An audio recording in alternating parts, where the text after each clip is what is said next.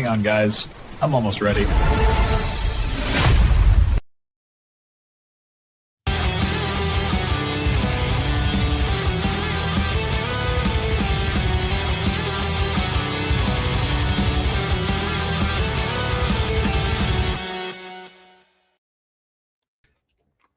Derek.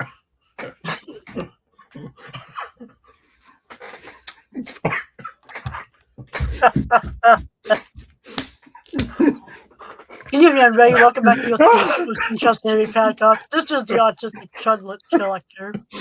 I tried so hard to speed eat that frozen strawberry. I fucking know. The opening clip is only 15 seconds. Welcome back to the OCA Podcast. I am your lovable host, the Anime Collector. Joining me tonight is Reese, the retarded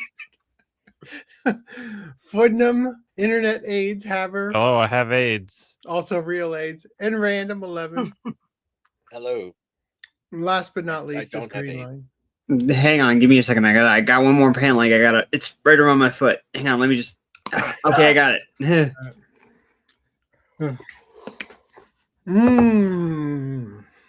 All right. There's one frozen peach and one frozen strawberry left. Hopefully I can get through those at an opportune time. All right. Let me get started here. What? During your pickups, yes. Okay. If you guys want to support the OCA Podcast, this lovely, lovable content you couldn't get anywhere else, I invite you to go to ocapodcast.com/support. Hold on. Haha. Greetings, Gooners. Yes. Goonship is magic. Okay. We are trying to get into the black by 2030, so we don't have to sell our assholes on blacked.com. Please help us because Well, the black doesn't. It ain't Help us looking get good. into the black before the black gets into us. Yes. Oh, you guys can do that by donating directly using this widget, which will let you either do monthly through PayPal or just once through PayPal. You can also support the show via the Patreon for the podcast or for the Anime Collector, but I don't charge you for that usually. You can also support us via the Subscribe Star, the Ko-fi, or indirectly at these links. I don't know if Humble Bundle's still a thing. Who knows? Anyway, I want to jump right into the show here. King Charles, my ministers will also proceed with the introduction of digital ID. Whoa! Have I been saying this for literal years? Here it is. My ministers will also proceed with the introduction of digital ID that will modernize how citizens interact with public services. Modernize. You know, I've just riding the fucking bus. It would be so much better with digital tracking of my whereabouts. You know, like, goddamn. If only I could drink water by swiping my digital ID first, right? Okay. So, as expected, the world is racing towards 1984. Why a U.S. ban on under 16 social media would be a huge gift to parents and kids. Australia It'd be a bigger has done gift it. to everyone else on the internet. Yeah. Australia has done it. Other countries are looking at it. The Aussie law ordered Facebook, Instagram, Twitter, TikTok, Snapchat, Kick, Reddit, Threads, Twitch, and YouTube to ID and deactivate accounts that of that nation's under 16s. Officials there claim they've bounced 4.7 million such users in the first month. Of course, no ban will be perfect, but it's illegal, gives parents a way out of the arguments over how unfair they are in limiting screen time. Really, it's all about making it so that the government is the bad guy, not mom and dad. because you can't fucking control your kids anyway. We're just gonna throw them in jail, right? Well, I don't know if you're probably just skipping ahead like 3 thought processes. This is like blocking like freedom of speech entirely. Yeah. Tell me more while I swallow the strawberry.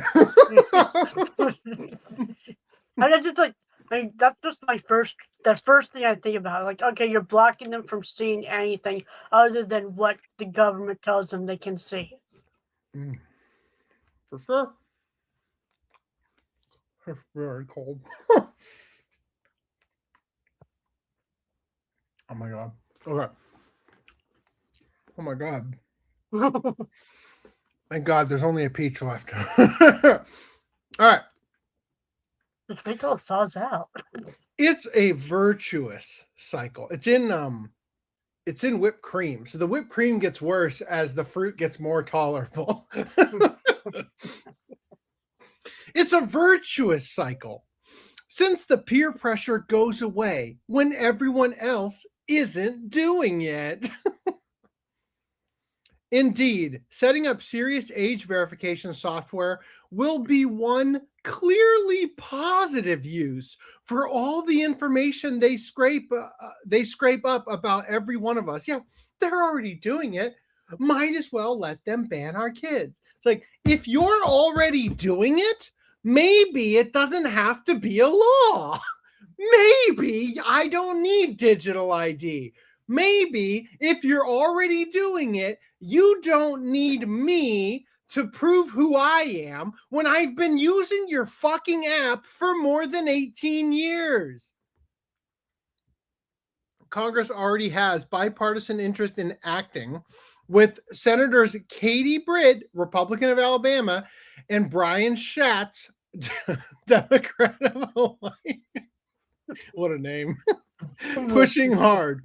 If the White House gets behind it, this movement could even help start to heal the toxic left-right divide in Washington and nationally.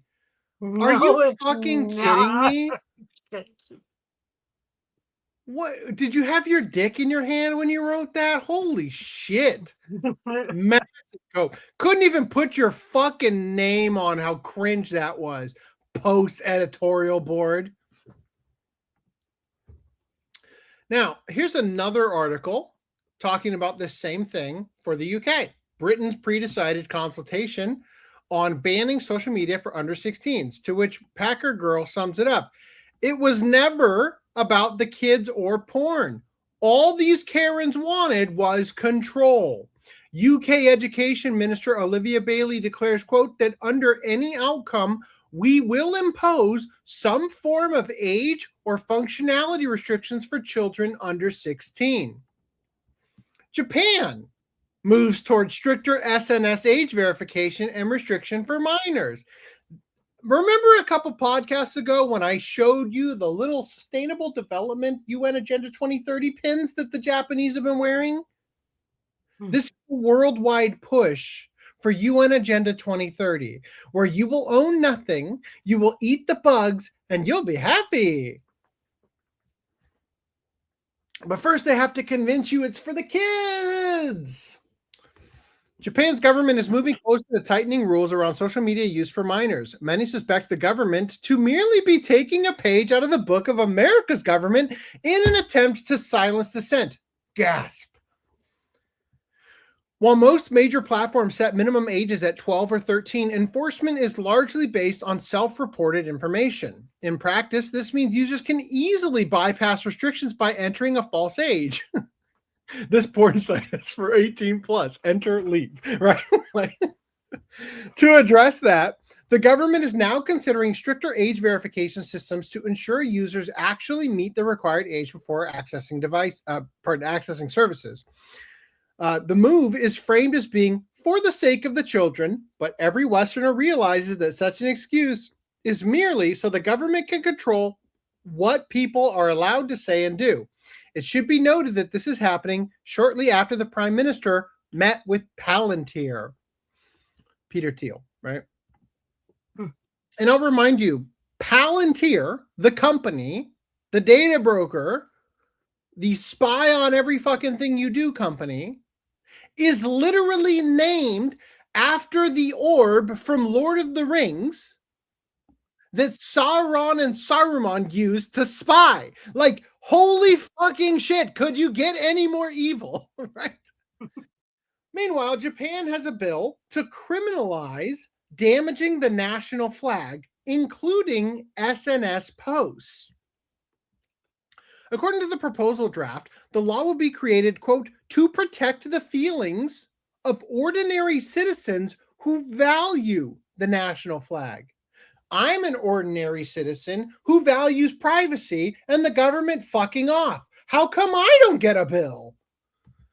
The proposed punishment would match Japan's existing law covering damage to foreign national flags.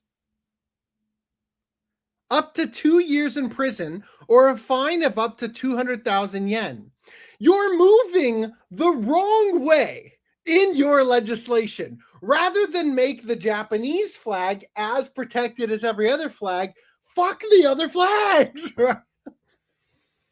Ay, ay, ay. And sure to leave many wondering why foreign flag damaging is a crime, yet damaging the Japan one isn't. The draft specifically stated that not only public acts of damaging the flag would be punishable, but also recording the act and posting photos or videos of it online. The proposal also stated that news reporting and reposts made by third parties would not be subject to punishment. It additionally claimed the law would not regulate people's internal beliefs or impose any legal obligations to respect the flag. Oh, thank God. You're saying that my sovereignty, my internal thoughts, they can't take that from me? You wish you fucking could, right? All right. Discord drops ID check partner. Appears to still be moving forward with age verification rollout. The decision was met with immediate backlash from users who doubted Discord's ability to protect their information. Ars Technica reported that in October 2025, hackers stole government IDs of 70,000 Discord users from a third-party service that Discord previously trusted to verify ages in the United Kingdom and Australia. Additionally, many Discord users value their anonymity. Linking a legal identity to their account raises concerns that platforms like Discord could be used as a gateway to state surveillance and normalization of turning over personal information to corporate entities. Oh, no, really? However, Discord is only pushing back the age verification to late 2026 after the mass backlash. The announcement came in an open letter posted on the company blog from the CTO and co-founder Stanislav Vishnevsky. In this blog post, Vishnevsky acknowledged the validity of users' concerns that Discord was simply finding new ways of collecting data and, quote, creating a problem to justify invasive solutions. You caught us, right? Like, that's what that reads to as me. While age verification has been delayed for now, Discord is still approaching its implementation as a non-negotiable. You will live in the pod, you will eat the bugs, you will own nothing, and you will be happy. These are the terms they speak in. ID merit data breach. 1 billion records of personal data exposed in KYC data leak. Your identity is the currency of the digital age. That's apparently all I thought we needed after that. Everything else is pretty obvious. Okay. This person speaking on it said, breaking, ID age verification just had its biggest data leak yet, even bigger than personas. An unsecured database linked to ID merit exposed 1 billion personal records across 26 countries. Age verification was always about one thing, violating your privacy. OpenAI and Sam Altman just got caught selling your private ChatGPT conversations to Meta and Google. A class action lawsuit has been filed accusing OpenAI of secretly sharing millions of users' ChatGPT queries with Meta and Google without any consent. The lawsuit reveals OpenAI embedded tracking technology, including Facebook Pixel and Google Analytics, directly into the ChatGPT website. Every time you type a query, your conversation, along with your personal identifiers, is automatically sent to Meta and Google. Yes, your private conversations, sensitive topics, and personal information are being leaked to two of the biggest data harvesting companies in the world. The lawsuit reveals this data is being used for marketing, advertising, and building detailed user profiles, all while Sam Altman publicly pretends to care about safety, privacy, and responsible AI and doing exactly the opposite. Yeah, so just wait until you log in to every platform with a digital ID. Because once that happens, they track you across literally everything that you use the internet for. Everything. Every email that you write, everything is going to be tracked because you're going to be able to pinpoint specifically this post. It's not anonymous. It was made by this person at this time in this place because they swiped their fucking digital ID there. Yes, your private questions, sensitive topics, and personal information are being leaked to two of the biggest data harvesting companies in the world. The lawsuit reveals this data is being used for marketing, advertising, and building detailed user profiles, all while Sam Altman publicly pretends to care about safety, privacy, and responsible AI and doing exactly the opposite. This is a deliberate attempt to profit off of your private conversations. They sold you out.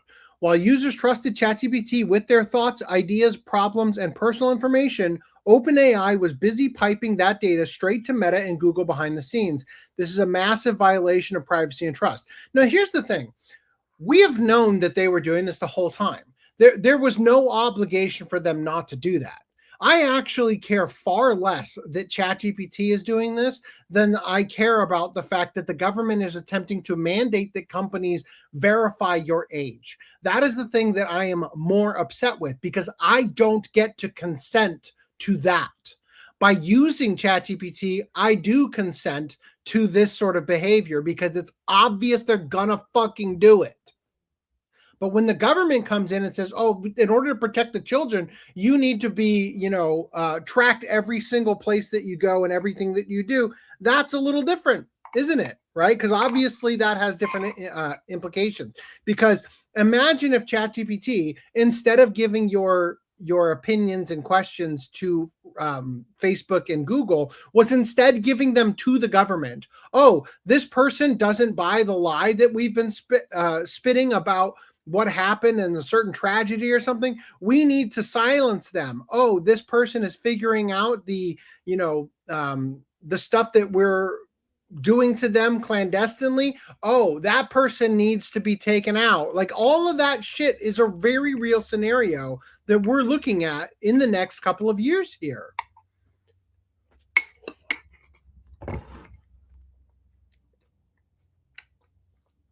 As a quick side note, I thought this was funny. The creator of ChatGPT is named Altman, as in alternative to human. And he leads OpenAI, which is completely closed. His main opponent is the company Anthropic, meaning human-centered, which is led by Amode, as in loves God. Then there's Gemini, meaning two-faced, from a company that said it will do no evil. Brilliant work as always, Kojima. Meanwhile, Wisconsin Republicans are voting on a censorship bill which will block VPNs. They're going to do this in Canada too. Mm-hmm. Believe it or not, the very next thing I'm going to show you is that the Europeans are doing it too. Gasp. Imagine. It's almost like there's a cabal of people who want to control the entire world, putting forth policy changes everywhere. So there is no escape. That sounds like a conspiracy theory called UN Agenda 2030, doesn't it? Republicans in Wisconsin are persisting with their attempts to gatekeep the internet in the name of protecting minors with a bill that would not only require adult websites to collect personal information, but also forces them to block connections from VPNs. Assembly Bill 105 in the Wisconsin legislature calls on business entities to take steps to perform age verification for users who connect from Wisconsin. This is similar to other laws passed in states such as Texas and Florida, Oklahoma, and more, which require services providing adult content to strictly require age verification. Age verification is a tricky issue when it comes to online services. Critics of age verification are usually concerned about privacy issues. Many age verification bills required users to submit personally identifiable information up to and including government-issued IDs. You guys remember when Ashley Madison's data got leaked? Remember, they sold you a platform to cheat on your spouse. If anything, they should not require a single ounce of your actual data for that. Right? If you're going to sell something so underhanded, you would be a goddamn fool to ever put your name on it. It's so retarded. Despite some bills containing caveats that after the verification is complete, the data should be deleted. Oops, I accidentally sent it to Facebook and Google first. Damn. The potential that someone could tie your full legal name to a less than wholesome site will have a chilling effect on businesses and free speech. You can read the full language of the bill here, but we've provided an excerpt below. Quote, the bill also requires a business entity that knowingly and intentionally publishes or distributes material harmful to minors on the internet from a website that contains a substantial portion of such material to prevent persons from accessing the website from an Internet Protocol address or Internet Protocol address range that is linked to or known to be a virtual private network system or provider. Wisconsin's bill is unique in its call to ban VPN access. VPNs are commonly tools to maintain privacy when accessing the internet. In layman's terms, this works by effectively running your traffic through a proxy so that ISPs view your traffic as simply connecting to the VPN. Meanwhile, sites you connect to use the VPN's location and information. As a result, VPNs not only have been effective privacy tools, but also tools to bypass censorship and protect users from oppression in countries like China and Iran. This means Wisconsin's bill would negatively impact users outside of the state. Currently, most censorship bills requiring age verification check the user's IP address and infer their location before blocking access. In this case, users across the country, if not the world, would be forced to shut off their VPN in order to access restricted materials.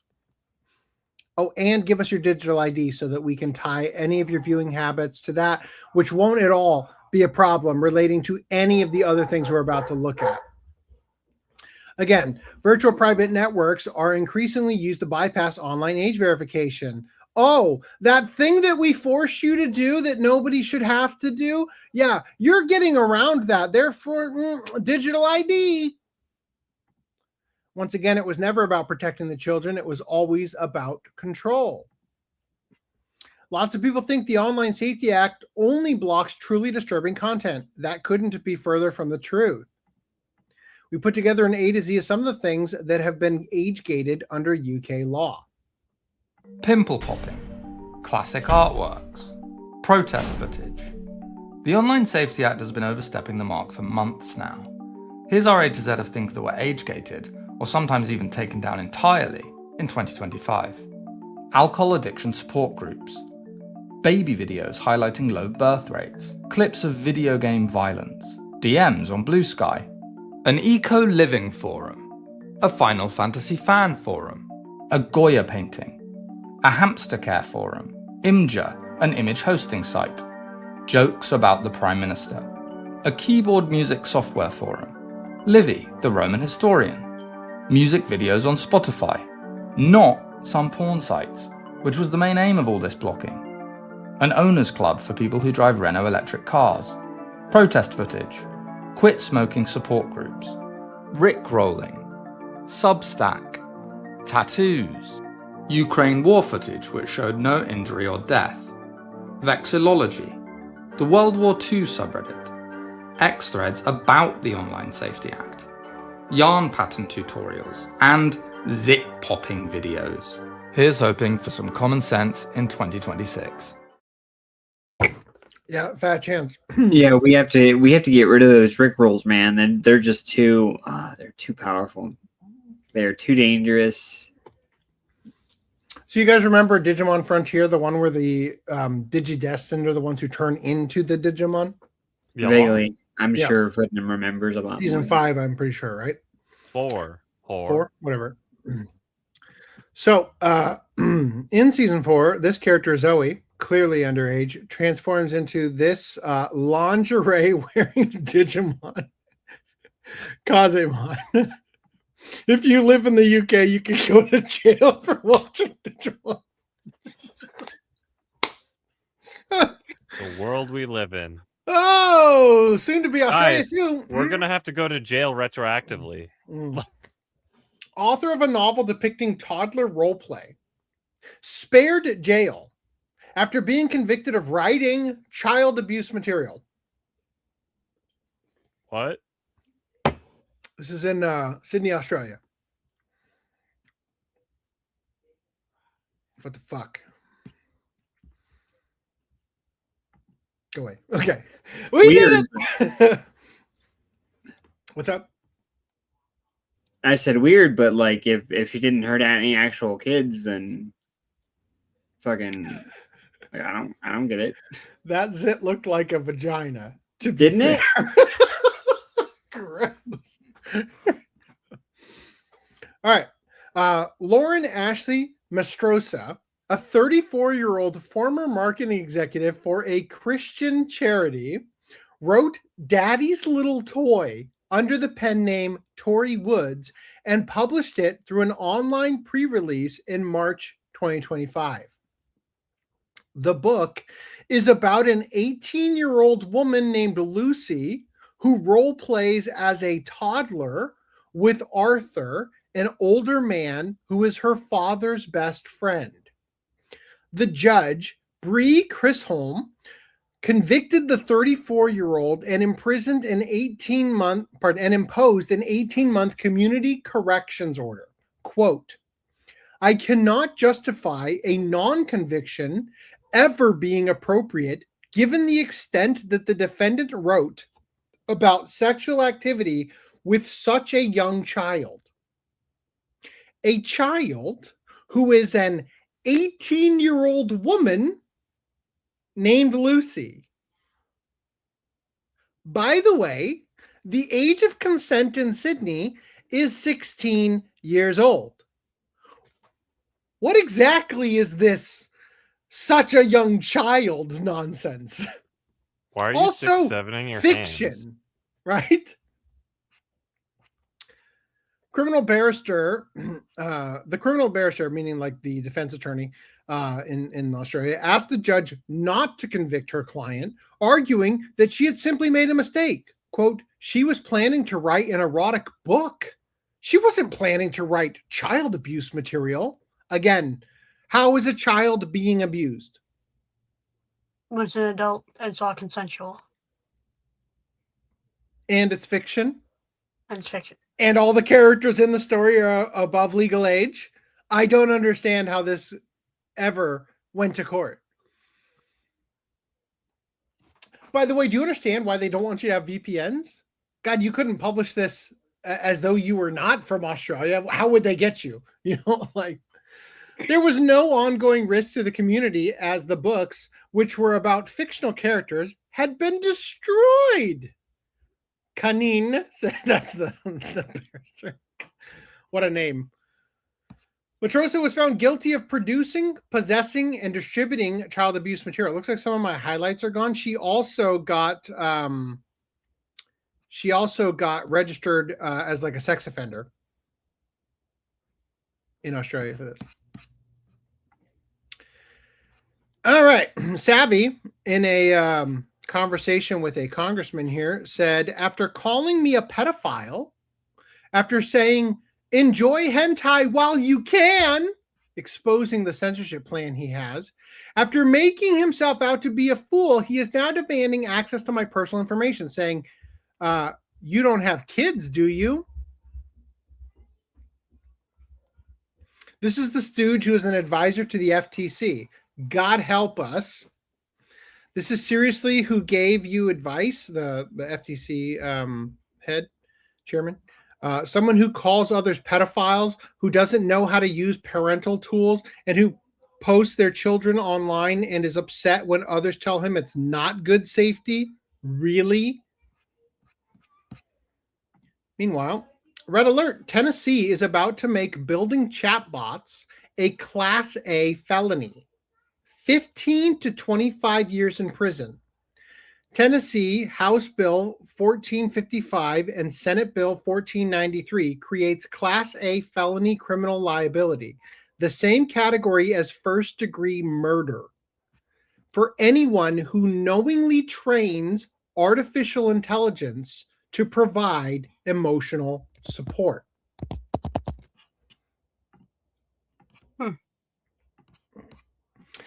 To provide emotional support, act as a companion, simulate a human being, or engage in open-ended conversations that could lead a user to feel they have a relationship with the AI. The trigger isn't your intent as a developer. It's whether a user feels like they could develop a friendship with your AI. That is the criminal standard. Every major LLM is RLHF, which stands for Reinforcement Learning from Human Feedback. To be warm, helpful, empathetic, and conversational. That is the training. You cannot build a model that follows instructions well and is pleasant to interact with without also building something a user might feel a connection with.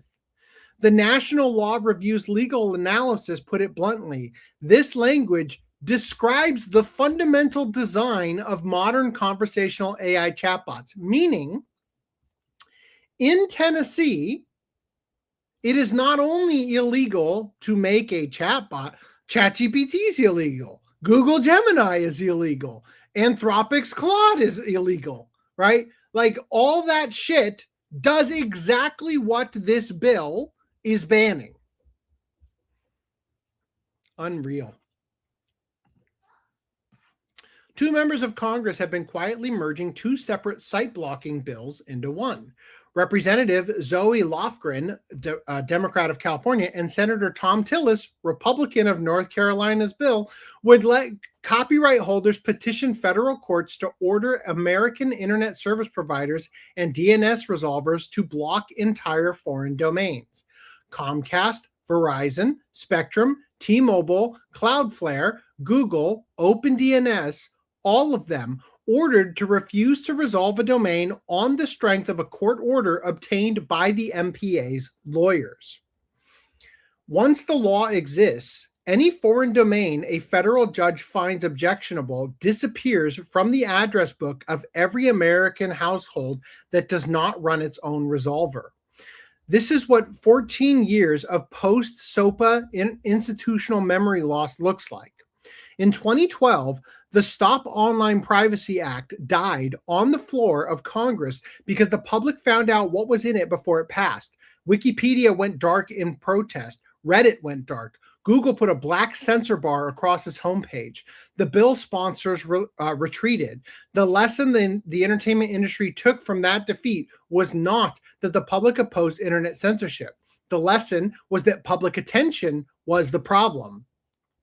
So this time, the bill has been drafted in private. There has been no blackout. There has been no consumer-facing campaign. The strategy is to negotiate the details quietly with the parties most able to refuse, and the public never finds out the law exists until they cannot reach a website.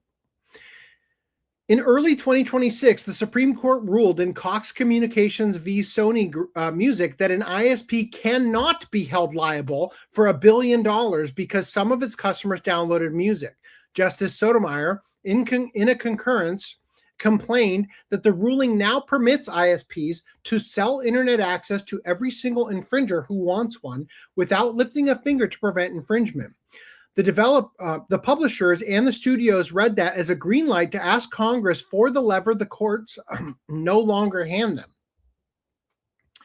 This is the lever they want: a federal court order, a list of foreign domains, ISPs and DNS resolvers compelled by law to block on receipt. The list of countries that already have laws like this includes the United Kingdom, France, Italy, Spain, Australia, India, Brazil, and Russia. All of those places sound like hellholes. The MPA cites this as evidence that the United States is behind. Fuck off. In Spain, IP-level blocking ordered by the Football League has knocked legitimate businesses offline because they happened to share a server with a blocked domain. In Italy, the Piracy Shield system has blocked Cloudflare entirely on multiple occasions. In the United Kingdom, blocking orders have been used to take down sites that were not piracy sites at all, on the basis that they linked to piracy sites. The collateral damage is the system working as designed. The blunter the instrument, the easier the enforcement. There is no version of this law that targets only the bad actors. Domains are not isolated. Hosting is shared. CDNs are shared. The address book is a single document. Once the law exists, the list of blocked domains will only grow.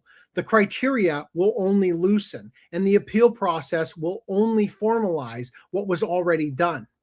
Anything that depends on resolving a foreign domain becomes contingent on the goodwill of a federal court and the lobbying budget of whoever wants the domain alive. Every shadow library, every IPTV mirror, every piracy-respecting service whose lawyers cannot match Disney's, all of them will be one petition away from disappearing from the address book of every household whose internet runs through Comcast. Most people do not run a VPN, do not configure a custom DNS, do not know what an IP address is. Most people get the internet their ISPs serve them. The bill is written for those people. The bill assumes that if the road is closed at the resolver, the destination effectively does not exist. This bill will outlive its sponsors, its pretext, and the industries that bought it. Laws granting infrastructure-level censorship power do not get repealed. They get expanded. Every kill switch finds a hand. Meanwhile, Australia demands answers from Valve and Steam over extremist content. Yet another escalation in government oversight of online spaces. Australia's eSafety Commissioner has issued legally enforceable transparency notices to Valve, along with the companies behind platforms like Roblox, Minecraft, and Fortnite. These notices require the companies to explain how they detect, prevent, and respond to extremist material, as well as issues like cyberbullying and the grooming of minors. The government's concerns stem from the repeated reports that such platforms may host harmful content, including extremist-themed material or inappropriate interactions. Officials have specifically pointed to things like recreations of violent events and the presence of radical groups, i.e., people who don't agree with the government's agenda within user-generated spaces. Yes, so you can't even recreate violent events like, the 9/11 map in Minecraft. Like, you know what I mean? Like, what makes the situation more serious is that these notices are not optional. Companies that fail to respond could face penalties of up to Australian $825,000 per day, putting significant pressure on platforms to comply with Australia's demands. Meanwhile, London police deploy facial recognition at protests for first time. Live facial recognition will scan the faces of those heading to the United Kingdom Unite the West rally. A pro-Palestinian march marking Nakba Day is happening in London on the same day with an estimated 30,000 attendees, but it will not face the same biometric surveillance. Imagine that. The only one is Unite the West. Can't have that. Divide and conquer. More diversity, right?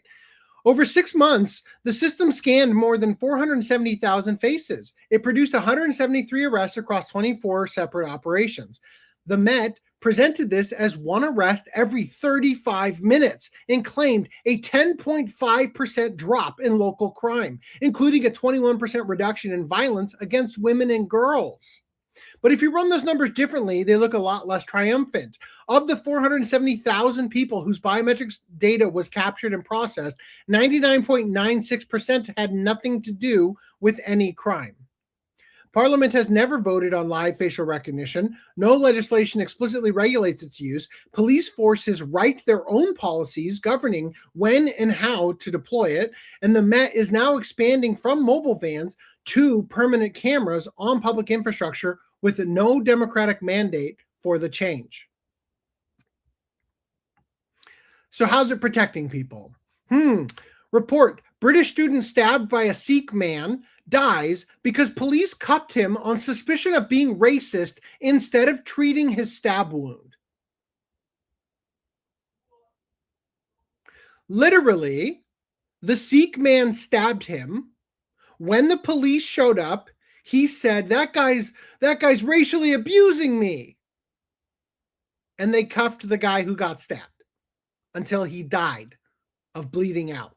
Oh, but don't worry. While it is illegal to carry a knife in Britain, Sikhs have a religious exemption that allows them to carry them.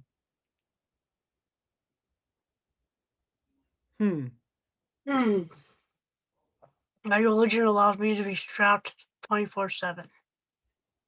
And not photographed. Yeah. Just remember, in Japan, we gotta stop you from desecrating the Japanese flag because normal citizens can find that distressing. Can I get my religious exemption for your bullshit? I'll start that fucking religion today. Let's go. Was there a motorcycle that just drove by your house? Yeah, my brother-in-law's probably about to come out of the garage with one. If you worship your waifu, does that count as a religion exemption? Gooning is my religion. Yes. All right. Just a reminder that what comes along with digital ID is the social credit score.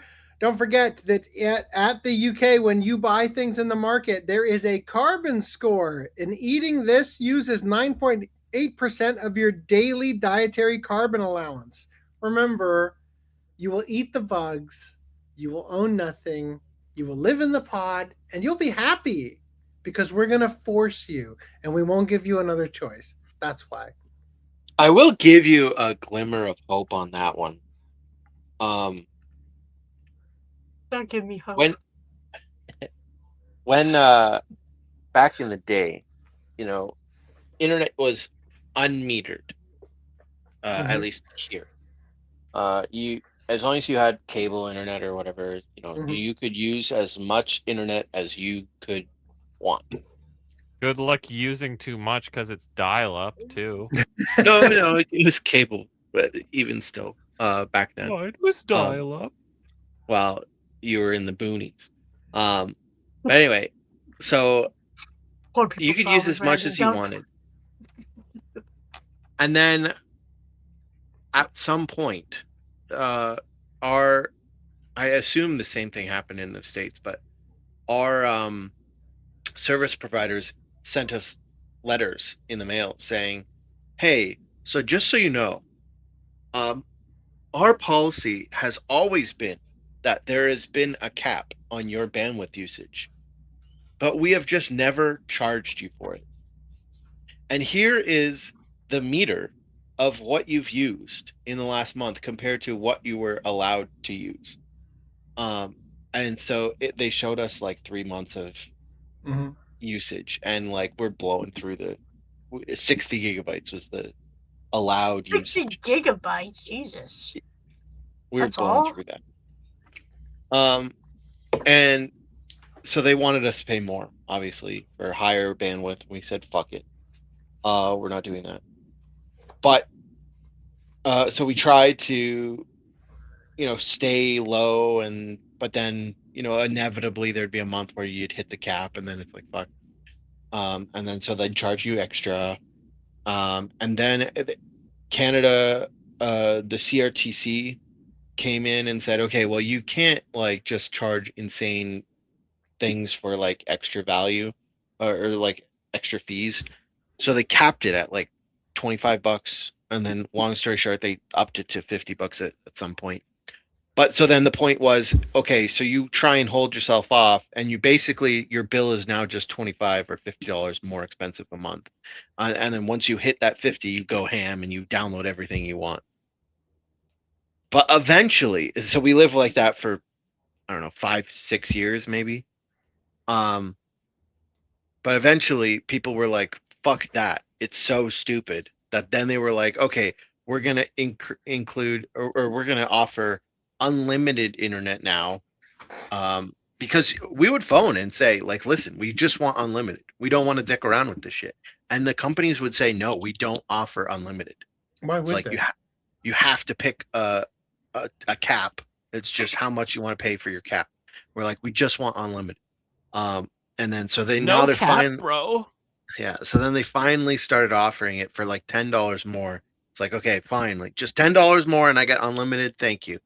And so now we've all moved there. And so yeah, it did go up, but we're back to unlimited internet, right? So that is the hope. So no, that's not the hope. That's not, because the next thing is, look, we couldn't pass digital ID through governmental means because of all of the firebombing you fucking did. So the ISPs now come to you and say, listen, in order to maintain unlimited, you now also have to submit your fucking ID, right? That's where that goes. That's not hope. That's the opposite of hope. That's rolling the rollout. Well, you could look at it like that. I look at it like it went backwards. So it's a thing that is potentially good. So in terms of what I was just bringing it up for specifically was the carbon emission shit, right? Mm-hmm. They're going to say carbon emission if they come in with these IDs, right? Then they'll tie it to your carbon emission, and you'll be like, oh, okay, you're going to get these stupid little fines for all your fucking like I ate too many potato chips today. But then eventually people will say fuck you. First And of all, it'll go back how the fuck can you even prove that I ate them? How can you prove that they weren't stolen by a fucking seagull? How can you prove that my child didn't have his lunch money or lunch in general stolen by a bully? You can't prove shit. Nope. It's stupid. I know it's stupid. And the worst thing about this is, like, when I was growing up, it was the second ice age is coming. Global cooling. But no. Your carbon is causing global warming. Oh, you need to stop eating meat because of the warming. Oh. Yeah. Conveniently, there are ticks in all 50 states that are biting people and causing them to become allergic to red meat. Whoa, where'd that fucking come from? Fucking hell. I do not consent. Not one bit. Who's ready for pickups?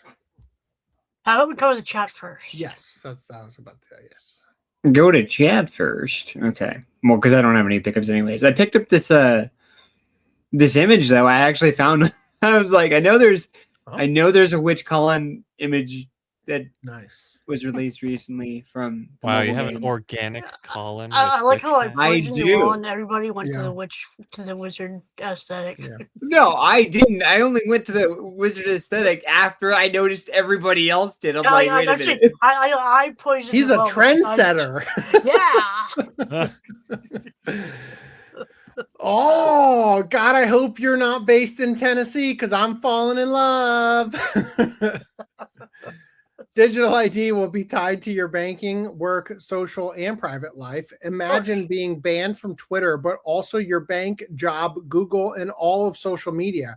Retired or on disability, say goodbye to your benefits. Yeah, it's not even that. This is the thing that I'm irritated about is like, okay, so the magical solution to everything is, well, if I can't say what I need to say on Facebook, at least Elon Musk bought Twitter. Oh, if my internet service provider is going to hold my shit ransom, God, at least I could get Starlink. It's like, if every solution is to go to a controlled place, that becomes the easiest fucking solution ever.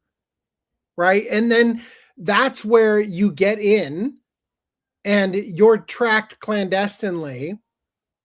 All of the attacks go to those platforms and providers. You know what I mean? Like, that's a dangerous setup, right? Let's see. So in the EU, they already have police knocking on citizens' doors for hate speech. Anything you say can and will be used against you. Even if they don't prosecute, the process is the punishment. It sends a clear message to people that they will be prosecuted for thought crimes. Absolutely. Oh, another Tennessee viewer. Thanks. Isn't content harmful to minors a completely subjective standard? Sure. And an ever expanding one as well. I bet that chatbot law will be used to regulate small companies out of existence. Large corporations love regulations because they can afford to pay their way out of it while competitors cannot, of course. A lot of legal language is subjective. Isn't internet almost always unmerited? Unmetered. That's not what that says. I think he meant Yeah, unmetered. it's like, But this is ill-defined. I think like the smaller internet providers still, like the really super cheap ones, are still meters or something. But yeah, I don't know any.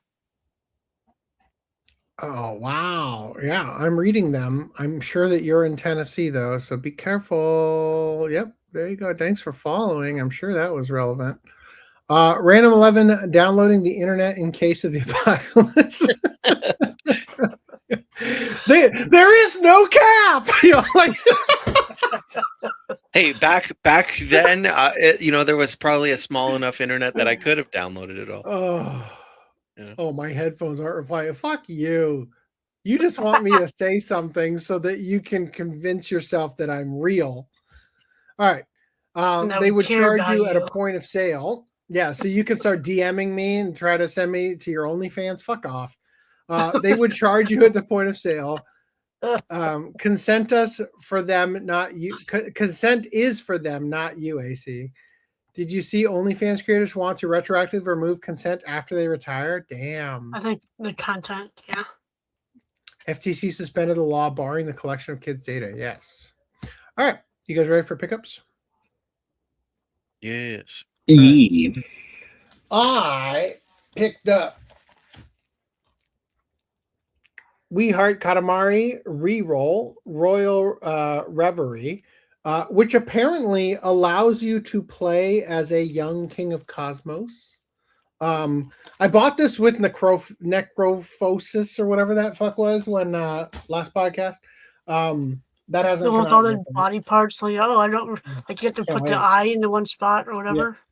Yeah. All right, so I've been following a eBay like saved search for years that I know for a fucking fact I have bought a dozen times because I don't have my stupid collection next to me to double check all the time.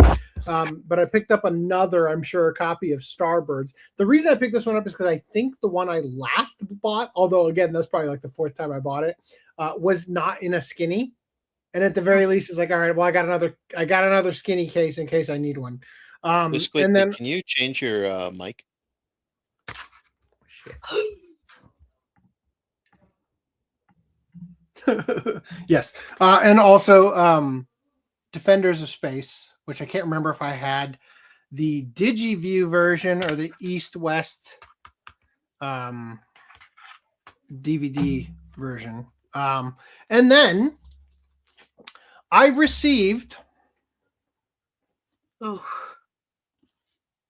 lovely package. It looks okay. That's from Crunchyroll. It's from Madison, Alabama. I don't think it's Crunchyroll. I think it's Media.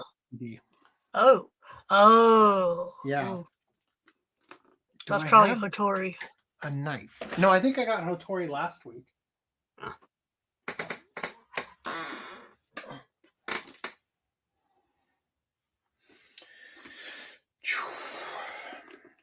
Should I just block this person or what? Yes. Nah, leave him Oh, there. God. No. It's at least generating views. Or- Yeah, I was gonna say, like, I'm getting so popular with all these hoes. They just want me to notice them. Alright.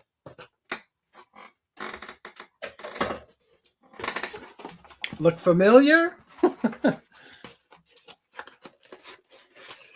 They use this at their pizza boxes in the UK for that garbage they pretend is pizza. Why would you comment? Ah, Why?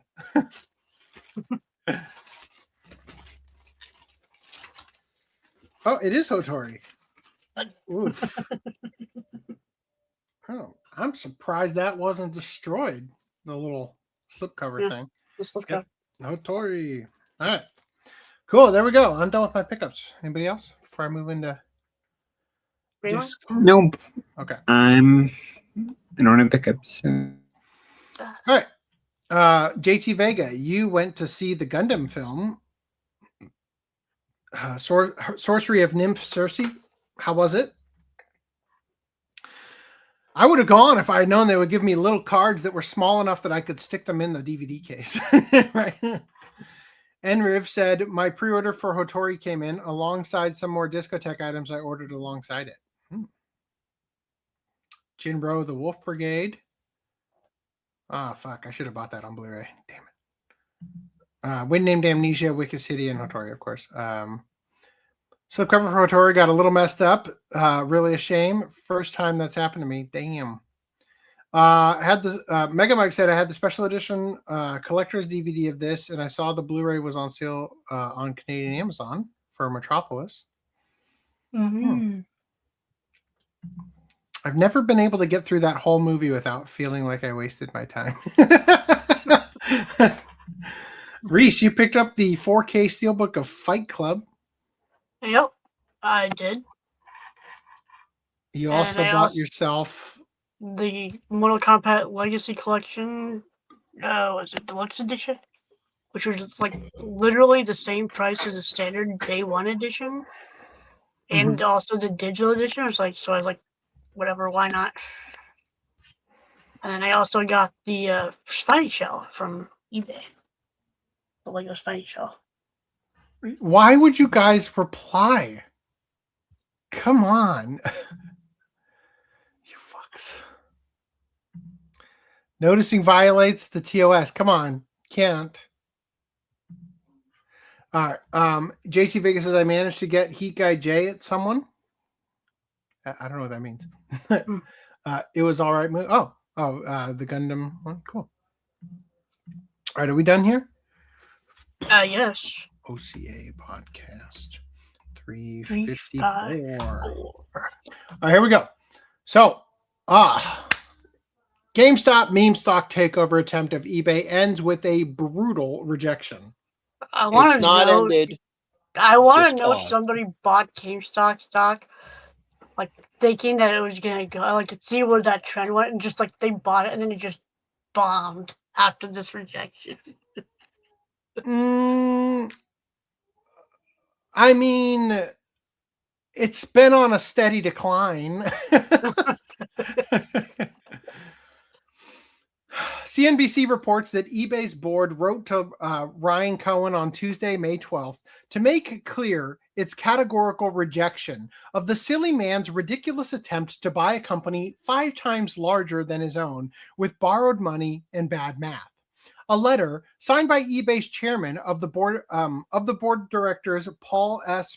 Pressler, calls his offer neither credible nor attractive. Last week, Cohen declared his intention, that's Ryan Cohen, the CEO of GameStop, to buy the colossal e-commerce site for $56 billion, and then was immediately left looking like a fool when asked where his $11 billion company would get all the money. Despite a claimed $20 billion investor letter from TD, his spurious figures still left the failing retail chain $14 billion shy short of his offer, making the whole performance look deeply unserious. eBay clearly reached the same conclusion, resoundingly rejecting Cohen's proposal. Here's what they said. We have taken into account such factors as 1. eBay's standalone prospects, which is to say that eBay is better off without Ryan Cohen since their stock is up something like 62% in the past year, while GameStop is down 20%. Number 2, the uncertainty regarding your financial proposal, which is basically like what we saw last week with the video where they asked him where he's going to get. He's like, half cash, half stock. It's on our website. We'll see what happens, right? Like, let's see. Number 3, the impact of your proposal on eBay's long-term growth and profitability. So you guys remember that like last week we covered GameStop's proposal where they claimed that they could reduce eBay's cost by $2 billion annually because they have 1,600 retail stores that could represent a network for authentication and intake and e-commerce not e-commerce, regular commerce, right? And I made that joke that nobody wants to get their shit online. They want to have to physically go to to a GameStop to do their business, right? So that's basically what they're calling out here. Number 4, the leverage, operational risks, and leadership structure of the combined entity. So leverage is obviously referring to their $20 billion in debt that they'll saddle the combined company with if they go with them. Let's see, what was the other one? The operational risks refers to the day-to-day disruption that would occur if you tried to merge two companies with completely different business models into one. And the leadership structure is basically them saying, fuck off Ryan Cohen, right? Let's see. Part 5 was resulting implications of these factors on valuation, which is to say that the problems they've just listed mean the package they're being offered, which is half cash and half GameStop stock, isn't actually worth $125 per share. And GameStop's governance and executive incentives, which means that they don't even agree with how Cohen is running GameStop, let alone him jumping in at eBay. So they're wary of the $35 billion incentive package that he is going to get if he gets GameStop's market cap to $100 billion. All right. So Cohen had repeatedly suggested over the last week that he believed eBay was running inefficiently and not maximizing its profits for its shareholders, and he was the only person suitable to unlock these missing fortunes.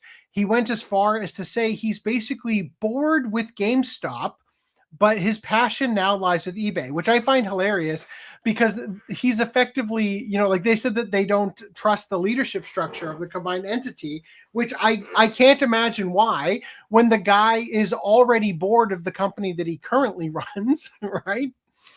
So they say eBay, it seems, isn't entirely convinced. I want to tab over here to the Time Magazine article because I thought this was hilarious. So you guys remember we talked about the how he started selling shit on eBay and had his account banned? Yep. Mhm. So when Cohen announced GameStop's audacious ploy to take over eBay, Wall Street asked the obvious question. How does a company valued at roughly $10 billion plan to acquire one valued at roughly $48 billion? The next day, Cohen appeared on CNBC's Squawk Box. This is the interview we watched. Which was in a now viral interview with Andrew Ross Sorkin. When pressed for information on how GameStop would finance the $56 billion bid, Cohen was evasive. Quote, "It's on our website. It's half cash, half stock, but the details are on our website." The leather jacket wearing executive's curt answers and disaffected tone, reminiscent of a student who didn't complete the summer reading assignment, left Sorkin speechless and slightly amused throughout the segment. The fallout from the bizarre CNBC appearance was immediate. GameStop stock dropped by more than 10%, and key investor Michael Burry revealed he had sold his entire stake in the company. Cohen doubled down on his theatrics, announcing in a Twitter post that he was selling stuff on eBay to pay for eBay, right? The eBay auction fits a well-established pattern of Cohen's. The Chewy co-founder bought a 13% stake in GameStop in 2020 before joining the company's board in 2021, helping spark the GameStop short squeeze in January of that year. The subreddits r/Wall Street Bets, which gave rise to the meme stock phenomenon and later inspired the film Dumb Money, dubbed Cohen the Meme King. Some retail investors treated Cohen with near religious reverence, often sifting through the posts for hidden meaning and treating cryptic one-liners as market signals. The same cult following now has the Meme King wondering if he should turn his eBay auctioneer side hustle into a full-time gig. Cohen's 36 eBay items have amassed more than $125,000 in bids, while he's auctioning a few things with legitimate value, such as a signed Randy Johnson and Willie Mays baseball cards. The majority of the listings look straight out of a hoarder's closet. One user even placed a $4,950 bid on a plain GameStop hat. So when Cohen announced plans to acquire eBay, his meme stock faithful naturally bought in, this time on prediction markets. On May 4th, the day after GameStop's proposal was announced, the markets titled Will GameStop Acquire eBay This Year opened on Kalshi and Polymarket. The next morning, despite glaring acquisition obstacles, Kalshi's market was pricing the outcome with a 36.4% implied probability. The odds plummeted to as low as 16.8% chance in the aftermath of that day's CNBC interview, before settling back at 33.8% by night. With some speculating whether the Meme King's off-putting comments were yet another strategic move, Kalshi and Polymarket closed the eBay acquisition markets following today's rejection bid, but not before attracting more than $1.4 million in trading value. Money's not really more. All right, where are we? Cohen's 3 years at the helm of GameStop may have been marked with mass closures of outlets from the retail chain. It's actually 800 stores so far, if I'm not mistaken. An increasingly peculiar focus on operating like a gouging thrift store, and more recently, acting as a sort of brick and mortar scalper for Pokemon cards. What isn't there for eBay to like? His purchase offer also relied upon dilution of the stock, which would potentially leave eBay shareholders on the hook for billions if the rabbit he promised to pull out of the hat never materialized. So you guys remember, obviously, that it was half cash and half stock, right? So half cash, I think half stock. yeah, like it's on the website, of course. So the value that they were going to provide to the eBay shareholders was going to include GameStop stock, right? But GameStop doesn't have $28 billion in stock just lying around because it's largely tied up in the diamond hands of their shareholders. So they'd have to create new stocks out of thin air, which is what they mean by the dilution of stock. Now, I've got this Reddit post here from r/GME, GME being the GameStop stock symbol. So it's a subreddit entirely devoted to buying and holding stock in GameStop, right? It's great to see that my highlights are gone, but whatever. So it says, think before voting. Hey, apes, let's discuss this case of dilution. Example. You have 1,000 GME shares bought at $25, $25,000 total. GameStop wants to buy eBay for $56 billion cash. For $66 billion, half cash, half new GME shares, right? That's how it's done, right? When you use shares that you don't hold in order to make this, they are always going to be created as new shares. To do that, they need more shares. A vote yes on Proposal 5. So GameStop's certificate of incorporation actually only authorizes them at 1 billion Class A shares at the moment, right? So they actually need to update their charter in order to even be able to print or, like manifest these new stocks to even be able to fund the deal with eBay, right? And if you own, like, just so we're on the same page here, if you were to own the, let's say, 1,000 GME shares, right, and they want to increase the value to 2.5 billion, which is more than 100. That's like 150% more than they're currently allowed to print, right?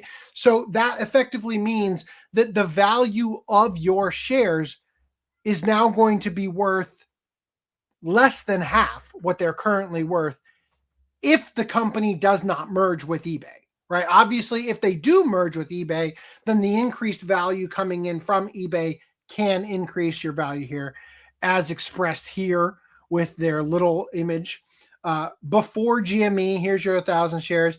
After GME plus eBay, your shares represent a smaller amount. So you get a smaller slice of the pizza, but the overall pizza is bigger, therefore making you more money, right? So the point is that, for example, so first of all, let me keep reading here. They say, what changes for you? So proposal 5 is just the 5th proposal in the stock voting thing for GME, for the shareholders. So what changes for you? They will create 1.16 billion new shares. So the total shares after the deal are going to be 1.61 billion. So currently they can print up to 1 billion. This math means that they have about 450 million shares capped right now, right? Like they could print more, but that would dilute the value, so they haven't. They now want to be able to print up to 2.5 billion, which is insane to me, because you could just get the right, or like from your shareholders, to print up to 1.65 billion, but you're going all the way to 2.5, right, in your proposal. So your 1,000 shares now represent a much smaller percent of a much bigger company. So the idea behind this is that, like right now, Ryan Cohen owns 9% of GameStop. So if you own 9% of GameStop at 450 million total shares, and then that number increases to, let's call it 1.5 billion, that is, your value is now being eclipsed to the point where the percent of the company that you own is going to reduce down to 1/3 of what you previously held. So your 9% now becomes 3%. But what they're saying here is that they're expecting that if they are successful and they do acquire eBay, and eBay is trading at $80 per share and GME is trading at like 23, then if you can merge those companies without crashing and burning, effectively the value of your shares more than double in value, right? Like by a long shot, right? More than triple, in fact, right? So so the idea here is that you will own less percent stake in the company, but the value of the stake you do own will increase, which is what they're arguing for with proposal 5. So the poster here goes on to cope hardcore and pretend that this is going to be worth it by saying, after the deal, realistic case, the new company is going to be worth 65 billion. Doubt it. GME, $40 to your 1K shares, 40,000, right? Rather than 25,000. But the optimistic Cohen mode, because he's the master at this, the new company is 130 billion. Therefore, your shares increase to 81,000, which is again more than 3 times the 25,000. All right, which is what they're hoping for. So anyway, I very much don't think it will go that way. If they were similar companies that had similar business models, where merging them together is going to streamline them, then sure, maybe you could. But I very much don't expect GameStop to start selling things that were from eBay when you could have just sold them on eBay. And eBay's entire business model is that people are selling their personal items. That'd be like buying YouTube and getting rid of the you part of it. You know what I mean? Like, that's fucking retarded. That's not going to merge well with a brick and mortar company like GameStop. Anyway, so moving past that. This leaves Cohen in a somewhat unhealthy position because he recently told Business Insider, quote, "I do not want to be the CEO of GameStop. I want to be the CEO of eBay. I'm passionate about eBay. I wasn't passionate about GameStop." I can't help but wonder if he's going to stay CEO after the next board meeting, right? So you do have to think that perhaps he won't be quite as popular among the GameStar's shareholders just now. Times are ridiculous enough that he could remain in position at a corporation he's made clear he doesn't want to run. And perhaps there's no one else who'd want to step in to watch over the company's death spiral into its inevitable bankruptcy. I'll do that. You can elect me, right? For Cohen. I mean, I'll do that just because I can ride it downhill and cash out, right? For Cohen, the issue remains that his exit strategy on GameStop was to hit a market cap and profit milestones in order to unlock a $35 billion payout. But without a deal as unlikely as something on the scale of eBay, that's absolutely never going to be achieved. I mean, it might if inflation gets worse. And given how incompetent Cohen has repeatedly proven himself since his former success at Chewy, not least over the last week, it's hard to imagine any other companies lining up to offer him a new executive position. Oof. Any more thoughts on that? It was fun while it lasted.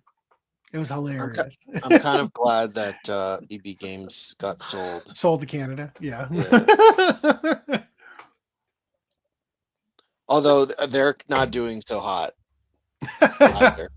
But maybe they should buy eBay.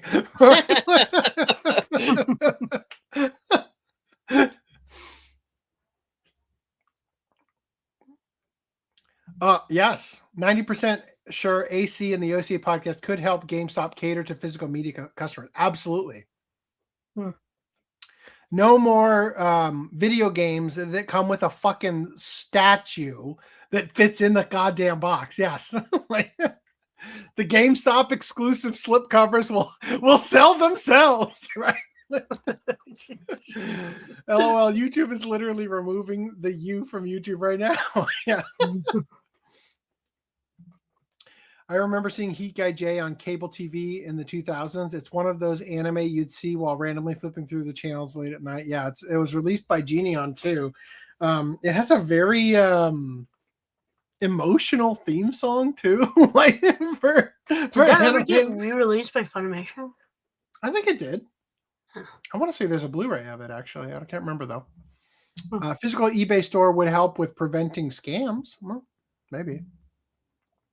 GameStop has got eBay scammers beat by a mile. GameStop does their scams at the trading counter. Wait, if they dilute shares, don't shareholders get more shares that are worth less? No, you maintain the value. You maintain the quantity of your shares, and they just become worth less. I don't think. No, they can't. Otherwise, tripling the amount of shares they have, but having them still be held by the same people doesn't free them up to use those shares.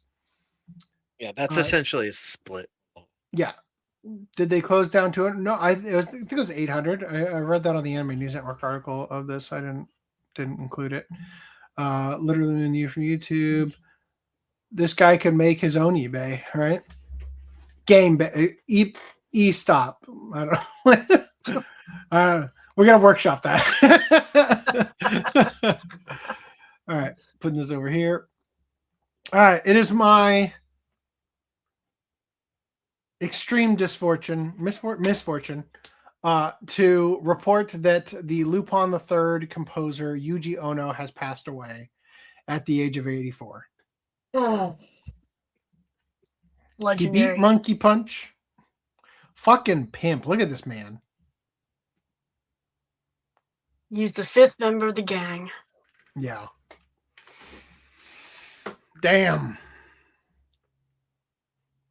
Horrible. Fifth member of the DK crew. We need to do another Lupin Watch Club at some point. Yeah, let's do that. All right, Moon past this. May he rest in peace. This is going to be quite a depressing podcast. Kickstarter is now fully banning most adult content. Okay, Kickstarter has updated its adult content guidelines with a much stricter stance on sexual material, sparking backlash from creators and serving as yet another instance of adult content creators being treated unfairly. The updated policy states that Kickstarter, quote, is not a venue for adult-only or sexually explicit content, before laying out an enormous list of prohibited material. Mature content. Kickstarter is committed to providing a space for creative expression. I think actually this is... So this is the framing. Kickstarter is committed to providing a space for creative expression while also ensuring that content is appropriate for a diverse audience. They love that word. Kickstarter is not a venue for adult-only or sexually explicit content, and such content is prohibited. Ryan Cohen, crazy idea. What if you started your own adult-themed crowdfunding platform that you take 80% of, just like GameStop does, right? You could reach that 35 billion payout. So anyway, here is the list of what is and isn't supported. What's generally allowed? Romance and spicy literature, including comics. Not allowed. Pornographic or sexually explicit content. Where's the line at spicy versus pornographic? Who knows? Artistic or documentary nudity in non-sexualized contexts. What's not allowed? Projects created specifically for sexual gratification. So our National Geographic presents, right? Babes of the Amazon. Kissing, cuddling, and sensual but non-explicit imagery. What isn't allowed are sexual services or hookup platforms. Swimwear and underwear imagery in non-sexual contexts are okay, but violent, exploitative, or illegal sexual content is not. Why would any of that be allowed if pornographic or sexually explicitly sexual content isn't allowed? Non-insertable sexual wellness products not marketed for sexual gratification. So as long as you call it a personal massager, right, you're in the clear. Insertable sexual products are a no-go. Educational or wellness-focused intimacy content is okay, but any content involving minors or non-consensual acts. Whoa, hold on. No minors on Kickstarter at all now. I don't see why you can't have adult stuff then, right? All right. Oh, dear Lord. Kickstarter may still restrict content that is presented in a sexualized, exploitative, or otherwise harmful manner, even if it falls within an otherwise permitted category. Anti-evasion / anti-circumvention. Creators may not evade any of these rules through cropped, blurred, obscured, misleadingly labeled, or otherwise disguised content. Damn, it's almost like you're throwing a bone right to Indiegogo, huh? Despite claiming the platform is not meant for adult content, Kickstarter still explicitly allows spicy romance literature and comic books, revealing photographs in non-sexual settings, kissing, cuddling, swimwear photography, underwear, bras, and certain forms of nudity depending on how they are presented. This has led many users to question where Kickstarter is even attempting to draw the line anymore. Critics argue the policy effectively boils down to moderators making subjective judgments about whether content feels too sexual rather than following any consistent standard. The contradictions become especially obvious when comparing what is banned versus what remains permitted. Erotic romance comics are apparently fine, but erotic imagery may not be. Lingerie is acceptable in one context, but implied nudity becomes prohibited in another. Nudity is allowed for educational or documentary purposes, but not if moderators believe the presentation becomes sexualized. So I saw this post on Wargamer where they called out This is a huge change from Kickstarter's previous policy of adult content. Before May 10th, Kickstarter's rules listed pornographic content as a prohibited item, but did not provide any further details. In fact, in September 2025, Kickstarter was actively promoting its mature content creators with a monthly newsletter. The adult content represents a significant portion of creative expression, and these creators deserve dedicated support and visibility, Kickstarter wrote at the time. I love this too, because they saw the same thing that is clearly going to be used only to come after anime content or whatever, and instead said, this is going to disproportionately affect gay and LGBTQ trans people. Any thoughts before we move on? So would out yourself. So do you guys remember we talked about in crowdfunding news previously that there is a Yuri themed, or there is a zombie themed Yuri graphic novel being produced that was going to also get an anime short? Mm. That anime staff has split from the studio after grooming allegations had surfaced. Staff members involved with the upcoming Kimi Tsumugu, Let Me Fix You anime project have announced they are separating themselves from Buta Productions following grooming allegations against studio co-founder Federico Antonio Russo, also known as FAR. The allegations surfaced online through a lengthy document containing screenshots and accusations related to FAR's alleged behavior toward a minor over a period of years. Okay, so just a heads up. The document has been deleted, but a duplicate copy of it is still available. I'm gonna read only a small portion of it for the sake of time. The individual says, right now I'm 19 years old. There is false information regarding my age, but it will be clarified later. And my first encounter with FAR was on his Discord server, which he had active when he was VTubing. He soon switched to private messages. When this started, I was 14 and he was 23, and this relationship lasted throughout all of my teenage years. This one. So there's a proof of authenticity .mp4 link here. Again, because they nuked their original thing, this doesn't go anywhere. But just so that you know what that was, it was a recording of them scrolling through their DMs, just to show that, like, you can see them in the video. I didn't fake these here, kind of thing. At the beginning, when I was 14, he was very clingy and continued to text me every day. And little by little, he began to introduce topics such as the fact that there's nothing wrong with the fact that a teenager / minor dates an adult unprompted. Pardon, you fucked that up. So he began to introduce topics like, the age stuff unprompted, even before he confessed to her. As the relationship progressed, the physical / suggestive tone toward me increased. And although I was uncomfortable with it, this was treated as embarrassment on my part and as something I needed to work on. A BDSM-themed role play with master / maid roles soon developed, which strengthened his role as an authority over me and mine as an emotional and physical support system. He elevated my persona as a talent and created my dependence on it. So I believe what they're saying here is that because he was a VTuber in the art world who eventually formed a company for animation, that this individual was also a digital artist who got to know him through his VTubing, became a fan, started having DM conversations, and then he started to utilize their art talent and basically was gatekeeping them to the industry and using their art talent and, promoting it and stuff as a way to manipulate the scenario.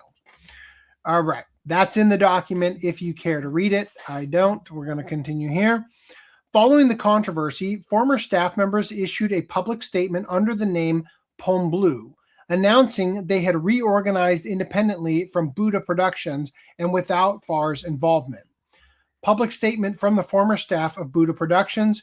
We, the former staff of Buddha Productions, Buddha Pro, have separated and reorganized ourselves under a new name and without the involvement of Federico Antonio Russo, also known as FAR. We stand with the victim of their alleged abuse and unequivocally condemned the actions of the accused. Likewise, Buddha-Pro's statement to the media do not reflect our thoughts and opinions on this matter. Currently, we are exclusively operating as an informal entity in order to fulfill prior obligations with clients. We have no updates on any announced projects at this time. Poem Blue. So I think, just so we're clear, I think Poem Blue is the name of the new company. Clients and production staff who were actively working with Buddha-Pro as of the end of April are encouraged to email us at poemblueworks@gmail.com if we have yet to contact you. So I'm going to pop over here for a second. Pirate Nation tweeted, CEO and co-founder of Buddha Productions, an animation studio that helped make anime shows like Bocchi the Rock and A Couple of Cuckoos, accused of grooming artist Mariko when she was 14 years old. She posted a 33-page document with chat messages and other proof for many years. Mariko wants people to know what happened so it doesn't happen to others. She does not want more trouble. The CEO, meaning FAR, the CEO deleted his Twitter account and has not said anything in public. Blow, also known as Bloody Red Star, helped start the company. He posted a statement. He supports the victims. He is sorry he did not do more to help earlier. He will listen to anyone who is hurt. I think Blow is the one who started Palm Blue. Just so we're clear. I'm not 100% on it. But the reason I'm sharing this is for this one. Quote tweet.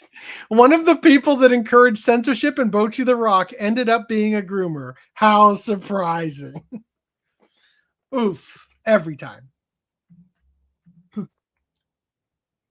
The controversy has also affected the Kimi Tsumugu anime adaptation itself. The project's official account released a statement distancing the production from the allegations and suggesting the anime's future is now uncertain. Quote, to everyone who is looking forward to Kimi Tsumugu, I funded it. I want a refund, right? We too learned of the terrible news regarding the appalling behavior of an individual just a few hours ago. And we, of course, wish to distance ourselves from it as well. Our sincere sympathy and thoughts are with the victim. Such behavior does not deserve a platform. We are truly heartbroken that you had to go through this.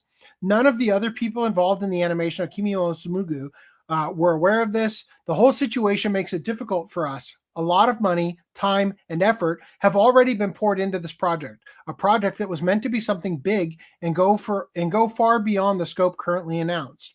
Accordingly, we will need some time to discuss with all the people involved how and whether we can continue this project without Buddha-Pro/FAR. I love how they say a certain individual, like that guy, right? Like, series creator Sakura Kurihara also commented on the situation. Thanks. Due to the misconduct involving the president of the animation production company for Kimi Tsumugu, the release will apparently be delayed a little. We will let you know again once things are decided. The members of the production team are continuing to plan various things related to Kimi Tsumugu moving forward, and are working hard on them. I'm relieved it didn't end up being canceled. I'm truly grateful for everyone's feelings of wanting to continue the production. At the moment, the project's future remains unclear, though multiple staff members appear determined to continue production without involvement from FAR or Buddha Productions itself. Except the grooming allegations have been retracted against Buddha Productions co-founder FAR. Goddamn, where have I seen that story before? On Anime News Network. A user on Twitter named Mariko, who had previously posted a now deleted message on Saturday to accuse the co-founder and co-producer of Europe-based animation studio Buddha Productions, Federico Antonio Russo, also known as FAR, of allegedly grooming her, made a new post on Wednesday stating that she would like, quote, to formally retract her 33-page accusations against FAR. She adds that she involuntarily had, quote, ended up embellishing, warping details of my narration, as well as adding totally incorrect information. She also apologized in a reply to her post, saying that she hopes everyone can move on from this commotion. A little late for that. 33 pages. Now, granted, it's probably closer to 15. I'll show you why.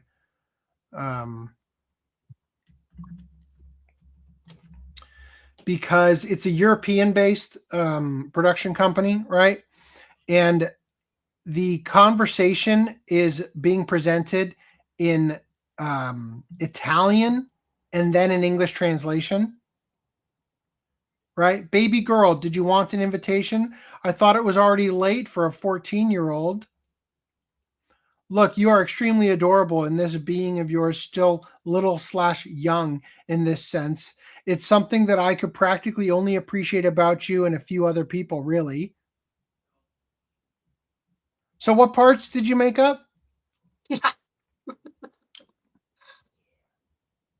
I need a 33-page retraction, please. You know, like, anyway, yeah, I would really like to caress you. Give lots of kisses to your ass, Mari. Wow. Was it a fake quote-unquote translation, or? I saw an image that made me develop so many horny feelings. That's from 2021. Oh, I'm sorry. Did you say that you're 19 in 2026? I don't know. It just really sounds like someone got a cease and desist and a fake legal argument that will never actually hold up in court and backed off. Is that about right? Anime News Network, you're used to those, aren't you? Great job reporting on it, though, for sure. The now 19-year-old user Mariko had previously claimed in her deleted post that Farr had begun grooming her when she was 14 years old and he was 23. In her deleted post, she had also posted a corresponding document detailing their alleged interactions with alleged chat transcripts. German publisher Dokiko had originally announced on April 4th that it was working with Buddha Productions on the short anime of Sakura Kurihara's Let Me Fix You, Kimi o Tsumugu Yuri manga. The series' official Twitter account posted on Sunday that the anime staff had just learned about the accusations hours before the post. This is weird. I covered this stuff. The post added that nobody involved in the show's production knew of Farr's alleged behavior and that the staff members wished to distance themselves from it. The post concluded with that the staff will need some time to discuss with all the people involved how and whether they can continue the project without Buta Productions and Farr. The following day, the manga's original creator stated on Twitter that the anime will be slightly delayed. Kurihara also expressed gratitude that the anime's team wished to continue the production as opposed to canceling it. The anime's official account reposted Kurihara's message regarding the anime's delay, though it did not formally make a statement on the anime status. Anime News Network reached out to both Dokiko and Buddha Productions. Dokiko confirmed that Buddha Productions and Farr are no longer involved with the Let Me Fix You anime. Dokiko will remain involved with the project and will be responsible for the planning and communication between all involved parties. The company added that it would need more time before sharing an update regarding the anime, but that it would make an announcement when the involved parties have made a decision on how the project will continue. Buddha Productions responded to Anime News Network using replies written in first person and did not sign a name to the email, stating that the anime is still in production and said, quote, I will be involved as less as possible.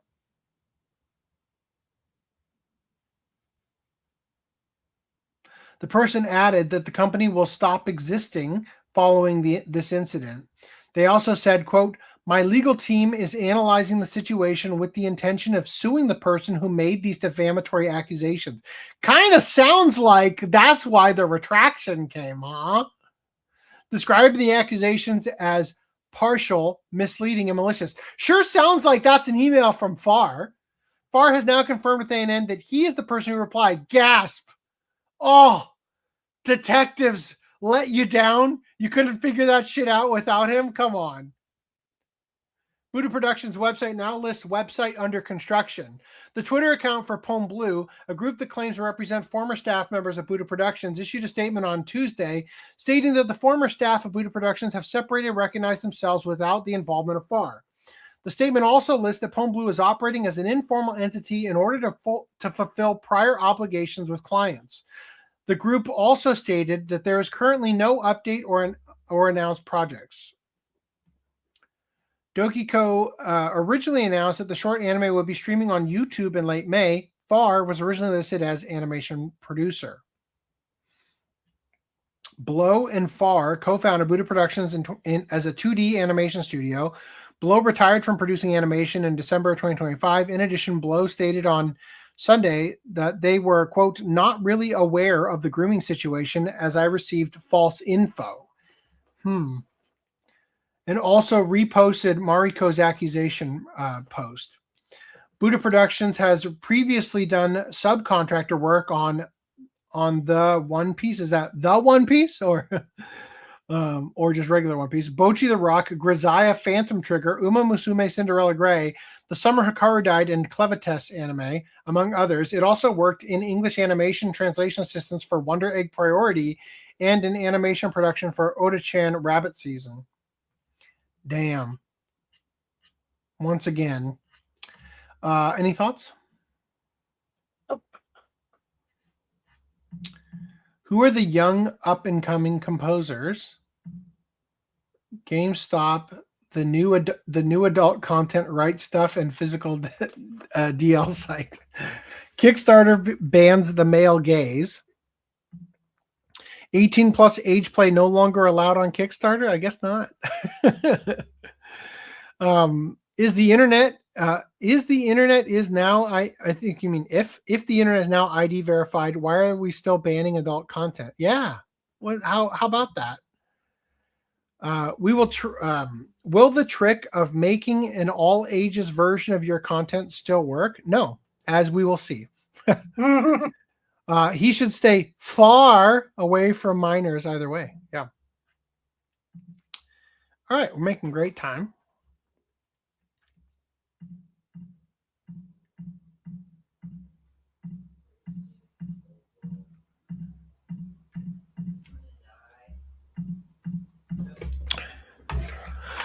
My Hero Academia, I Am a Hero Too! Anime short premieres at Anime Expo 2026.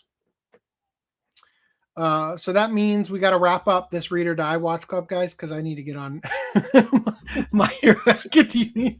Reese, how many episodes is it now? Like 180. If we do 2 seasons every week until Anime Expo, we're good, right?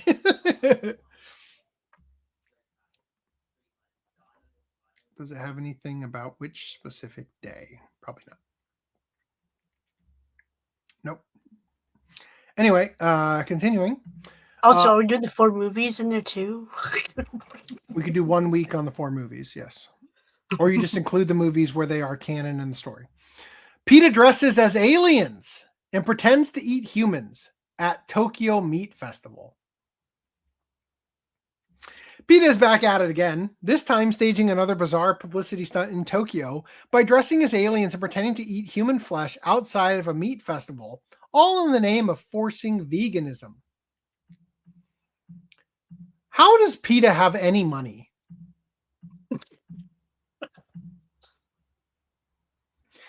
Members of the animal rights group appeared outside of a meat festival event in Tokyo wearing alien costumes while performing a skit that involved eating what was meant to resemble human meat.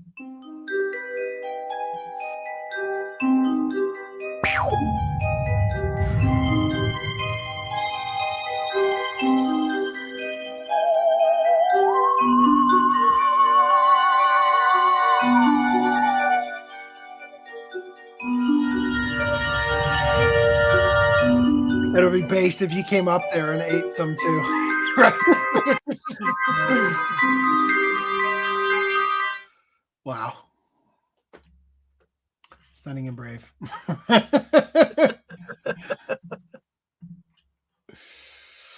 Oh! What happened to Footnote? Did he say he was leaving, or did his internet crap out on him?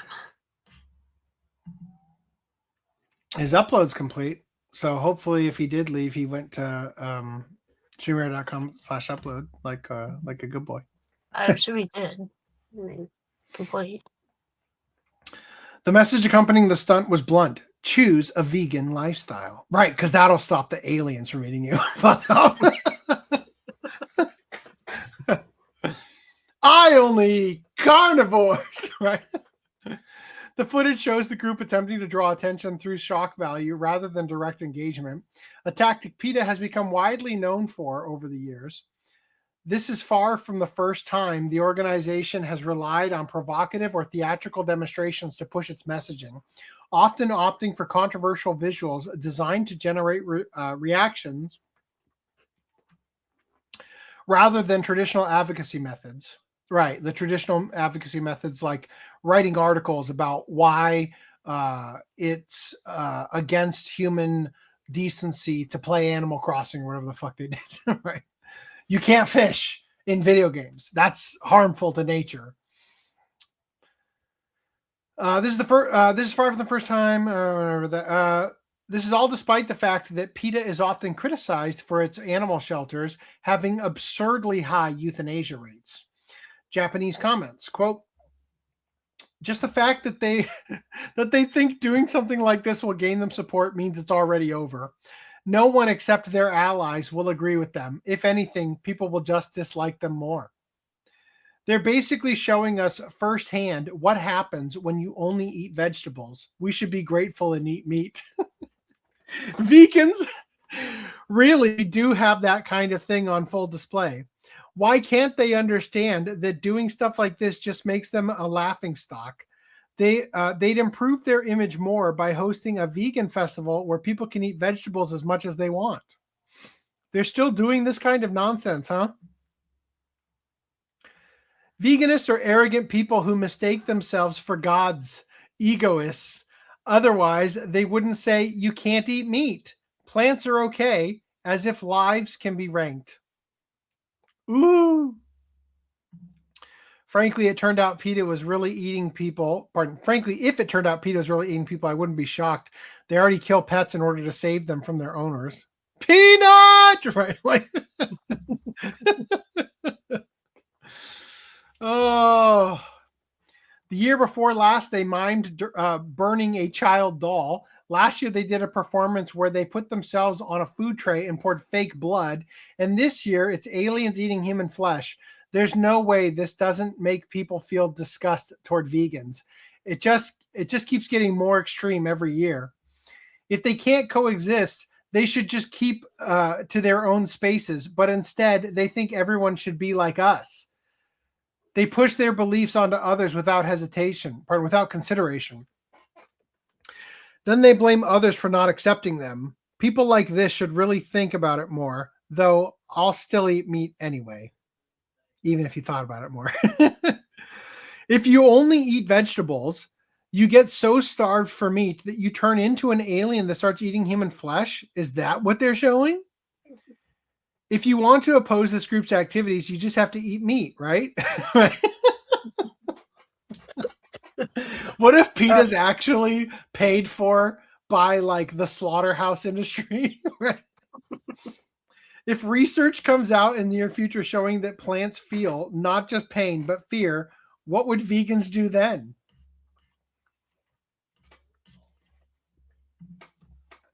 All right, the live-action Princess Mononoke stage cast appears in costume for the first time. Yeah, so just a reminder that Kabuki is played by men and men alone. They whitewashed the Asian characters. Oh my god! This one looks like a woodblock print to me. Here it is. I got a video.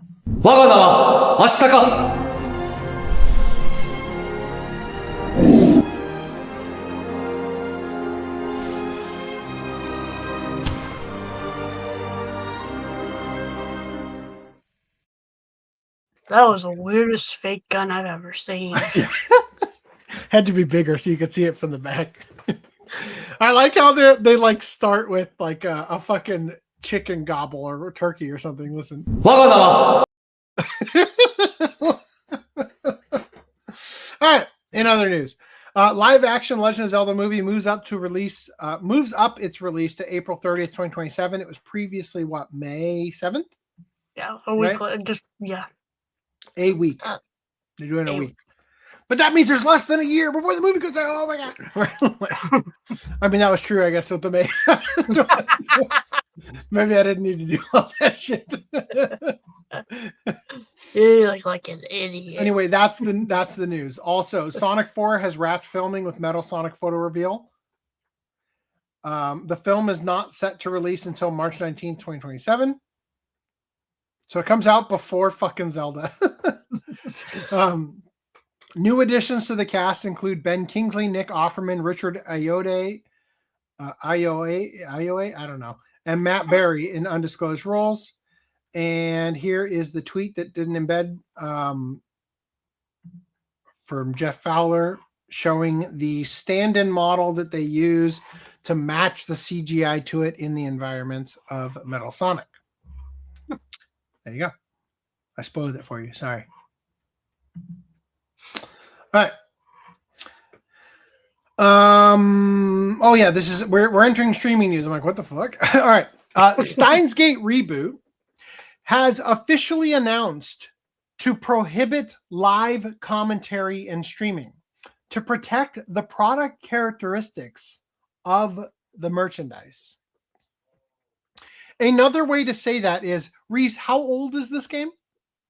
I want to say count like 2009. Yeah. Earlier, so like what is it, like 17 years old now? Seriously? So in order to protect from spoilers, a 17-year-old game that has had many successful adaptations into anime that everybody fucking knows by now, you can't stream it, right? After Castlevania... And notably, wasn't it... Hold on, sorry. Wasn't it Steins Gate that got that person sent to jail too? Wasn't he playing Steins Gate? Why does that seem familiar? Probably. There was a person in Japan that got sent to jail for streaming a visual novel. I just don't remember if it was a Steins Gate game. I think it was. I don't know why. I have to look it up. And they argued that it was because it was like shortly after release, and it was spoilers. You can't be spoiling that shit. Enter said, I'm excited yet scared for both Sonic and Zelda. I need them to be good. If they're bad, I'll be so depressed. You know what is bad that we know is bad? Castlevania and Devil May Cry. And after Castlevania and Devil May Cry, Adi Shankar's friends have told him to adapt Pragmata next. Yikes. Huge fucking yikes. Please stay away. Adi Shankar is one of the most prolific creatives in the video game adaptation space. No. Even before it exploded into the trend we now see across cinemas and television. But despite being pressed by friends and asked by Games Radar whether he would be open to adapting Capcom's latest hit Pragmata, it appears he is heading in a different direction. Thank fucking God.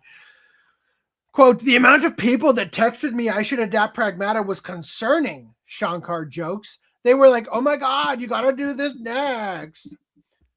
But Shankar confirmed the next two things beyond Devil May Cry are originals. Thank fucking God.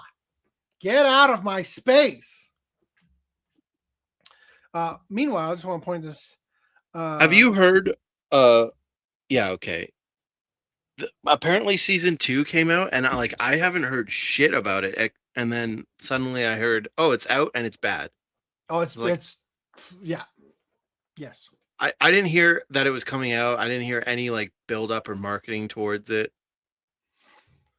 So this is a character from the Gonzo anime, right? From 2007, something like that.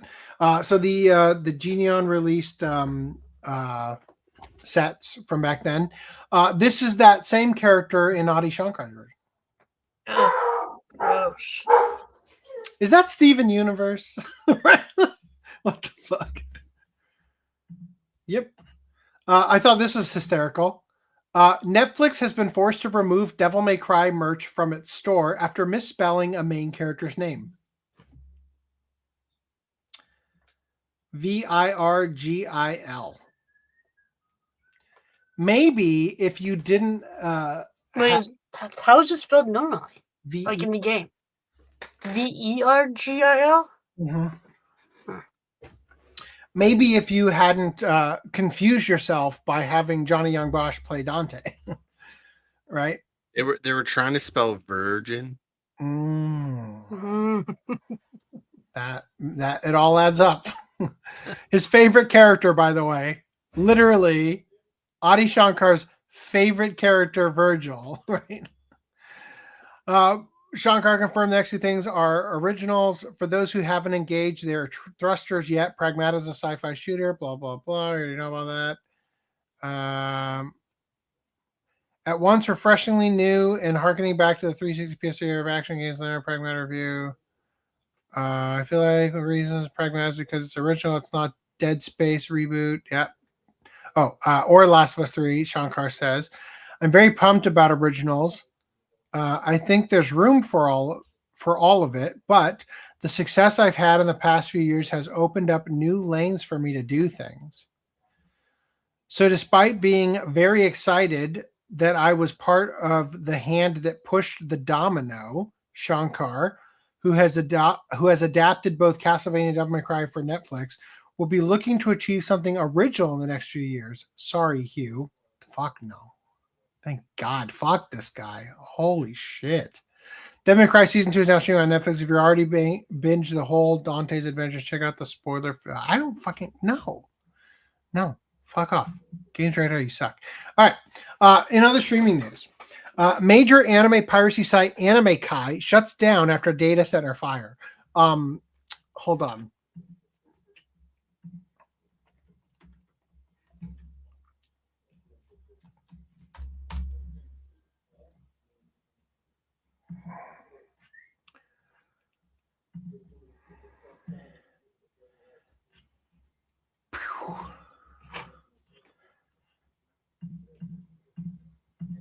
This was from last podcast. I think it was JT Vega. Yeah, they're doing a great job, though. AnimeKai has all the pirates anime you can watch. No thanks. Were you from AnimeKai back then?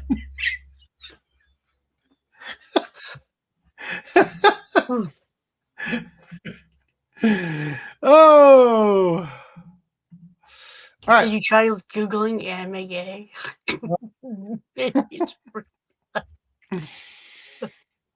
Report back, huh? Popular anime piracy streaming site AnimeKai has reportedly shut down following what operators described as a catastrophic data center fire, ending one of their better-known unofficial anime streaming platforms online. I had never heard of it. According to announcements shared by the site's community staff, the project is no longer continuing due to, quote, all of the recent issues with the site, with the data center fire specifically cited as the breaking point. A message posted to the AnimeKai community stated, sorry, our data center has been burned. We're no longer able to provide the file hosting service. I saw this. What the fuck happened to Mega Upload? Sorry, I did. Right? So I don't know if this is her on AnimeKai, but she goes on to say, holy shit, the message wasn't wrong. A good chunk of anime pirate sites got fucked over. As of Saturday, May 9, 2026, restoration is ongoing at the North Sea Almere Data Center following a major fire that broke out on Thursday, May 7th. The company estimates the complete restoration of power and cooling for customer equipment could take up to 72 hours from the incident, with teams working around the clock to restore services in phases. Key status updates as of May 9th. This almost fell off.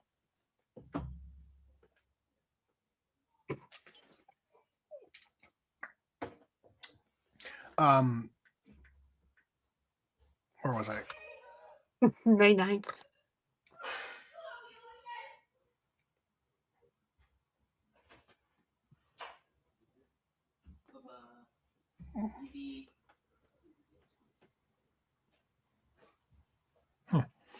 Sounded like an emergency was happening for a second.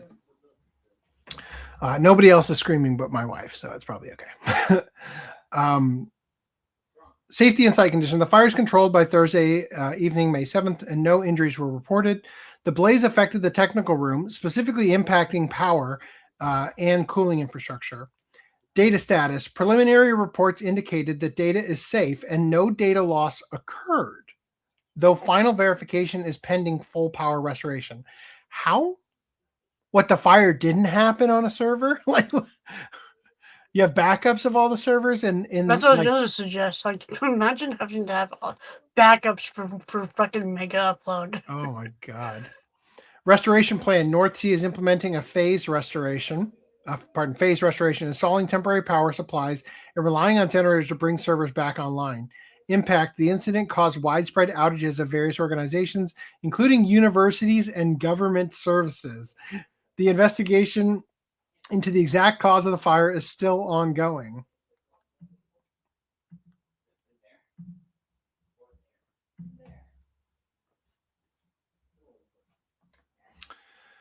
Users were also advised to export and back up their bookmarks and anime lists before the service disappears entirely. AnimeKai had built a sizable user base thanks to its clean interface, large anime library, and relatively polished streaming experience compared to many piracy competitors. And legit services like fucking Crunchyroll, I'm sure. Reactions online were filled with users calling it one of the best anime piracy sites out there. And lamenting the loss of another major unofficial anime platform. The shutdown also comes amid increasing pressure on anime piracy websites overall. Over the past year, organizations like the Motion Picture Association have intensified efforts targeting anime piracy infrastructure, domains, and hosting providers connected to stream sites. Believe it or not, no, they haven't. They don't give a fuck about anime at the MPA. It's just that the same places that host the anime stuff also oftentimes have the shit that they actually care about because they're convinced that it's piracy is the reason that Hollywood is failing and not the shit content that nobody wants to pay for. Any thoughts? Nope. Oh, I don't understand how if no data was lost and the fire was fixed within a week, a couple days, 72 hours. But how is AnimeKai just like, oh, we're dead? How is the site going down? Rumors of my demise have been greatly exaggerated, right? All right, Cool T says, also live action Diana will be black. You count on it. Fuck Netflix may cry. Technically, he is prolific. He's just not good. For all the wrong reasons. Prolific for all the wrong reasons. The original Castlevania Netflix show, but I never played the games, and now I wish this show never existed. Did you like it when Alucard got fucked in the ass? Steins Gate was on PSP in 2011. I heard about the JoJo reference, and that's it. The only shit you need to know about Devil May Cry Season 2 is that it is shit. Actually, I believed it was ADV who did Devil May Cry. I think you might be right. I think you're right. Thank you, Enriv. Yeah, I think you're right. But I think it was Gonzo. I think I was right about that part because it looked like shit. Devil May Cry I thought that was Madhouse. Oh, maybe it was. It still looked like shit. That was Madhouse. Look, they outsourced Lady and Trish to Gonzo. That's for damn sure because they look like shit. All right. How about that? Can we agree on that? How about the part where they look like shit? Can I be right about that at least? Right. Pragmata needs no adoption. I don't think Capcom wants a real girl attached to Diana. Yeah. Let's see here. Now I'm annoyed I didn't get the Blu-ray for the 2008 Devil May Cry anime because now it's out of print and expensive, and it was shit. Thankfully, I believe it's still streaming, but who knows how long that'll last. Maybe if you wait a week, it'll be up on AnimeKai. No backups, I guess. Also, I hope data centers don't use sprinklers. Oof. Yeah. All of the servers should just be submerged anyway, right? Okay, here we go. The origin of Ultraman documentary film shares main trailer. The film is going to open in Japan on July 3rd. I wish I could show you the trailer. I'd love some. Can you come and get it? My Yeah. hands can't. Yeah, I'll be right there. I've got 3 articles to basically read. Okay, goodbye. Headline and move on with. All right. Anyway, the clip features quotes from the filmmakers and creators who appear in the documentary, including Guillermo del Toro, Hideo Kojima, Hideaki Anno, and Shinji Higuchi.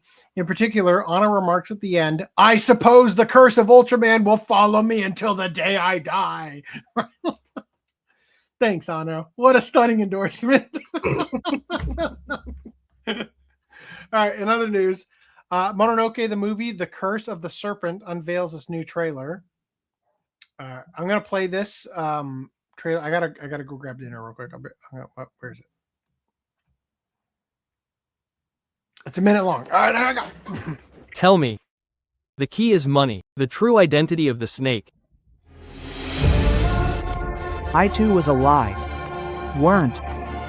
You supposed to do this? You are. Tainted. Is there something more deep inside here? A secret? It's definitely a secret between the two of us. You have only spoken the truth now and then. The time has come to fulfill your promise to the water gods. The snake will entrust its power to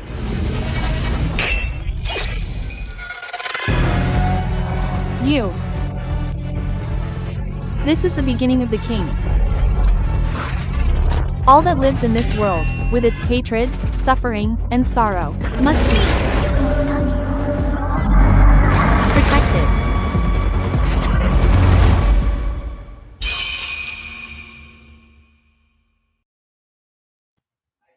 Ooh. Hmm. Yeah, he's not back yet. He was too slow. I don't know. I think that it looks interesting. Like it looks like Count of Monte Cristo, like that kind of look. I never saw the original Mononoke. Yeah. But the CG is just why?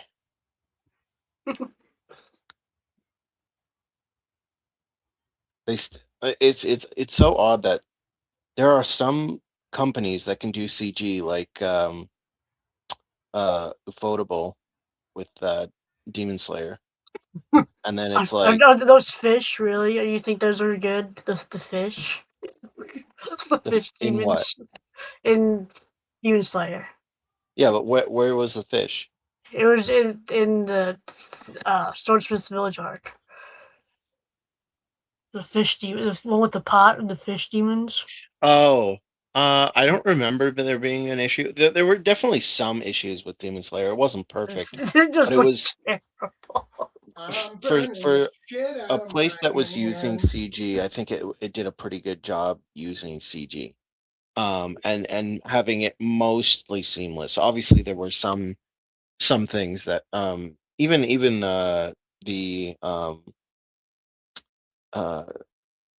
the movie the train Infinity Mugen Train. Yeah, like when they start turning into intestines and shit, like it was a little bit of a but like this thing, it's like it seems like it's gonna be a lot. Yeah, because this is it's all CG. Yeah. It doesn't solve any of the problems from the original. It's just widescreen, right? Is it gonna be the same story or is it a new story? New.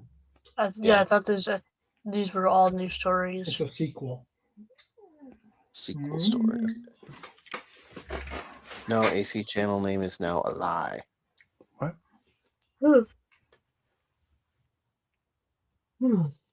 What? I don't know. Is random anti CG or anti bad CG? Definitely Anti-bad mostly anti CG because most CG is bad CG. Well, if it's entirely CG and intentionally entirely CG. Well, it depends. Like, I'm not against like Shrek, because it's great CG. No, because it's not trying to be the issue I have with CG is the uncanniness of it trying to attempt to be 2D animation, right? And so Did you watch Land of the Luscious? Yes. Okay. And I had an issue with it. Okay. I did not like it. But so yeah, and I'd say there are some CG shots that where it's like, damn, that was CG, like that didn't even look CG, but they're rare. Yeah. And so if you can make that happen, fine, use CG. But most of the time it's But no. the problem with that is that you shouldn't have used CG to begin with, right? Well, like I mean, if you're going out of your way to achieve something and make it look hand drawn, but you're not doing it hand drawn, then you're just not trying hard enough. well, for example, that tracking shot of in Attack on Titan when they're running through the city, escaping from Levi's uncle guy, Kenny. Yeah, Kenny. That was CG. And I think Nearly every ODM shot is CG. Yeah, with 2D characters over it. That's the difference. They were using it specifically for like having it show a really difficult dynamic shot. They purposely chose elements that worked well in CG, like buildings and stuff. And they did do the 2D animation on top of it for the characters, because characters are less likely to look good in CG. So like it can be, I'm not banning it entirely, but most of the time it's not going to look good. And it's the same that goes with AI, right? Like I have no ethical problem with an anime wanting to use AI, but 90% of AI looks trash in animation. And so I have an issue with you using it because it looks trash. Yeah. But if you can make it look not trash and I don't notice that it's AI, and it's like, oh, that, you come and tell me later, oh yeah, that was AI. Oh, really? Then I don't have a problem with it. It feels like I should throw in another topic here real quick. I'm gonna wait till we get out of theater news to do it, but the biggest thing is it takes you out of the experience. It's like when you're watching like the 70s movies and you see the like janky ass blue screen effect, and you're like, God, they're standing in front of a blue screen, right? And it's like it takes you completely out of the movie, and you're like, or whatever you're watching, and it's like, oh,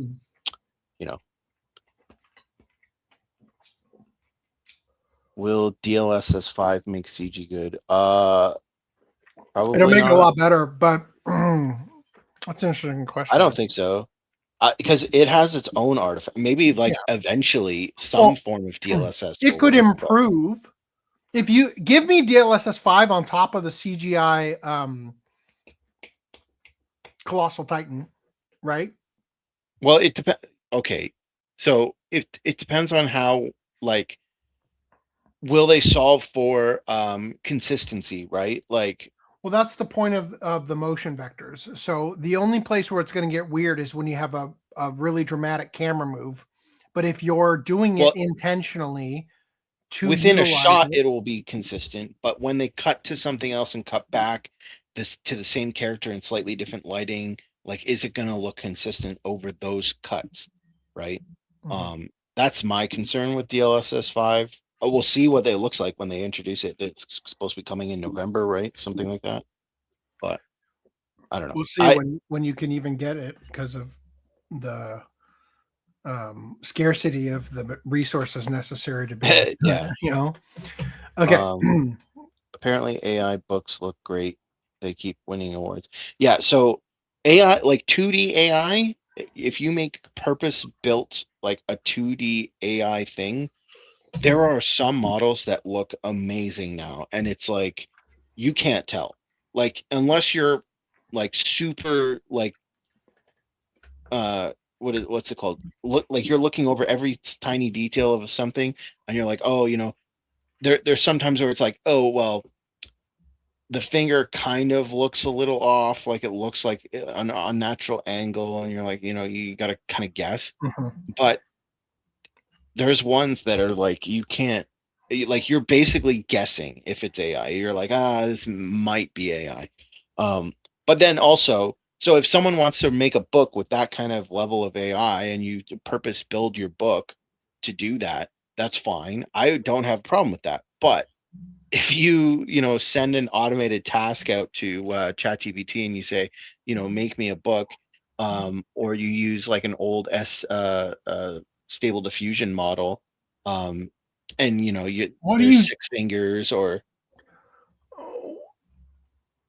the book? They're talking about books written by AI.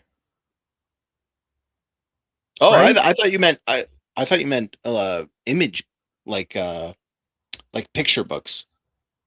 Is that what you mean? And That's what I 'cause thought. I'll just tell you, like, I'm currently writing a book with AI assist, and it's taken me like fucking over a year because this shit is not good, right? Yeah, Like, I'll say the written books, I'd be surprised that they look great or Mhm. sound great, read great.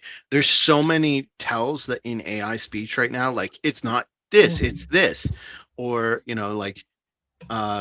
it's great because of this, this, and this. It's like there's so many little quirks that yet another list of bullet points.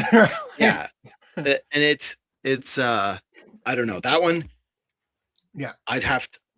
Although again, it's like if it's AI, and I can't tell it's AI, then I guess it's fine. But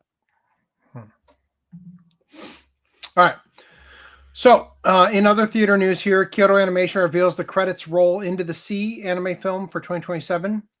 Kyoto Animation announced today that the anime studio will produce a film based on the acclaimed The Credits Roll into the Sea manga series by John Tarashine.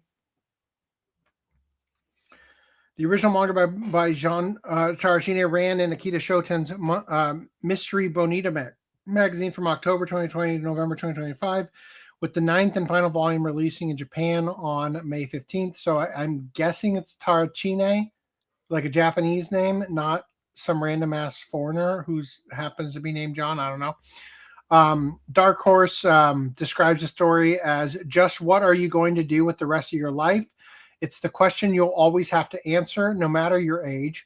Umiko Chino is a 65-year-old retired woman in mourning of her late husband. Remembering how they used to watch films together, Umiko goes to the movie theater for the first time in years, where she meets Kai, an attractive, ambiguous young man who studies filmmaking at a nearby art school. Damn. Sounds like this is going to get you banned in Australia. All right. Now, I don't know. The article wasn't clear if it was art or text. That was yeah. I will also say that with music too, AI has gotten to the point where, like, the early Suno songs you could tell just on the sound of it, but on the new ones, it's like no, you can still tell on the lyrics if an AI wrote the lyrics, it sounds like shit usually. But if they're proper lyrics, then it's really difficult to tell if the song is AI generated or not, in my opinion. I mean, I'm sure like some super like Footnum might be able to, pick it out. I don't know, but there's some that are like, you're 50-50 on if it's AI because it's the tells are kind of going away now. The thing I hate with AI is sometimes you'll wrestle with it for literal like months, and other times you'll nail it in one go, right? Yeah. You're like, no critiques required. Right? Yeah, that's the biggest thing is like if you have like a vision, it's really hard to get that vision sometimes. But if you have less of a vision, you might be happy with like the first generation that you have on it. Yeah.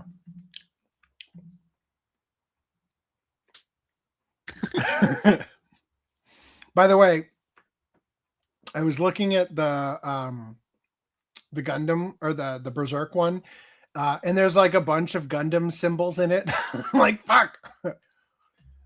EFSF, is that Earth Federation? I don't know if that's supposed to be there. Might have to clean that up too.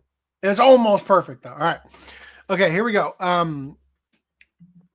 Seedance AI animation quality otherworldly. This is the article I'm pulling in here.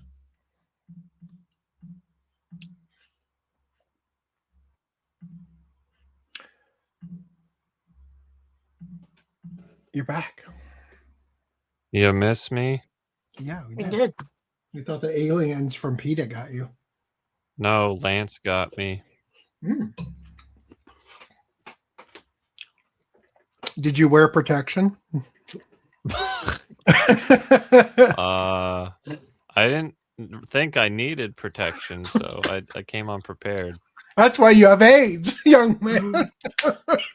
He doesn't need protection because all he has to do is stop talking, and then Lance can't find him. All right, like I said, Seedance AI animation quality is otherworldly. AI technology continues to reach higher and higher levels as recent evolutions made by Seedance have left many speechless, especially when it comes to the anime-style animations that can be produced via the tool. One particular creator has been making anime-style creations for games like Dragon Quest, Final Fantasy VI, and Seiken Densetsu. The quality being almost on par with the actual anime, even if the animation style is a dead giveaway.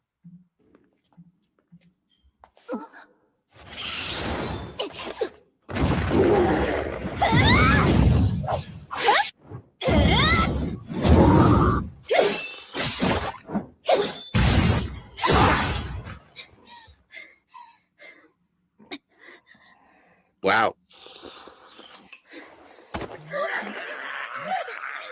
Oh, his face.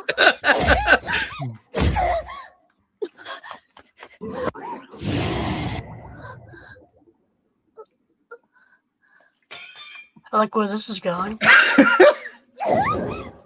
Yeah, me too. I think I've seen this one. I haven't. Is this the one with the mushrooms go like a couple more mushrooms? Yeah, okay. Took care of that problem. That was getting to the good part. The end of that clip was a lot better than the beginning. I hope this isn't a song from the actual game or I'm fucked. So this is the Final Fantasy VI one, obviously. It's weird that it looks like AI, or no, CG, sorry. But in a tolerable way, right? Yeah. Probably. Did you make this one, AC? No. Like the mechs. If he had Seedance, he would have made. Are you saying more that because the interesting. dogs are getting obliterated? I mean, isn't that your dream? Just riding a mech and just mowing down dogs? I like how it forgot to animate the walking of the mechs for a second there.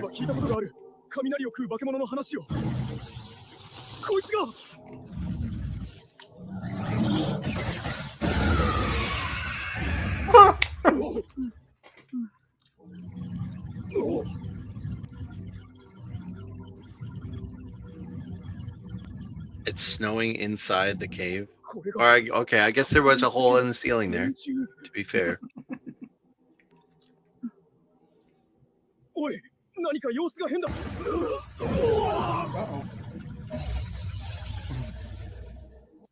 My blue eyes.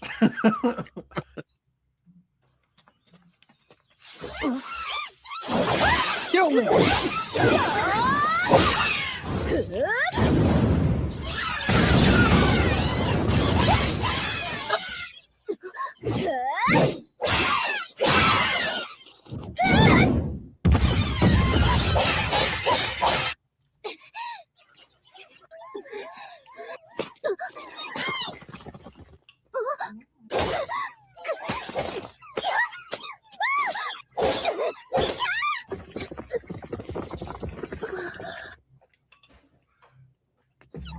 Flawless victory. I like. Yeah.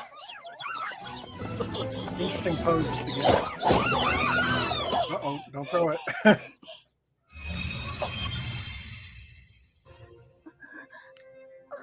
It did a pretty good job with the consistency of the pose after they got frozen. Yeah. But also that fairy person went from being in front of them to being behind them like instantly. Look, if you're going to use it for one or two shots and then animate around the ones that you don't get rapidly, easily with the thing, then that's fine with me. Never seen a ship with like a staircase on the outside of it. talking about? Oh, you mean like where the staircase doesn't have? No. Go to the back, first frame. Very first frame. Very first frame. Oh, yep. That. Whatever the hell that is. They brought a doc with them to see.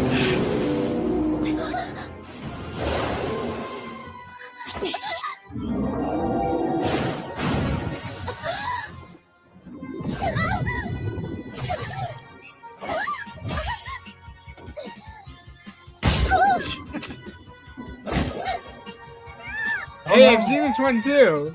Yeah, that one's pretty cracking, dude.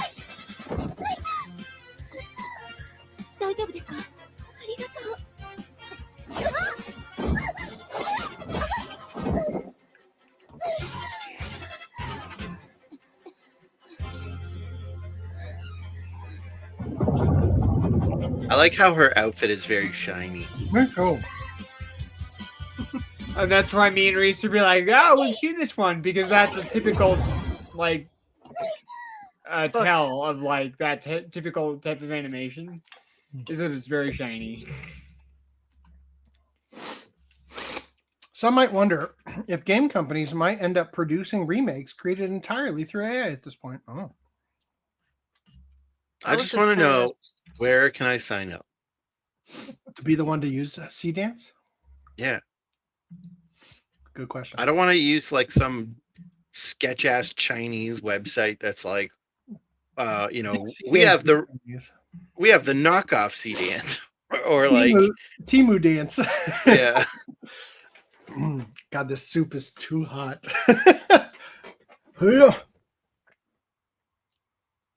I didn't. Now that I didn't Grok unwrap. Imagine. I didn't unroll the sleeves before I tried to take it off. Now that Grok Imagine is strictly paid, I don't have any free generations to use anymore. Damn. Yeah, it should only be used for memes and porn. As God intended. So saith the Lord. The AI 10 Commandments is just 2. Thou shalt be used for memes and for porn.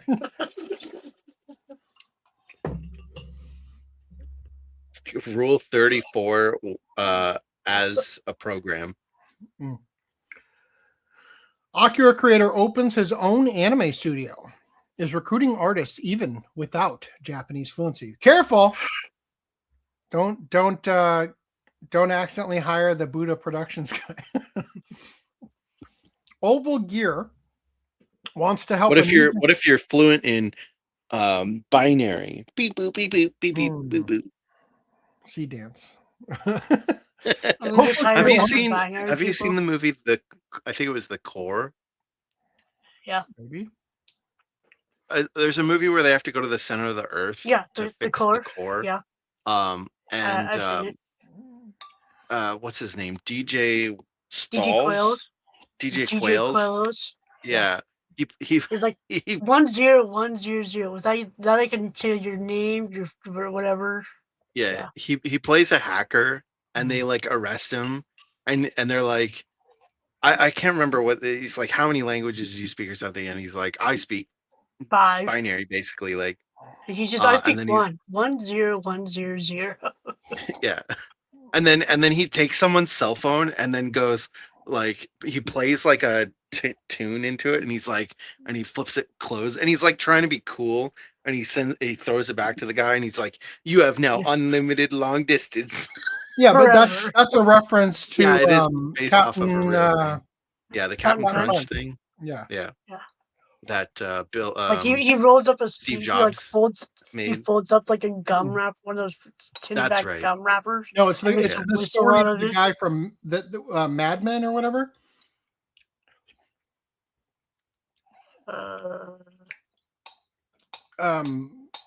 His name was Captain Crunch because he used the whistle from a Cracker Jack box to hack the payphone with the tone or whatever. Yeah. Yeah. But Reese is saying in the movie, DJ Qualls' character uses a gum wrapper as a reed to make the sound. Anyway. Gotcha. And He's like Steve Jobs also like had a scheme where he was selling the Cracker Jack whistle or whatever before he made Apple. Wow. Okay. As the director of Akira, one of the first Japanese animated films to win global admiration, Katsuhiro Otomo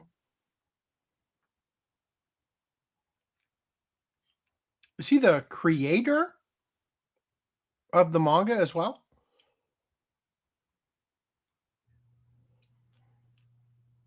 I thought Otomo was the creator, like the actual manga. Katsuhiro Otomo? Yeah.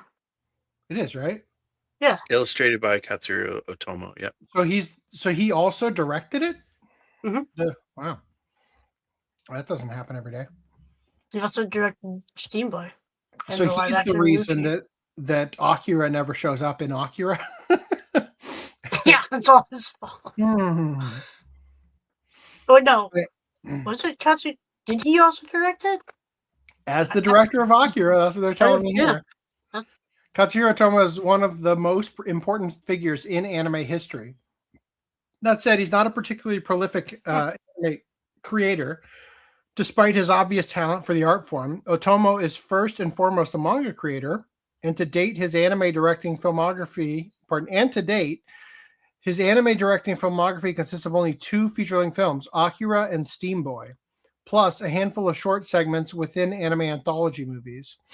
But Otomo looks to be ready to start pouring much more of his creative energies into animation with the announcement that he has opened his own anime studio called Oval Gear Animation Studio. Based in Tokyo's Musashino district, Oval Gear isn't intended as a place where Otomo can hand out orders for lackeys to carry out. Instead, the studio's website describes its mission with, quote, "The studio was founded for 2 purposes: to pass on to the new generation the filmmaking methods and authorial sensibilities Katsuhiro Otomo has cultivated over decades." Man, he's made so many films over those decades, right? Didn't he do that one that Discotheque did, like that Party 7 or Wild 7? not that one? No. A Discotheque got one. It was like from the master creator Katsuhiro, and I thought they were gonna announce the Mushishi movies. Like, well, no, it's not that one. And it was like it was something else. Like I know he does a bunch of. He's done some live action movies for sure, outside of anime. Whew, how spicy as shit. And great. Awesome. All right, anyway. And to produce new animated works for global release. Oval Gear ostensibly currently has 2 projects on its plate. Orbital Era, a science fiction theatrical anime that Otomo announced he would be directing in 2019, and a new Akira anime, which was announced in the same year.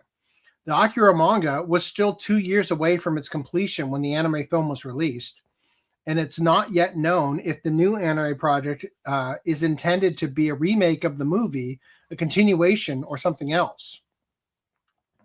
Speaking of the new generation of anime creators Oval Gear mentions, the studio is currently recruiting artists and production support staff with help wanted postings for in-between artists and checkers. While industry experience will be a plus for candidates, the listing also states no experience required. The postings are in both Japanese and English and specify that being able to speak Japanese at a conversational level is a requirement, implying that full fluency isn't needed. Further details can be found on the studio's website. Oh, there you go. Full fluency isn't needed, but you need to have conversational Japanese. Yep. I mean, that's conversational Japanese is pretty close to fluency. Like, I would say, especially when you're in a specialized field where you need to understand animation terms and stuff spoken in Japanese context. Like, yeah. Anyway, Gundam Wing has a new project, OG Gundam Remaster, and more announced. The Gundam Conference Spring 2026 that aired today officially, and this was on the Friday last week, sets the stage for the franchise's 50th anniversary celebration in 2029. Returning to host the show is Hisanori Yoshida, radio personality, and Gundam otaku, he is joined by famous seiyuu and idol Sally Amaki. During the 45-minute conference, Bandai Namco Group Chief Gundam Officer Hiroshi Sakakibara,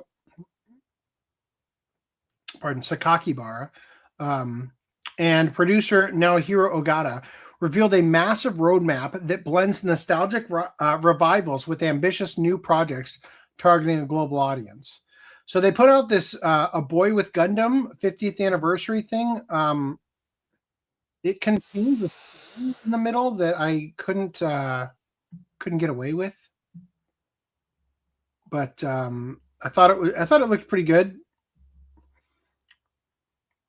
Shows kind of like what it's like growing up with Gundam as a kid in Japan.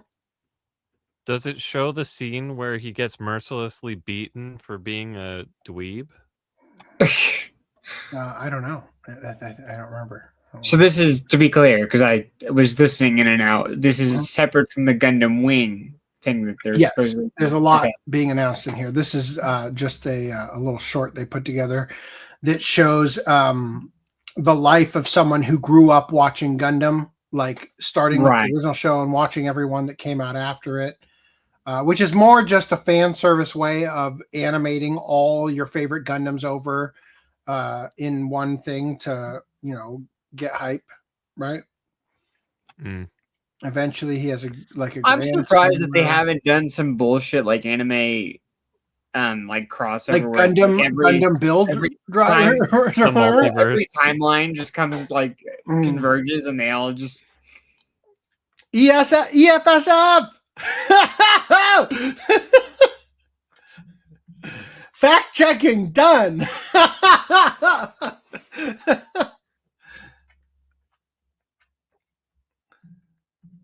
All right. It's funny. They announced a 00 project years ago, and I don't think that's close to coming out yet. So they're just adding more stuff on the pile. You know what is coming out? Sydney Sweeney live action Gundam. The show kicks off announced after with a heartwarming and emotional music video titled "A Boy with Gundam." The 5-minute video follows a young boy in 1979 who falls in love with the first Gundam series as a kid. He grows up watching every single Gundam series throughout the years with his friends, his newborn, his teenage son, and eventually his granddaughter, showcasing all the cool scenes and protagonists from every series over the course of the franchise's 4 decades. I didn't see G Gundam. Just saying. I didn't see a shining finger in there, did you?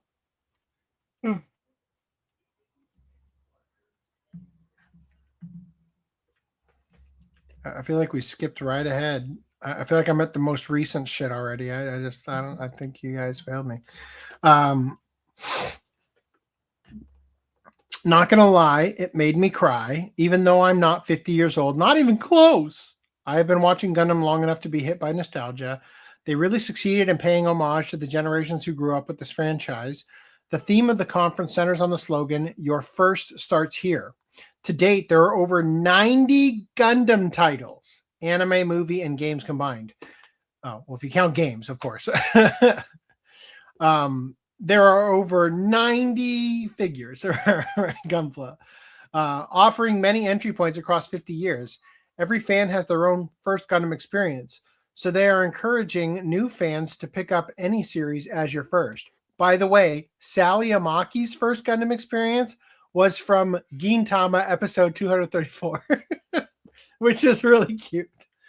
By the way, Sally Amaki, she's the girl who did the English and Japanese voice in Tomo-chan as a girl and stuff, because she's like a hafu or whatever, so she's fluent in English. Sally part. All right, major anime and film announcements. Mobile Suit Gundam Seed Mobile Suit Gundam Seed Freedom Zero. Following the massive success of Seed Freedom, it was officially confirmed that the prequel project, Seed Freedom Zero, will be released as a theatrical film. It also aims to bridge the gap between Seed Destiny and Seed Freedom. Freedom Zero was announced a while back, but producer Ogata now reassures fans the project is well underway.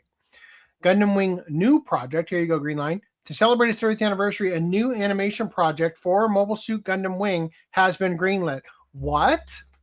that annoying box set that you bought for that one OVA you couldn't get anywhere else is now not Is a complete no longer collection. complete. Fucking goddamn it! Well, here's hoping that Crunchyroll, given this announcement, will finally fucking re-release fucking Gundam because it's incredibly out of print, and not all of us have all of it. I mean, by the way, at least when one of us you were does. reading that, like announcing there's a new Gundam project, I'm just looking at the derp photos down there, thinking this is the exclusive footage from the new I can't project. wait. I'd be hyped if that was the case. This looks like the derp Gundam statue that's in Japan that people make like fake weapons for and leave it at its feet and everything. While details on the format remain scarce, producers promised it would be substantial in length.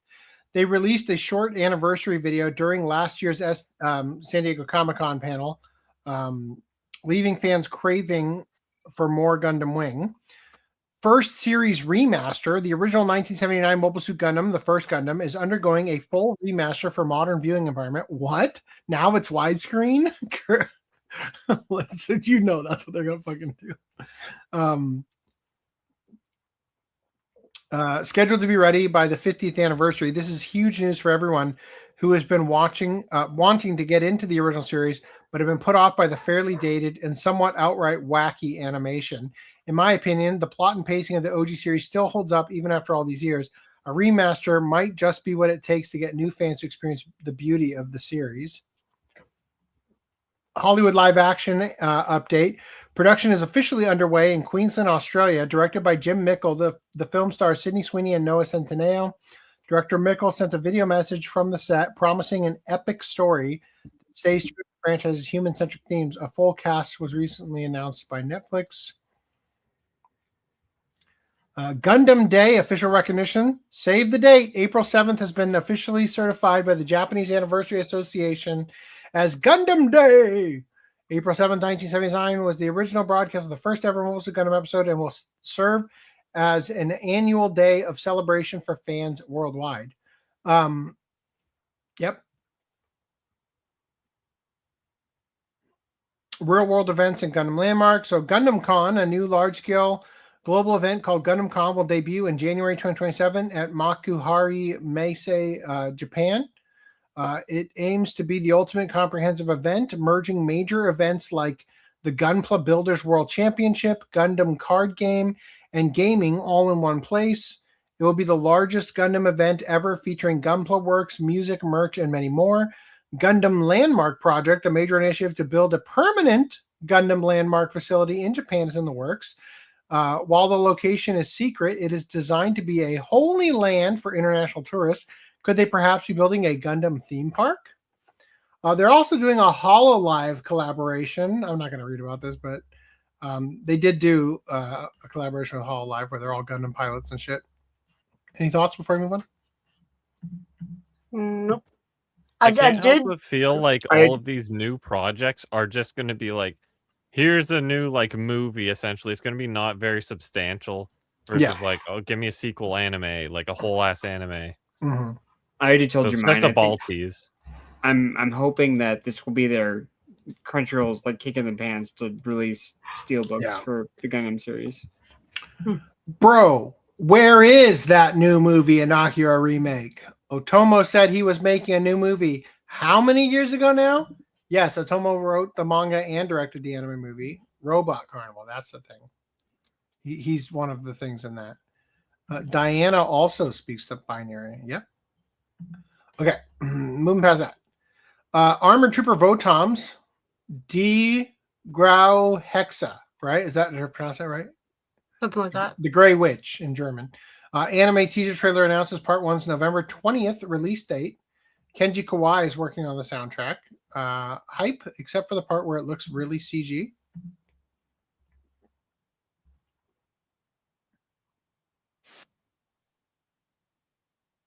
Anyway, more on that later, I'm sure. Everybody would really like to talk about a new Ghost in the Shell anime, surprisingly, Moe and Yuri. Am I right? That's what we want to talk about? Yeah. Sure. I'm pulling it up. Hold on.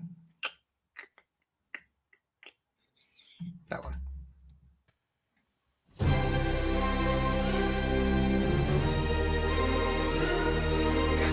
Speaking of Kenji Kawai, didn't you do the music for Ghost in the Shell? では教えよ。こいつは電脳犯罪史上最もユニークと評されたハッカー。人形使いだ。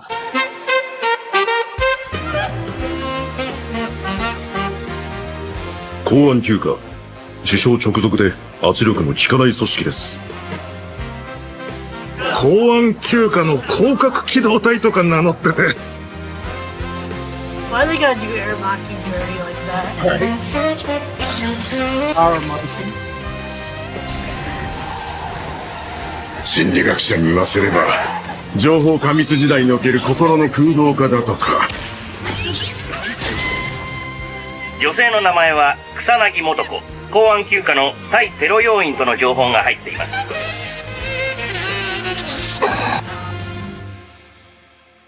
All right. If we only watched one thing before Anime Expo, it should probably be Ghost in the Shell. I would go back and find that Aramaki shot that I saw. Or what was it? Keep going.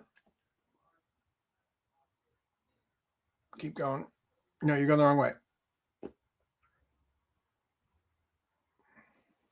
Keep going, keep going, keep going. Right there. You passed it.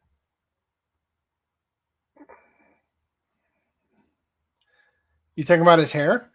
No, no, no. 首相直属で圧力の効かない組織です。Okay, it's coming up. 公安休暇の広角。We both hit pause at the same time.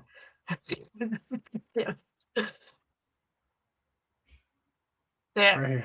Like, Jesus Christ, is he a monkey now? Like, that's my hairline gone Super Saiyan. 公安休暇の広角機動隊と。All right, any thoughts on this? It looks pretty great, right? The art style 90% of the time looks like super flat, like in terms of shading, like lower detail stuff, and it's kind of like I expected more. Welcome to Science Art. What in the fuck? Boma, what? He's on something. He looks like Morph. Maybe he's like looking at her ass. I don't know. Oh. That's me and Green Line's reaction. We're like, oh. Yeah. It looks okay. We'll see. On Twitter I saw that there was a character plate or whatever, like a rotation, like for the animation. A character sheet? Yeah.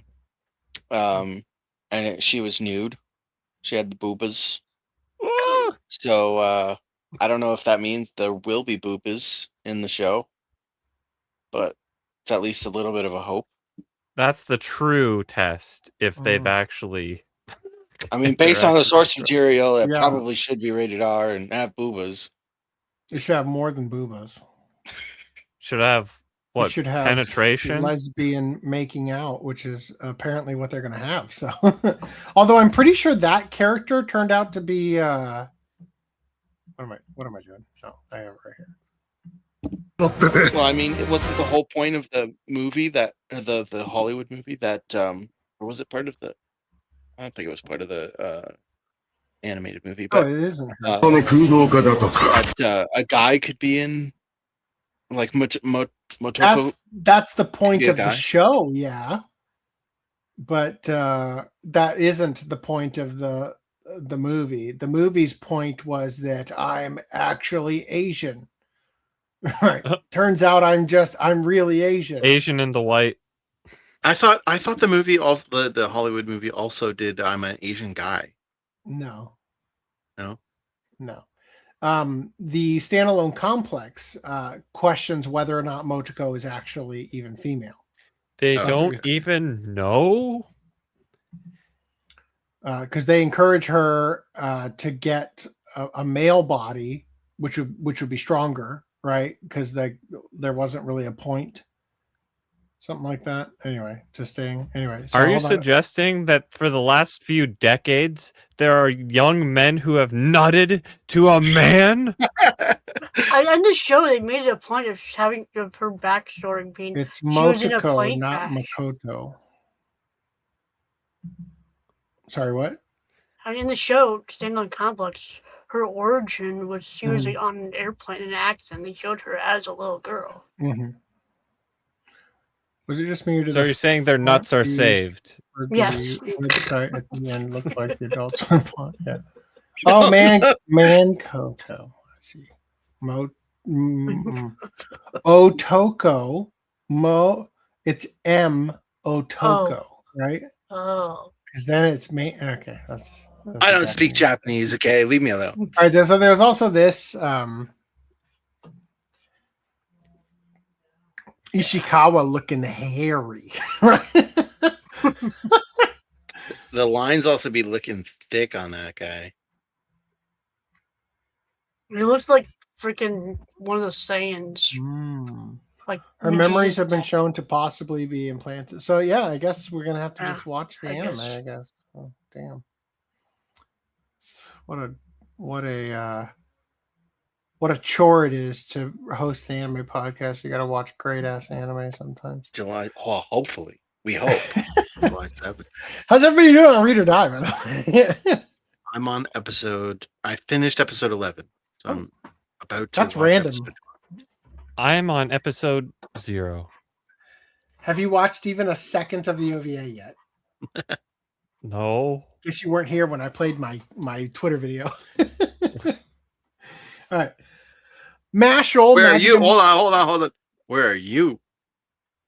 Episode 5. Gotta catch up. I'm in second place. Everybody else is beyond that. Just so we're clear. Everybody else is tied for last. Okay. Well, no, Gundam is even more last because he didn't even watch the. Gotta hold down the I've at fort least here. seen Geez. the OVA. Gundam's a dead last. Mashal, I Magic win. and Muscles, and I've already seen the TV series 100% all the way through before, so technically I'm in first, right? What were you gonna say, Footnote? I just said I'm winning or whatever. Oh, winning. Mashal, Magic and Muscle Season 3, anime unveils a new teaser visual. Whoa. I'm more just reminding us that there's a Season 3. I haven't bought Season 2 yet. So Bring. Wisteria, Wand and Sword Season 2 releases a new trailer. So this is also getting more seasons. We haven't watched this one yet, though. This is currently airing. This trailer is just about the new arc About the new of the arc, series that's currently airing. I'm more just reminding you that they both exist. All right, cool. With Vengeance, Sincerely, Your Broken Saintist anime Season 2 teaser trailer announces in October 20. Who cares about any of that? Look at this image. See it? Wow. Tell me that A lot isn't of this hair. anime as well. Seems like someone copied their homework. Yeah. Swap literally just the hair colors. And eye colors. And eye colors.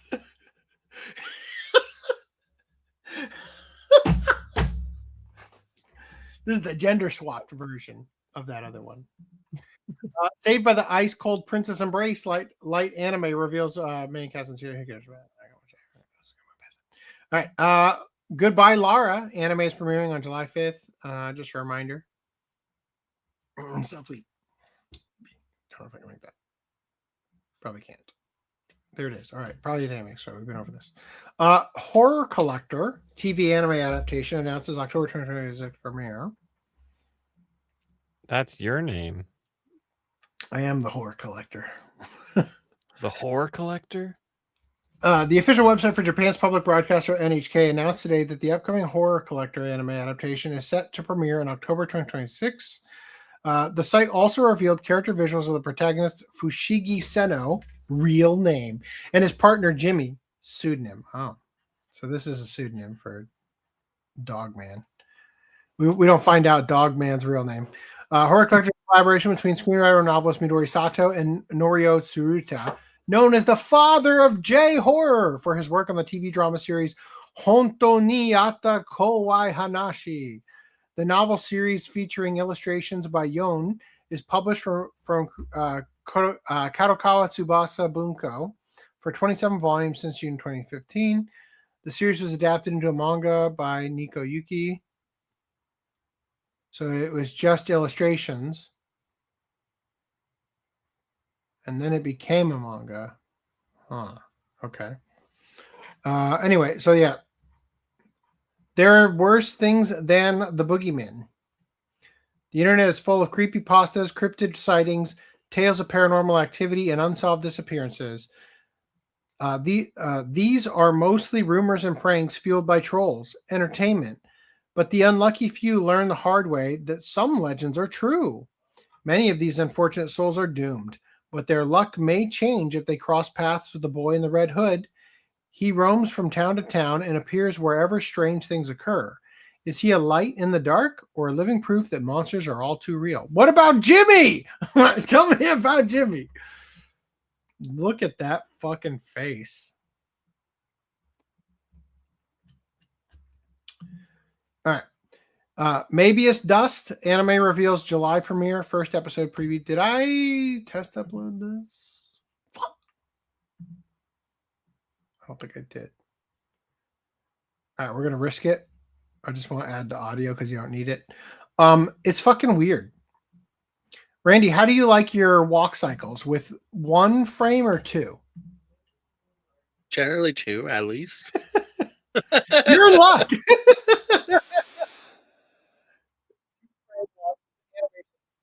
Fucking weird.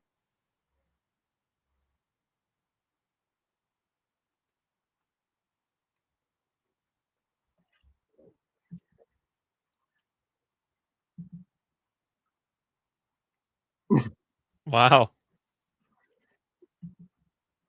I like the non-gravity when he like lands on the hole, or she. Mm. There's a little bit of a scaling issue there too. Are you seeing these frames? Can I hold on? Frame back. What? Fucking... I'm counting at least 4 or 5 frames. Are you sure? Whoa. Look at this shit. Why does it look so fucking off? Yeah, even though it has more than 2 frames, they're just doing that it one might be 2. So weird. That one might be 2. Can you step through that? I'm trying. Open it in YouTube. Oh, you fucking like a good little whore.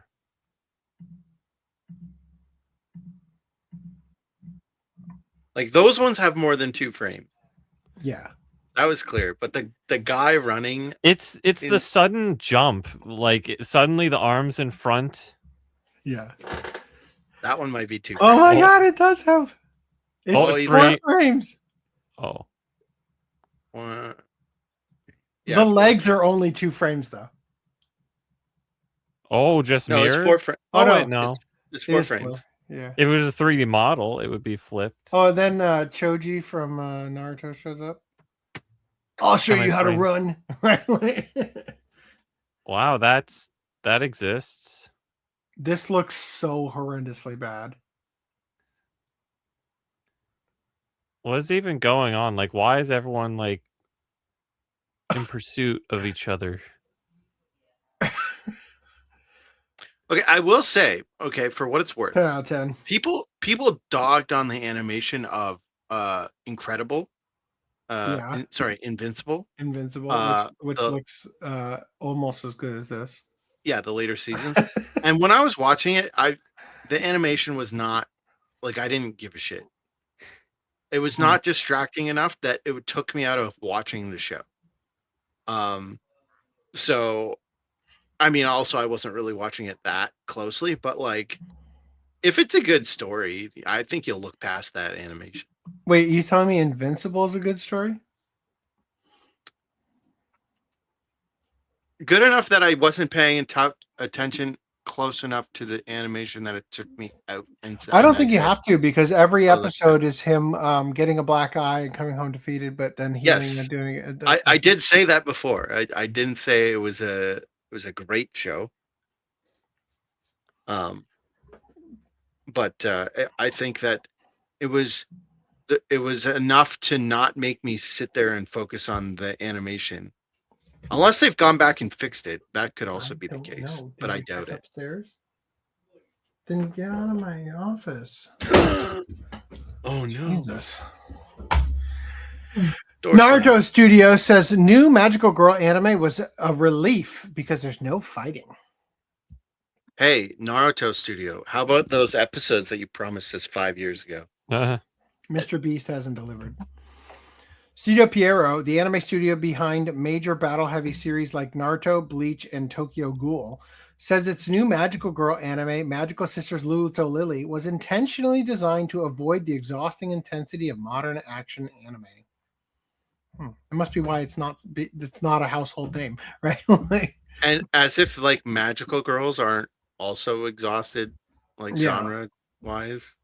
Well, I think they mean exhausting isn't like to actually animate. Oh. Yeah. Right.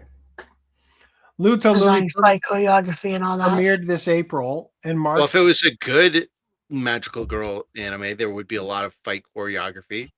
So I don't know about that. Luto Lily premiered this April and marks the 6th entry in the Pierrot Magical Girl series, arriving 20 years after the studio's previous Magical Girl title, Fancy Lala.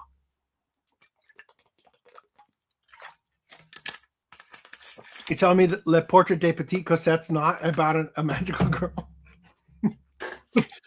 She seems pretty magical to me. All right. They worked on that, right? Or was it just the character designer? It might have just been the character designer, actually. From the character designer from Naruto. So anyway, Moonbat's that. Okay. In an interview with Oricon News, producer Yohei Fukui discussed how the anime fits into both the history of the magical girl genre and Pierrot's own legacy. Pierrot deliberately chose to maintain the studio's classical magical girl style while adapting it for a modern Reiwa era audience. Oh no. Unlike many contemporary magical girl series that heavily emphasize combat, tragedy, and darker themes, Luto Lily follows Pierrot's long-standing no battles allowed philosophy used in its earlier magical girl productions. Fukui explained, quote, "Our company has produced numerous works like Naruto and Bleach that lean heavily into battles. But this time, the producer in charge of Luto Lily was like, I'm so tired of battles. Haha. In the current day and age, it's easy to get tired from informational overload. We felt that there is a need for an anime with a tender and soothing worldview. No fighting at all. Everybody gets along, right? It's Hello Kitty. Even Hello Kitty has more fighting. Instead of an anime that you have to watch with your eyes glued to the screen, we wanted to do something you can easily watch while you unwind." Did they animate Invincible?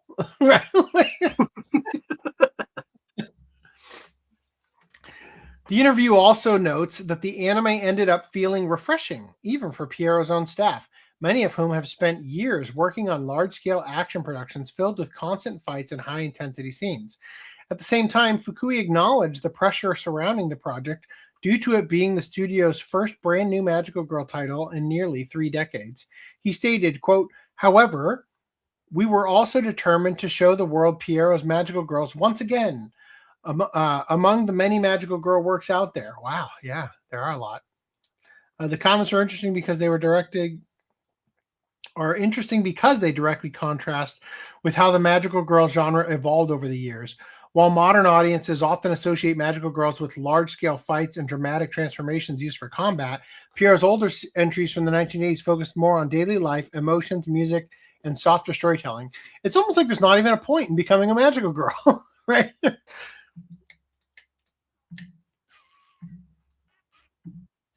Sorry, night shift came off me. All right. Ponsuka anime entertains with some bespectacled bikini action. Yet another series with a long-winded name. It's actually the klutzy class monitor and the girl with the short skirt. Remember that one? It's been earning. Dude, this is that's the outfit that everyone's posting on Golden Week. Mm-hmm. I just showed you previously that picture of was it a character from My Hero Academia wearing it earlier? Oh yeah, it was the girl with the ears, the girl with the headphone jack, earphone jack. What's her name? Yeah, Jiro. The one that jacks Jiro. it. The one who jacks it. Yeah.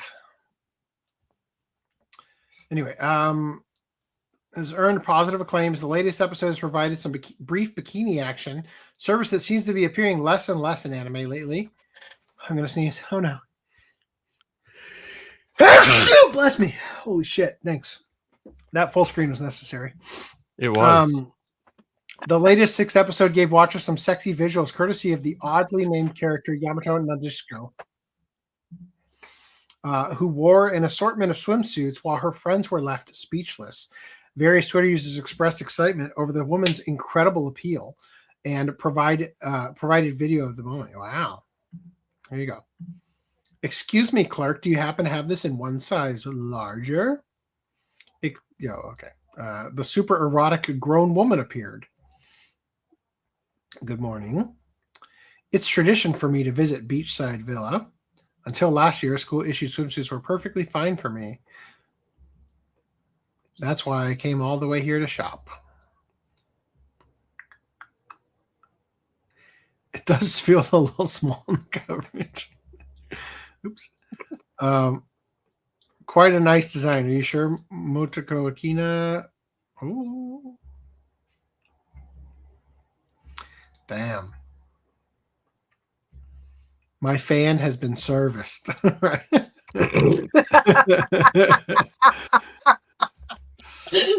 Whoa. Wait. Here where it's like a technician just working on a fan. It just says fan service. But he's like a plumber whose crack is showing and he's got a right.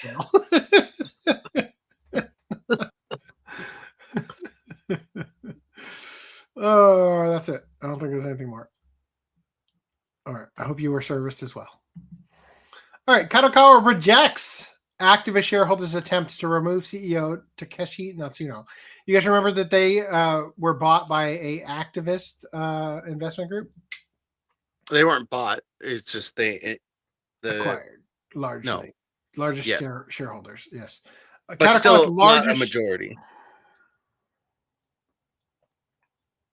Let me tell you what happened. Kadokawa's largest shareholder, activist. Shh, don't tell Kickstarter. Kadokawa's largest shareholder, activist hedge fund Oasis Management, is pushing to remove CEO Takeshi Natsuno from the company. The firm accused Kadokawa of serious governance issues, criticizing its IP strategy, financial performance, handling of acquisition, and losses tied to 2024 cyber attack. Kadokawa's board rejected the proposal, calling parts of the criticism false and backing Natsuno as indispensable to the company's future plans. Get fucked, activists. Meanwhile, Kodansha's UN and ESG ties sparked concern and raised questions about manga industry direction. A new wave of this. Oh, hey, look at that. Wow. It's almost like I've been pointing those out. A new wave of discussion has emerged online after users began highlighting Kadokawa's connections to UN-backed initiatives and ESG-style corporate policies, with some questioning what this could mean for the future of manga.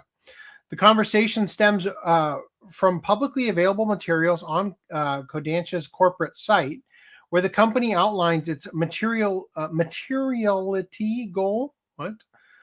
These include statements such as "bring great series to the world" and "be the steward of freedom and diversity," alongside references to sustainability initiatives and participation in programs like the UN's SDG Media Compact.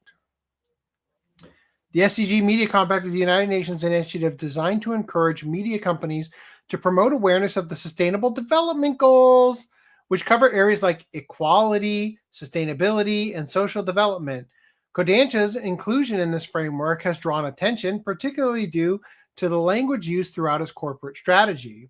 In the materials being circulated, Kodansha emphasizes themes such as diversity, inclusion, and global storytelling, noting its aim to share narratives not only within Japan, but worldwide.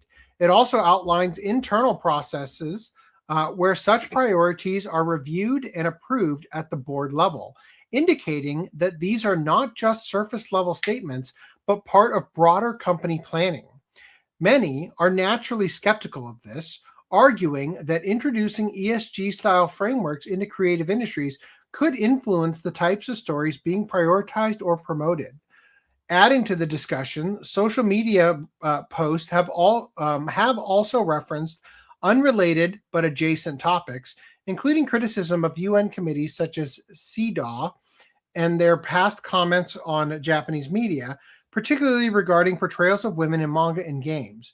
While these issues are separate, they are being grouped together in online conversations as part of a broader concern about outside influence on Japanese media. Hold on.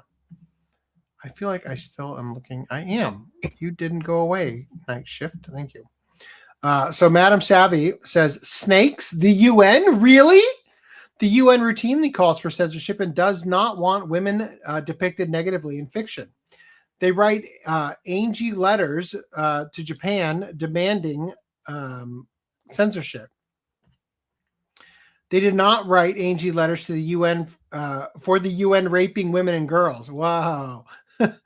Why did the UN seek this out? Why now are they trying to get involved? The UN is evil for pushing the UN is evil in general. Japan will halt funding to the UN to the UN's panel on women's rights, the Committee for the Elimination of Discrimination Against Women, following the panel's repeated demands for Japan to undergo reforms that will allow a female monarch on its throne. Damn. According to the Japanese laws and traditions, only males can ascend to the chrysanthemum throne, which the UN panel claims is a form of discrimination against women. Gasp. Japan has responded by filing a formal protest to the UN, canceling a planned visit to Japan by CEDAW members scheduled for some time this year, and now the funding withdrawal. So Taro Yamada said, on October 29th, the Committee on the Elimination of Discrimination Against Women, the CEDAW, published its concluding observations on Japan's 9th periodic report. This was prepared after a face-to-face review of the 9th periodic report and the implementation of the Convention of the Elimination of All Forms of Discrimination Against Women held on October 17th. The final observation expressed concern that pornography, video games, manga, and other animated products may promote gender and sexual orientation-based violence against women and girls, and recommended that existing legal measures and monitoring programs be effectively implemented to address the production and distribution of pornography, video games, and animated products that promote discriminatory gender stereotypes and reinforce sexual violence against women and girls. Really sounds like an organization of Karens, doesn't it? However, although the content of the face-to-face review have been confirmed with the government, the Cabinet Office, Gender Equality Bureau, and the Ministry of Foreign Affairs, no questions were asked about manga, anime, and games. Despite not being confirmed during the face-to-face review, the concerns were clearly expressed. The one-sided content of the review denies the freedom of expression of manga, anime, and games and calls for legal measures and monitoring to be implemented, which is extremely unjust. We will consider requesting that the sources and grounds be disclosed and also requesting a retraction if this is not possible.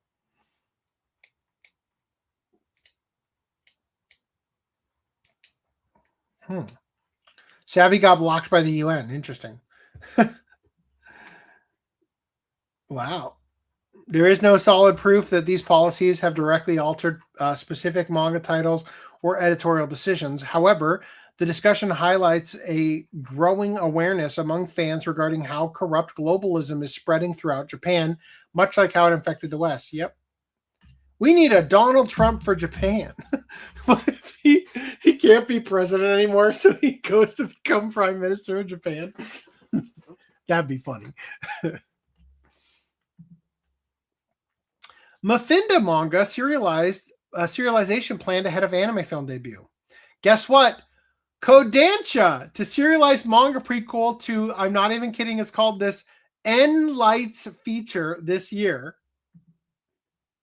Mafinda was previously announced as part of the US-Japan studio and multimedia company N-Light, which also has a manga prequel in the works ahead of its film debut. Now, Kodansha is set to serialize the Mafinda manga in its Biblio Series magazine this year. N-Light founder Cristiano Terry, definitely Japanese, writes, and studio art director Tom Lintern, another Japanese person, illustrates the manga, working collaboratively with storyboard artist Komo Warita. There we got one. The film story centers on Congolese mythology, with Chojin Light referring to it as an Afro anime project. And the manga will cover more of the world behind it with the help of dual protagonists Nasambi and Odi. Kodansha supervises the creative team alongside Chojin Light, aiming for a run that spans multiple volumes. The film's original story comes from Cristiano Terry and Congolese-American artist Patience Leakin. Masao Mariyama produces, Gisaburo Sugi directs, and Dart Stagio founder Arthel Isom co-directs. Jaden Smith is among the cast members, taking on the role of Kozo. Whoa! 2 very real animes that Jaden Smith is now in, huh? The Mafinda film was first announced at Annecy in 2023, with U.S. animation distributor G-Kids joining in on the project with Viola Davis and Julius Tennant's Ju-V Productions. Here's how Chojin Light describes the story. A 13-year-old Congolese girl is transported to the Mafinda, a primordial forest of spirits, gods, and ancestors. There, she joins another young girl from a different time and embarks on a journey to find her way back home during a time of conflict between humans and the spirits of nature. Damn. I wonder why the Congolese don't have their own animation studio making it. That seems weird, right? Moving on. Made in Abyss fans are having a civil war over a censored fan remake. Yeah, let me read it to you here. Project Remia, content-safe manga fan edit, volumes 1-4, out now. Hey everyone, we've been working on a fan edit of the Made in Abyss manga aimed at people who want to read the story but are uncomfortable with some of the sexual content involving minors. Not bear in mind, they're perfectly fine with the gore content featuring supposed minors. I forgot to read the actual tweet here. Sanitized edit of a Made in Abyss, so people can recommend it without feeling embarrassed. The subreddit is such a tourist dumpster, it's not even funny. Reminder that it's not a place for actual fans. This image makes more sense as time passes. Pitch. Here's the thing. I love it, but let's get rid of the unusual bits so it fits with everything else. Oh no. Sure feels that way, huh? So we need to normalize what? We need to normalize people like dropping something if they don't like it. Like, yeah. Hey, here's an option for you. Don't watch it or read it or whatever, how like Well, what's that thing they always say? Oh, you're not the target audience. Oh. Meanwhile, Kojima Productions' job listing sparks DEI and globalization panic. Well, that's fun while it lasted. A viral tweet claims Kojima Productions might be pushing DEI and globalization agendas through new job listings, a turn of events that many suspected was merely a matter of time. The post zeroes in on a role titled Interpretation and Translation, English to Japanese, highlighting 2 suspicious lines: that the job helps promote globalization within the creative studio, and that being familiar with DEI and internationally minded initiatives is listed as a preferred qualification.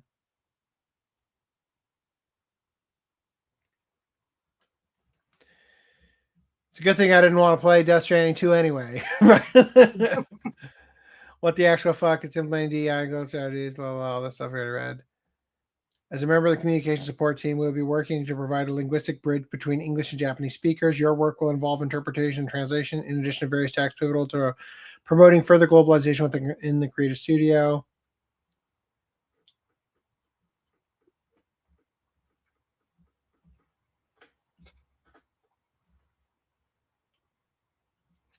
You'll be in charge of all aspects of human resources, including hiring, the position. See, and that's the problem. It's where you get to be the one to hire the other people who are shaped like the box that you cut all the important, interesting parts off of. Right? That's the big problem. I don't want to read all this. How many times is that same shit posted? This move to push globalism and DEI isn't particularly surprising, considering many Western companies have been doing so for over a decade. Oh, well over a fucking decade.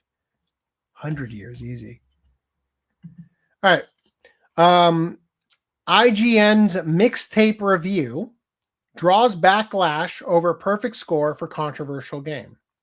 So last podcast, you guys will recall that I said that none of the outlets that we normally cover things from had written anything that was worth reading about mixtape. So I had to jump off of the 10 out of 10. Like, is it a 10 out of 10? And just a reminder, that was from Niche Gamer, just a reminder on this. I don't think the game deserves a 10 out of 10. But personally, I think that there are a lot of overreactions happening within the anti-sphere. But I thought it would be interesting to sort of give you guys a little bit more details on this from what we covered last podcast. So, video game review outlet IGN is facing major backlash after awarding the controversial game Mixtape a rare perfect 10 out of 10 score. The publication, long joked about online for routinely handing out 7 out of 10 ratings, has reportedly given only a small handful of games perfect scores over the past 3 decades. That makes the review especially notable. All right. So I saw this from Pirate Nation last week. This is an interesting pattern in IGN reviews. It appears they give better reviews to games that, quote, don't appeal to the male gaze. So Stellar Blade, 7. Crimson Desert, 6. Lollipop Chainsaw, 5. Mixtape, 10. A masterpiece. Dragon Age of Veilguard, a 9. Amazing. Marathon, amazing. Oh, 9. Jesus Christ.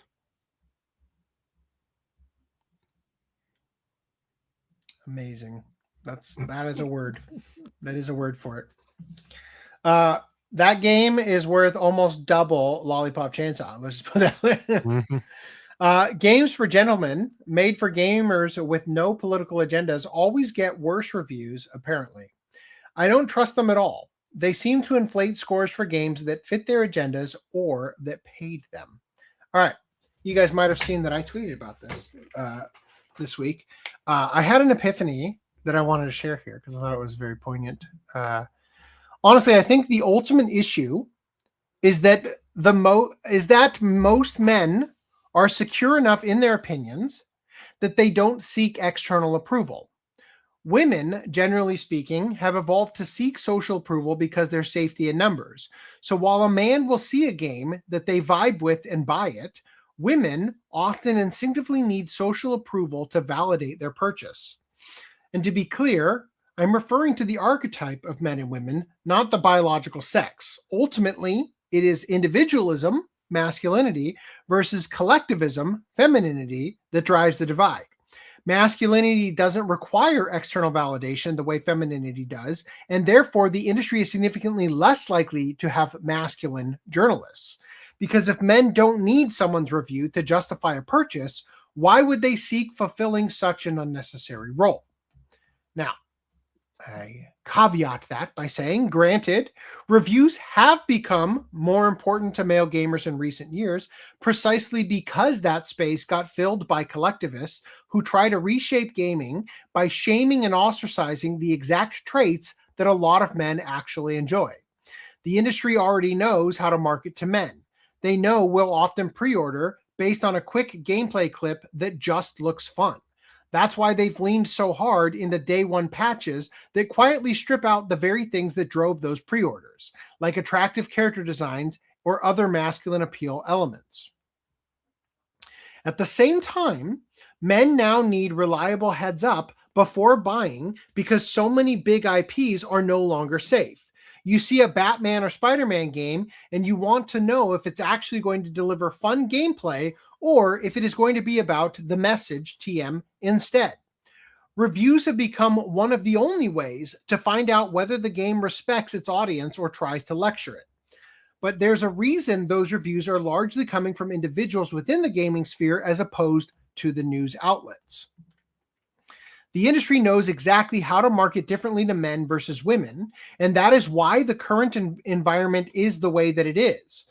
These days, it often takes somewhere between 20 to 30 impressions before someone finally decides to make a purchase. This is a marketing accepted number for entertainment and things, right? In entertainment, that can be seeing a trailer, spotting a poster, reading a review, hearing a random mention in passing, or whatever else. The movie business figured this out long ago. If the first round of marketing gets you right to the edge of buying a ticket, but does not quite push you over, they get additional chances later through award shows. It's not even about people actually sitting down to watch the Academy Awards. What really matters is everything that comes after. For weeks, you get articles, hot takes, arguments online, and suddenly your TikTok feed is full of people fighting over who should have won and why this movie or that movie is actually deep and important. All that extra discourse creates the additional push that tips undecided people into finally streaming or buying the thing. They prey on the good nature of the average consumer by presenting these award shows as noble celebrations of artistic achievement, when in reality, they are a sophisticated form of marketing in disguise. They exist to manufacture consensus and create that later round of social proof. People typically assume everyone involved is acting in good faith, so they do not see the manipulation for what it is. Game reviews and award shows both serve as those extra rounds of marketing. Since the industry knows most men do not need external validation and will buy whatever they vibe with anyway, they do not bother giving high scores or awards to those games. Instead, they hand out glowing 10s and trophies to the titles that actually need that manufactured social proof. The ones aimed at the more collectivist and feminine mindset that cares about peer approval and wants to feel morally superior about their choices. This is why IGN gives perfect scores to a bunch of mediocre games when they push progressive causes or let people virtue signal. It is why games with strong masculine appeal, like Stellar Blade, barely get acknowledged. And it is why the Game Awards so often celebrate titles that underperformed in the actual market. They are not rewarding what the core audience loves. They are deliberately moving the needle on the specific demographic that relies on the consensus to feel safe making a purchase. That makes sense? Mm-hmm. If a man doesn't need to be convinced to buy a game, then it won't help to give the game awards to convince them to buy it, because they either liked it or didn't like it. It's that fucking simple, right? For the most part, you don't need to be swayed in that regard. Developed by Beethoven and Dinosaur and published by Annapurna Interactive, the game is a nostalgia-driven coming-of-age story set in the 1990s. It follows 3 teenagers during their final night together before graduating high school. Even before release, however, Mixtape faced accusations of being an industry plant. Quote, published by the daughter of the 5th richest man in the world, government funding, fully licensed soundtrack despite being indie, perfect scores, expensive gift sets sent to content creators. Mixtape is an industry plant, and you can't convince me otherwise. Despite its indie branding, the game features a soundtrack packed with the major artists, including the Smashing Pumpkins, Joy Division, and The Cure. Licensing those songs likely required a substantial budget far beyond most small indie projects. And it doesn't have a physical release, so people are concerned that when the license end, that it would be delisted, which Annapurna Interactive came out and said, we heard some people say Mixtape would be delisted due to music license expiring. That was a lie. Have a great weekend, everyone. Mixtape song licenses were paid in perpetuity, so don't expect licensing issues to lead to delisting. Well, so it costs you even more. So Random 11, this is the thing he's talked about with like Grand Theft Auto and stuff. He's like, why don't games just do this? Like have it perpetually licensed, right? And the one game that gets it is this dog shit. Yeah, Randy's the one who sent me this tweet. It was a good, like, it's a good say move. what you want for, say what you want for, like, what it meant for their indiness, right? Yeah. But all games should do this, future-proof themselves by getting perpetual licenses. Yeah, and just now, so that we're clear, go ahead. I don't know if we talked about it on podcast or not, but there was that, like, that musician that was offered some like pittance by GTA for GTA 6 to be in a song, to have his song on the radio, I think. Yeah, and he was like butthurt that it was so little and blah blah blah. But it's like, you need the perpetual license. Like, I'm sorry, you can't just get like it'll be for 10 years and then 10 years come by and look at that. Look at how long it's taken for GTA 6 to come out. Yeah, like exactly. So it's like, no. Yeah, totally. Now I'm kind of shocked that they got Smashing Pumpkins, because they're it must have cost an arm and a fucking leg, huh? Right? That's kind of the point. So that only furthers the argument that it is not actually an indie game. That it is a wolf in sheep's clothing. Maybe not a wolf, but like that it's wearing the costume of an indie game. Right. Yeah. When it has big financial backing. Right. However, I would like to state that personally, although I think it's true that it is nepotism, that it is, putting on the wolf. I don't want to say wolf. It's cosplaying as an indie game. Lipstick on a pig. I don't think that is a valid criticism. Like that's ad hominem to me, right? Yeah, it's probably true, and it's deceptive. The quality of the game, sure. I don't think that being, for example, Maya Hawke, who plays Robin in season 3 onward of Stranger Things, is the daughter of Ethan Hawke and Uma Thurman, right? In season 3, she was fantastic. The reason she's not fantastic in the other seasons is because the writers didn't kill her off and they didn't know what to do with her. That's basically it, right? Her talent was there, right? Makenyu, who plays Zoro in the live action One Piece, is the son of Shinichi Chiba, right? Sonny Chiba. And he's a huge star, but he's great, right? Like his talent is there. Just being related to a celebrity does not discredit you from having talent, right? If Michael Jackson's kids, right, grew up and were as good at dancing as he was and whatnot, right, you would celebrate that. It doesn't matter that they have the genes of a celebrity who became the god of pop or the king of pop or whatever they call it. You know what I mean? Like, it doesn't fucking matter, So personally, although it is true that they are masquerading as an indie game and they're downplaying that for the sake of marketing, I don't think that specific argument holds up when you are critiquing it as a game, right? There are other arguments I think do hold up, and we'll look at them, right? But just so that we're clear, I don't think that you'll never catch me using that as a reason to dislike something. I do say that, like, I agree with you, but it should affect the ability for them to get awards, like indie awards, Well, like I said, as a man, I don't give a fuck about the awards, right? So I couldn't give a shit either way. Critics also pointed to the game's aggressive marketing campaign, which included elaborate promotional packages sent to online influencers before launch. Yes. So I'm woefully pissed that none of the outlets wrote anything about these and included screenshots or videos or shit. I did see Asmongold covered it.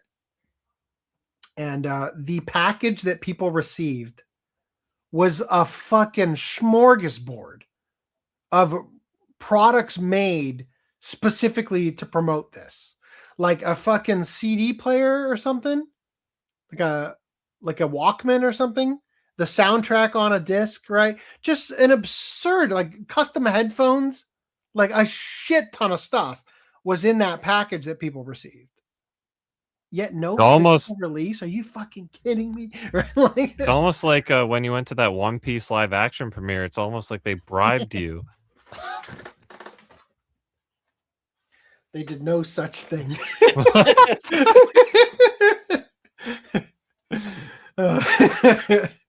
Straw Hat Chud. IGN frames the title less as a traditional challenge-based game and more as an immersive emotional experience. The review says there is, quote, no interest in fail states or high score chasing here, instead prioritizing existing in and enjoying the moment. It adds that the game's simple mechanics intentionally reflect its nostalgic tone, with each sequence designed to, quote, elicit a fresh emotion through interactivity in a way that only video games can. That seems so like fucking HR talk, you know, like make our game is shit. HR speak it into like meaning, you know, like, we intentionally made it a low effort because that was our artistic endeavor into showing you the emotional state of teens in the 80s or whatever, 90s, what the fuck, like bullshit. The backlash towards the IGN review is clearly visible online. Some players claim Mixtape, quote, literally plays itself, arguing that entire sections can be completed with little or no controller input. This individual said, I rarely do this, but movie games like Mixtape that barely has anything that can be called gameplay is scoring a 10. While games with a lot of gameplay and genuinely fun to play are getting lower scores, it's not sending the right message to game developers, companies, and publishers. And this is the problem, is that the only people who actually give a shit, really, about the awards are the fucking companies. They will routinely try to manufacture an award. Like they will literally build an entire game just trying to hit that algorithm, the way that somebody like Mr. Beast will develop a video where in his mind he's thinking of the thumbnail and the title before they even start filming, because he's going to make it go viral. That, like, figuring out that algorithm is the same thing for game studios and movie studios to try to win an Academy Award. And they routinely will try to do things to make the people at the award show see them better rather than the consumer, the people who are buying the product, right? I will say, just in terms of like getting a 10, right, from IGN, if a game is not giving you many opportunities to have a meaningful input into the game, then there's less opportunity for there to be a fuck up, right? True. Like, so in terms of both in terms of the development and in terms of the user experience. So like the development, they have if you're developing an interaction system that with the user or with items in the world, right? If you have to decide, okay, how do I want the user to interact with this object? There's more chance for you to fuck that up as a developer if you make it into some like system, right? As opposed to, oh, well, it just plays itself. And like you literally can't fuck it up because there's one way to play it. You don't, as a user, don't really have a choice. It's just going to play a video essentially. Yeah. And then same in the user experience as the player. So in terms of the developer, like they have a less risk doing it this way as opposed to making an actual system and allowing user choice.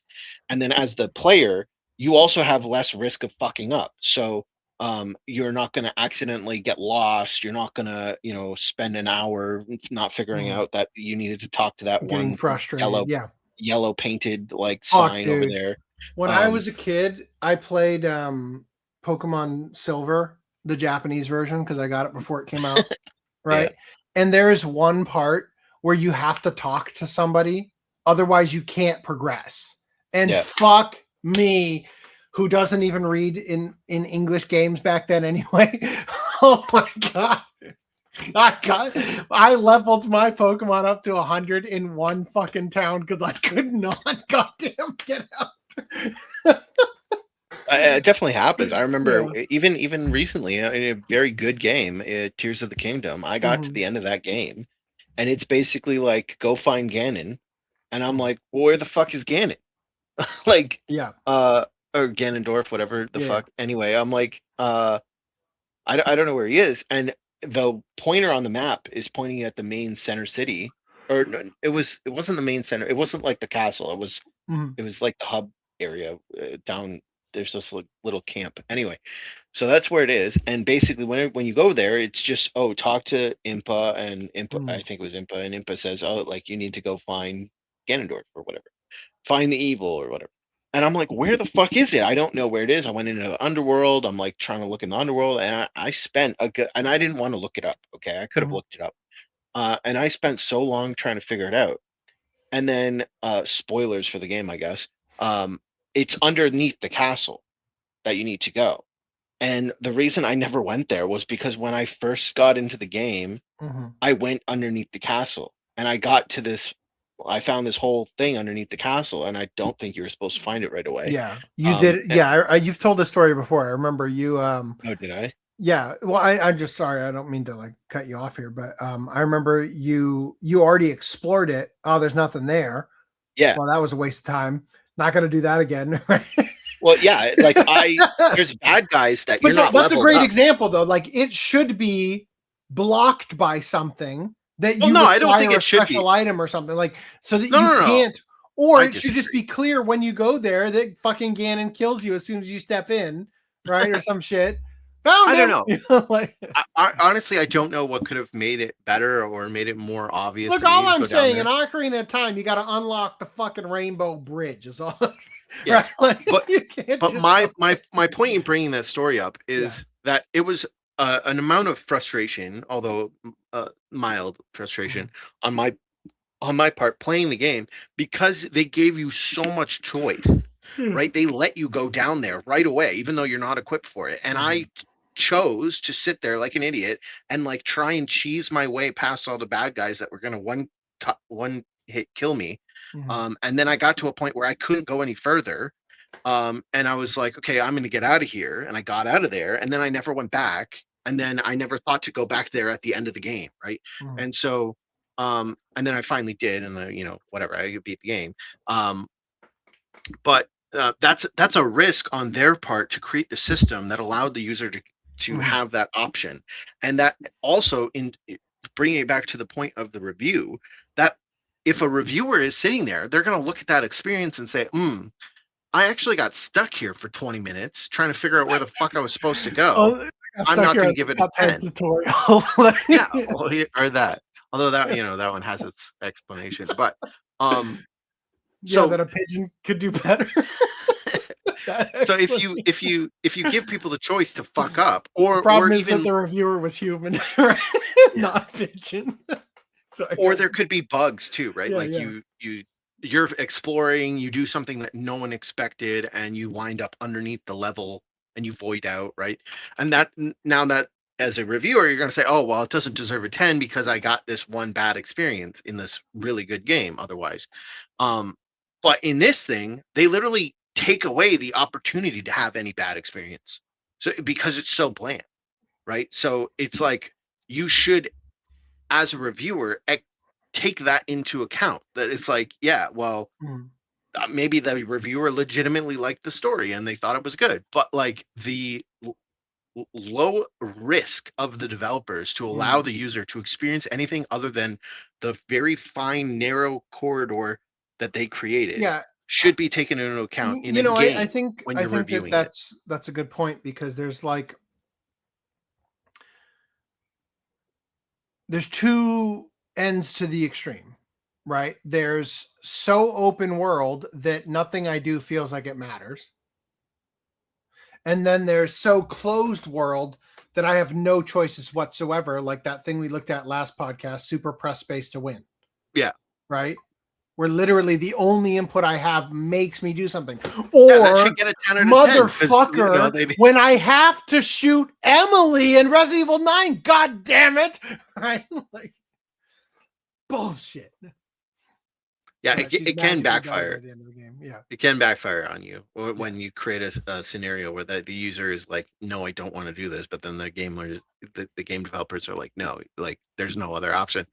You have to kill this character. But for the most part, it's like if you're creating a small little narrow passageway, you can't, as a reviewer, you shouldn't be able to say, okay, well that got a 10 because it succeeded in being a small little narrow passageway.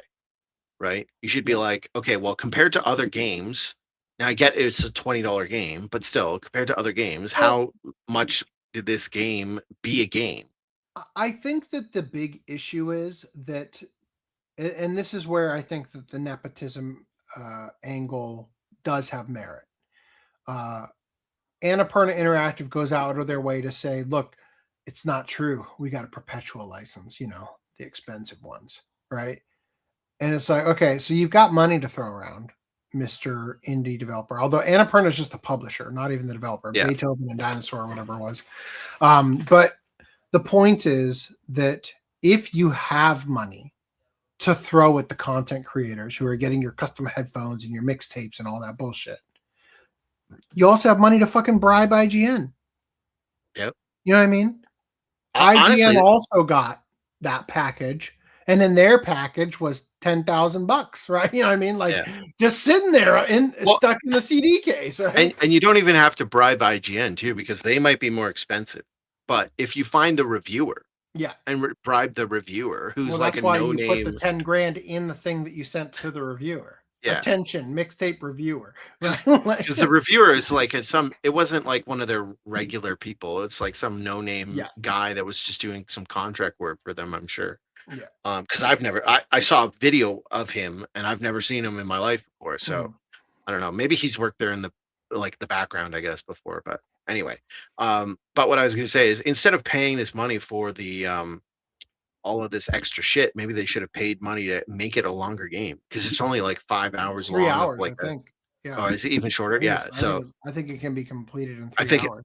It's like a 3-chapter thing, and it's like I get it's $20, but like I don't know. It just for a game that doesn't give you many options, it seems like it should have just been a movie at that length, especially if it's only 3 hours.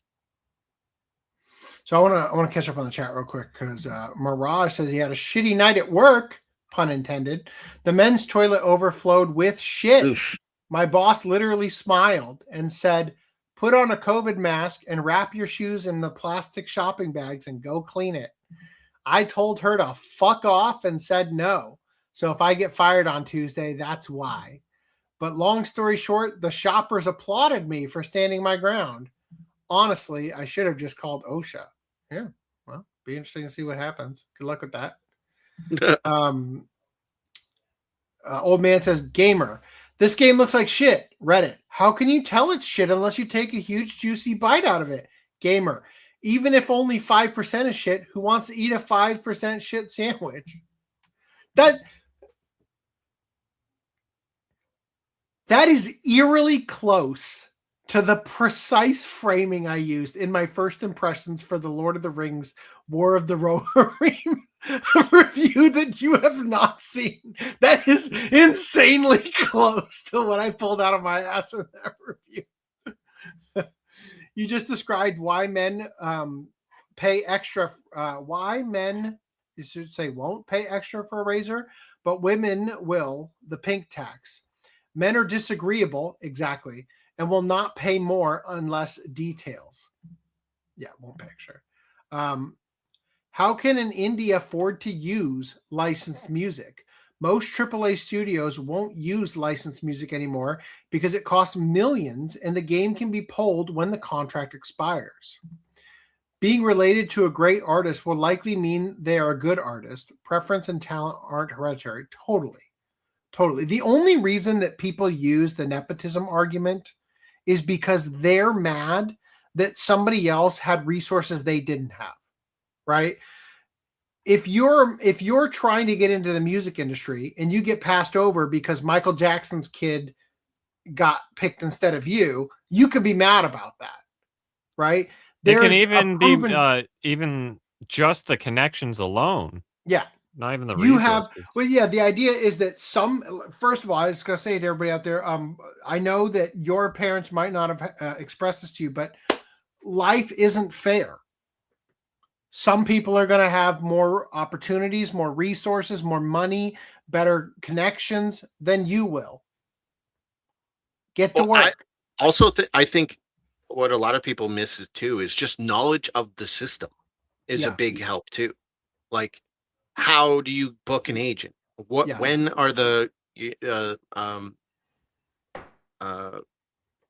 auditions and shit? Like, you know, how to put yourself out there, where you should stand to get noticed. Just like metaphorically, a person who has a Roth IRA account will have a kid who has a Roth IRA account.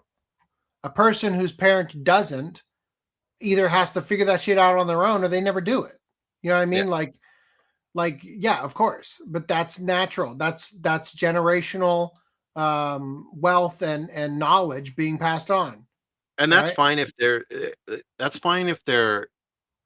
acknowledging if some. I don't even think that people have to like bend over and say, look, I know I'm privileged, but the one issue, like, obviously, if, like you said, if you're the one that's passed over in lieu the issue is when people say, I got here on my own with a small loan of $1 million.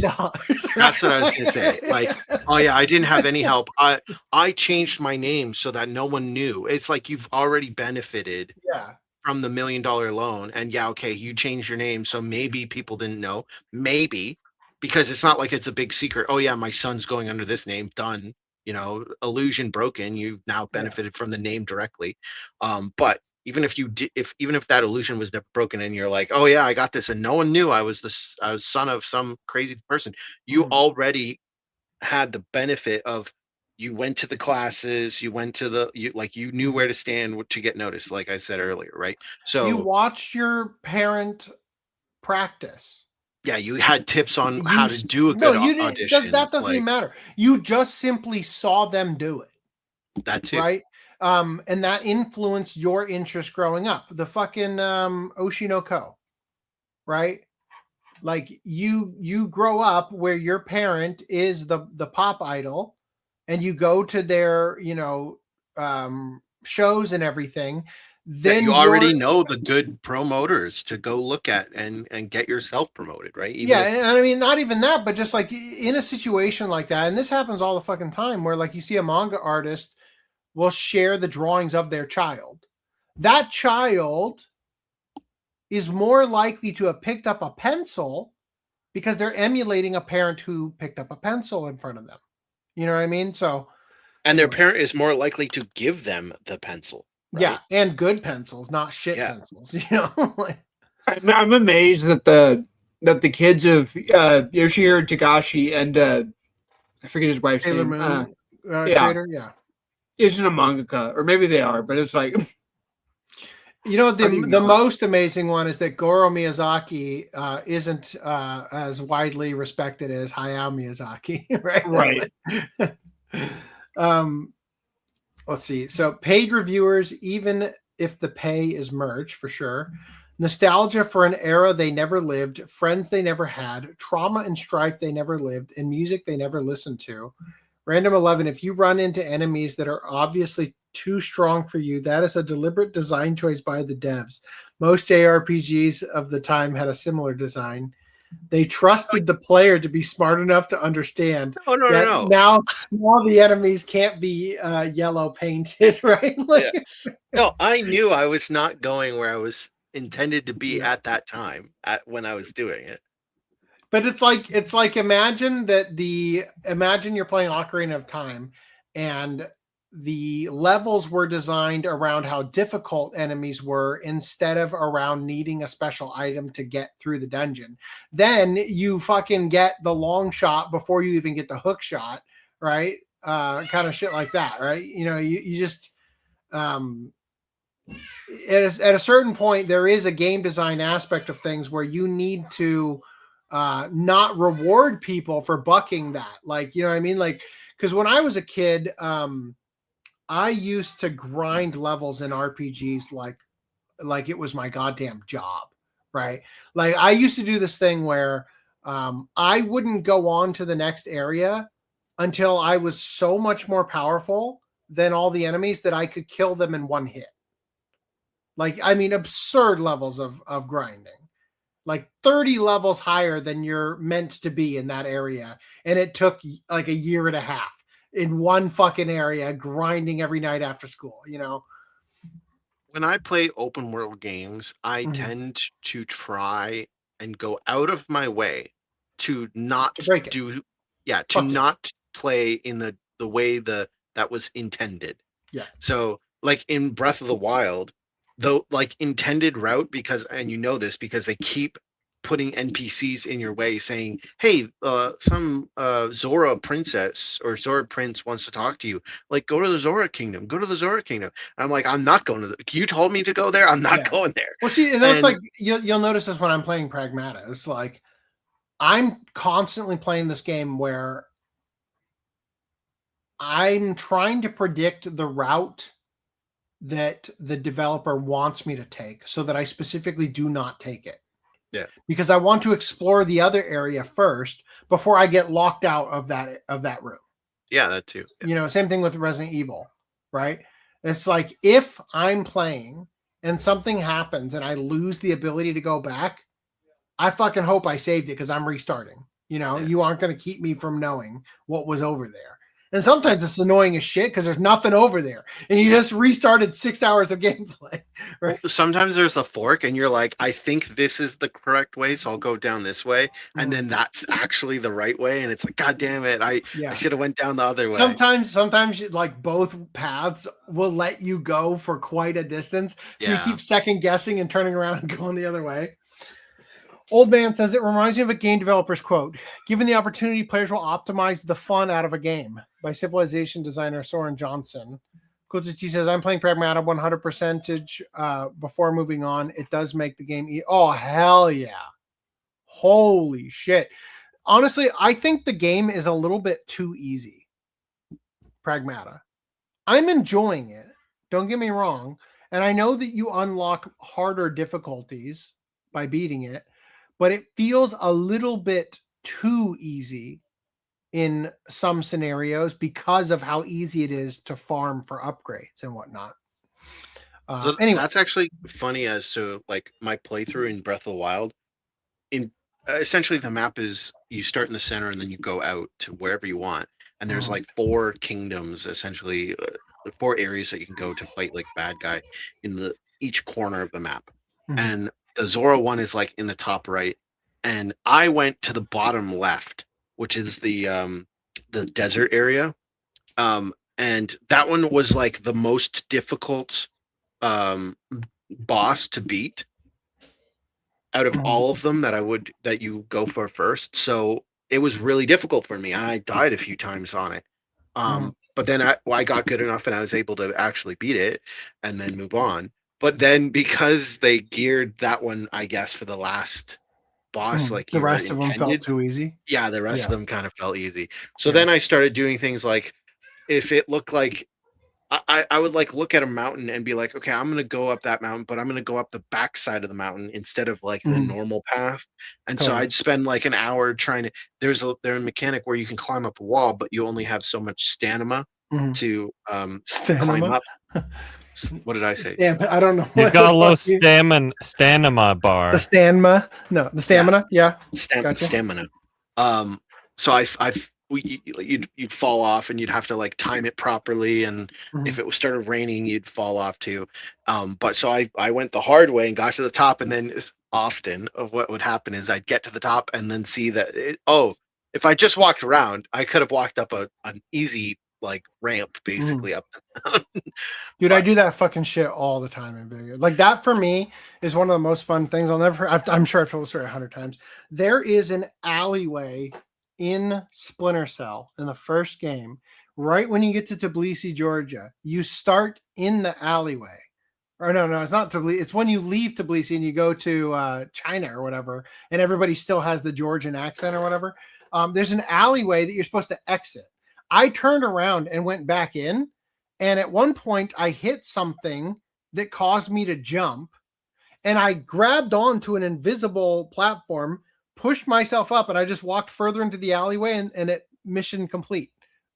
Perfect score, right?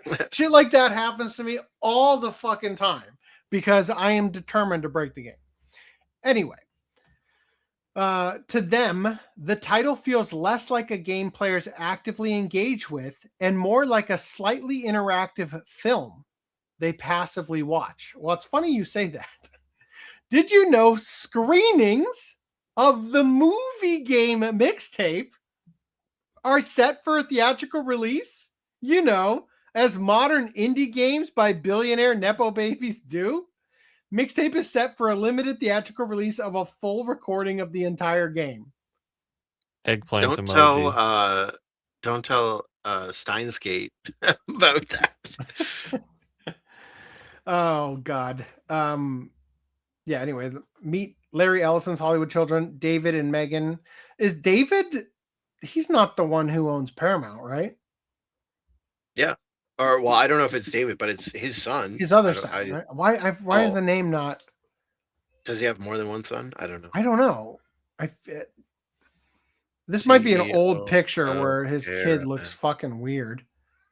Yeah, David Ellison. Okay, I guess it is. All right. Anyway, the heirs to the Oracle co-founders' billion-dollar fortune are Nepo babies in film, but remain largely behind the scenes. Yep, that's how they're able to. Well, I mean, the CEO of Paramount isn't really behind the scenes, but okay. Well, that was 2024. Yeah, maybe that was before. Anyway, oh yeah, and then this friend said that's all mixtape was, just a failed movie trying to cash in on video games because it's a more popular medium than movies. This is how Hollywood is going to try to sell their garbage movies now, since people aren't going to theaters anymore, selling interactive movies. Yeah, honestly, I can see that happening. You know, it was a good game that got shelved because of a stupid reason, but it was essentially a movie. The Black Mirror episode that was like the choose your own adventure thing on Netflix. Telltale or something? No. No, there was like a Netflix choose your own adventure like show where you got to pick how things went in the episode. It was technically an episode of Black Mirror, but it was like a standalone thing. Yeah. It was called Bandersnatch. Bandersnatch, yeah. I didn't. But you can't play it no more because some shitty company was like, you can't use that name. Others argue that exceptionally high scores from outlets like IGN send the wrong message, not just to readers, but to the gaming industry itself, by rewarding cinematic presentation and atmosphere over gameplay depth and player agency. Yeah, the scores are in. A 10 out of 10 from IGN, a 10 out of 10 from DualShockers, a 10 out of 10 from the Indie Informer, a 10 out of 10 from CG Magazine, a 10 out of 10 from Gaming Trend, 10 out of 10 from Gaming Net, Insider Gaming, Screen Hub, Steve Ivor, The Sixth Axis, Use a Potion, Video Game Chronicle, Voxel, Well Played, Xbox Tavern, Hobby Consoles, and a 9.6 from Playfront, a 9.5 from Gaming Cipher, and a 9 from GameSpot. I will also say that while they probably $10,000, $10,000, like they probably did all have like different reviewers. Wouldn't it be? Yeah, I was gonna say, wouldn't it be funny if it was all the same guy? Like, well, hey, we're sending you a free teammate to work on this. Here it is. So, like, some of these I've never fucking heard of. Survivor. And I know IGN owns like a bunch of like I think they own GameSpot now, or maybe not, but so it's like literally it's a hand me down from the top main company that just gets applied across the board. Like, if you're doing reviews, you shouldn't be able to own other companies that also do reviews. Yeah. But yeah, so it's, and then it's like some of them are just like, who's the Sixth Axis? I've never fucking heard of them. What was the Pornhub review? You can buy fake reviews, but you can't buy gamers. I think this is old, but still, I don't think it's doing much better. To be fair to them, though, it doesn't sound like it's got any replayability. And so it's only 3 hours, you said. So 3 to 5, let's even say 5 hours if you're doing it slowly. So it's like they don't really have a very good ability to capture a high peak. Like people are going to play it, move on. Even if they liked it, they're never going to come back to it. It's not like they're going to play it again. No, exactly. And that's actually going to drive down the overall numbers.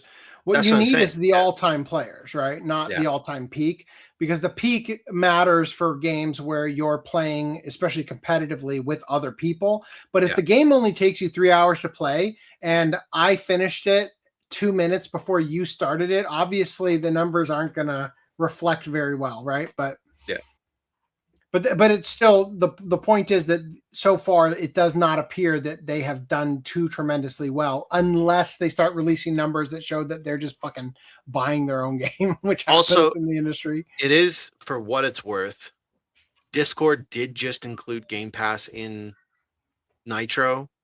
So now this is part of it.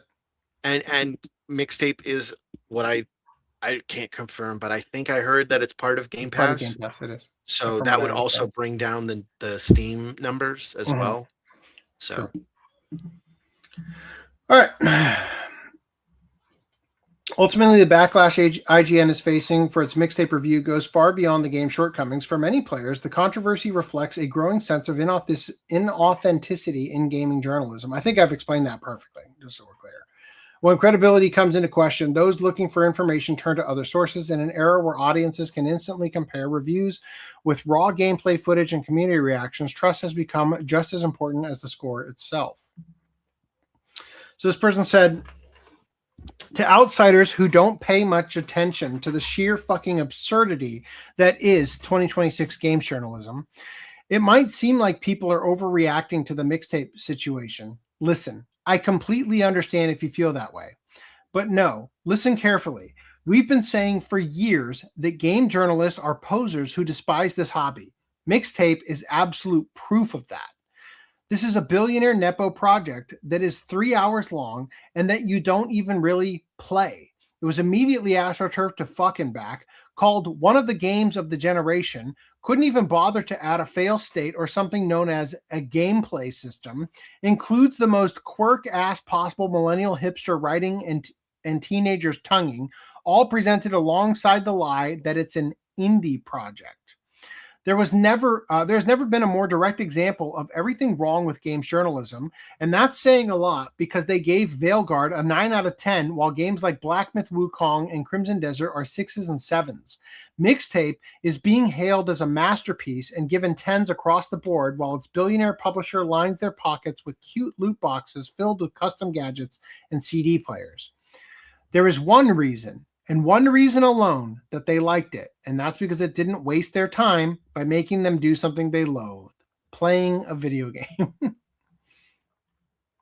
If you're mad at this score, you're outing yourself as never having hobbies, never having a friend group, never having a relationship, and never being able to just stare at the ceiling with the buddy talking about life. No holes for the tape to be read. This would be a horrible way to rewind a tape. It would take forever. This trick was only used to retract tape back into the cassette if a player pulled it out. Also, cassette tapes have A and B sides. You don't need to rewind unless you're specifically listening to one side. Wrong hole. This would be the incorrect direction to rotate the pencil, even if you were trying to rewind the tape. If you rotate it counterclockwise, you will dump the tape out of the cassette. This should be rotating clockwise, right? Because it's telling you to rotate it to the left. And the cassette is upside down for them to have written on the thing. Dude, it's almost as if they knew all of that and decided to do the opposite. Like they had attention to detail, but were like, no, let's trigger the chuds. So this person said in Portuguese, be the mixtape. a small Australian studio made up of ex-rockers building an entire game around a Devo song, writing the playlist first and the story after, making characters clap exactly to the music's rhythm, creating a mini game where you controlled two tongues during a first kiss, turning a supermarket cart race into helicopters, live television, and absolute chaos. Justify everything with, at least that's how I remember it.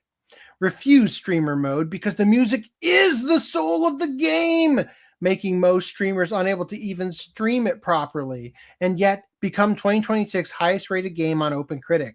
Length 3 hours, price $20, just one ending. While AAA studios spend hundreds of millions, a broke group from Melbourne with good musical taste just won Game of the Year.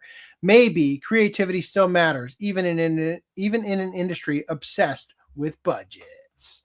And a broke group from Melbourne. The financial backer mixtape is Megan Ellison, daughter of Oracle CEO and founder Larry Ellison, one of the top 5 richest men alive. She probably uses $100 bills as toilet paper to wipe her spoiled ass. This game has no excuse. Just because a studio is small doesn't mean that they are poor and struggling for money. We got to stop giving indie stuff the pass all the time, or it'll just become like mainstream.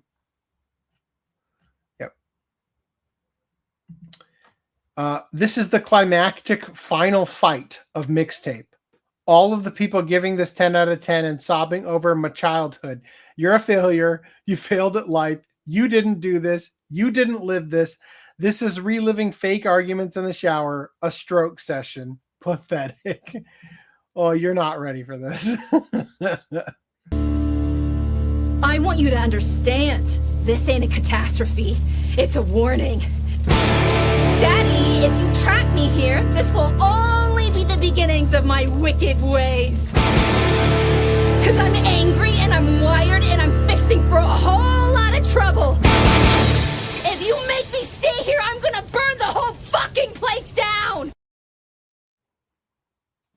Brought to you a Disney Channel original movie. Yeah. I bet they thought, oh my god, we're so badass. Oh yeah, the way we wrote that. Oh, that was mega cringe. Yeah. It was even less cringe the fact that they put the "durr" behind every phrase.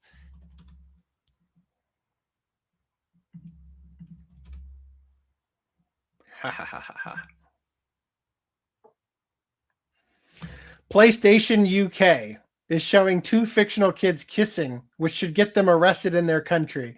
But since it is an anime style, nothing will happen. Jeez. All right. Meanwhile, Forza Horizon 6 inserts in pronouns and prosthetics selection. Aw, come on. They have the stupid Gundam thing, and they're going to undermine it with this? Coincidentally, IGN also gave this a 10 out of 10. It's a masterpiece. The new standard in open world racing is here. Forza Horizon 6, a Gundam masterpiece. I can see why IGN likes it. Why does a car racing game need body types and pronouns? Also, what the fuck is body type 3? You got to imagine that's the FUTA body type. Yeah, oh. Boobs and an erect. It gives you the illusion that you're picking your custom body. Yeah. Oh, fuck. Okay, here we go. Forza Horizon 6 is already drawing criticism after screenshots showed that the game allows players to select both pronouns and prosthesis types. Where's the wheelchair? Also, why are they limiting you to they, them as the only alternative pronoun? Where's Z, What about Zer? Z, Zim? Zero. And these are in French. What about cat self? Dragonkin. It. Don't forget it. You couldn't expect it is a slur. 11 out of 10. Come on. No, some people like to, you can't judge the people that like to be known as it, Putnam. Not a slur. Says here, yet more pandering and pushing of nonsensical gender ideology into video games. A Reddit thread drew attention to this matter and even provided screenshots showcasing the pronoun selection and prosthetic customization. What about attack helicopter? How come I don't get a Popeye the Sailor Man style arm, huh? What if you want a hook? The user pointed out that French has no neutral pronoun, saying EL doesn't exist. The criticism focuses not only on the presence of pronoun selection itself, but on how this type of Western inclusivity language is being carried into other languages where the same terminology is awkward, politically loaded, or not traditionally accepted. Latinx, anyone? The prosthesis customization has also been interpreted by critics as another example of modern Western games inserting representation features regardless of whether players actually ask for them. While supporters would likely argue that pronouns and prosthetics are optional customization choices, critics see the inclusion as yet another case of big-budget Western games making identity-based features feel mandatory in the name of inclusivity. For players already tied to seeing character creators increasingly shaped around gender identity menus and representation checkboxes, Forza Horizon 6 has now become one more entry in a growing pile of Western games that apparently can't even let people drive cars without stopping to ask for their pronouns first. Do you even see the character like at all? Let's see.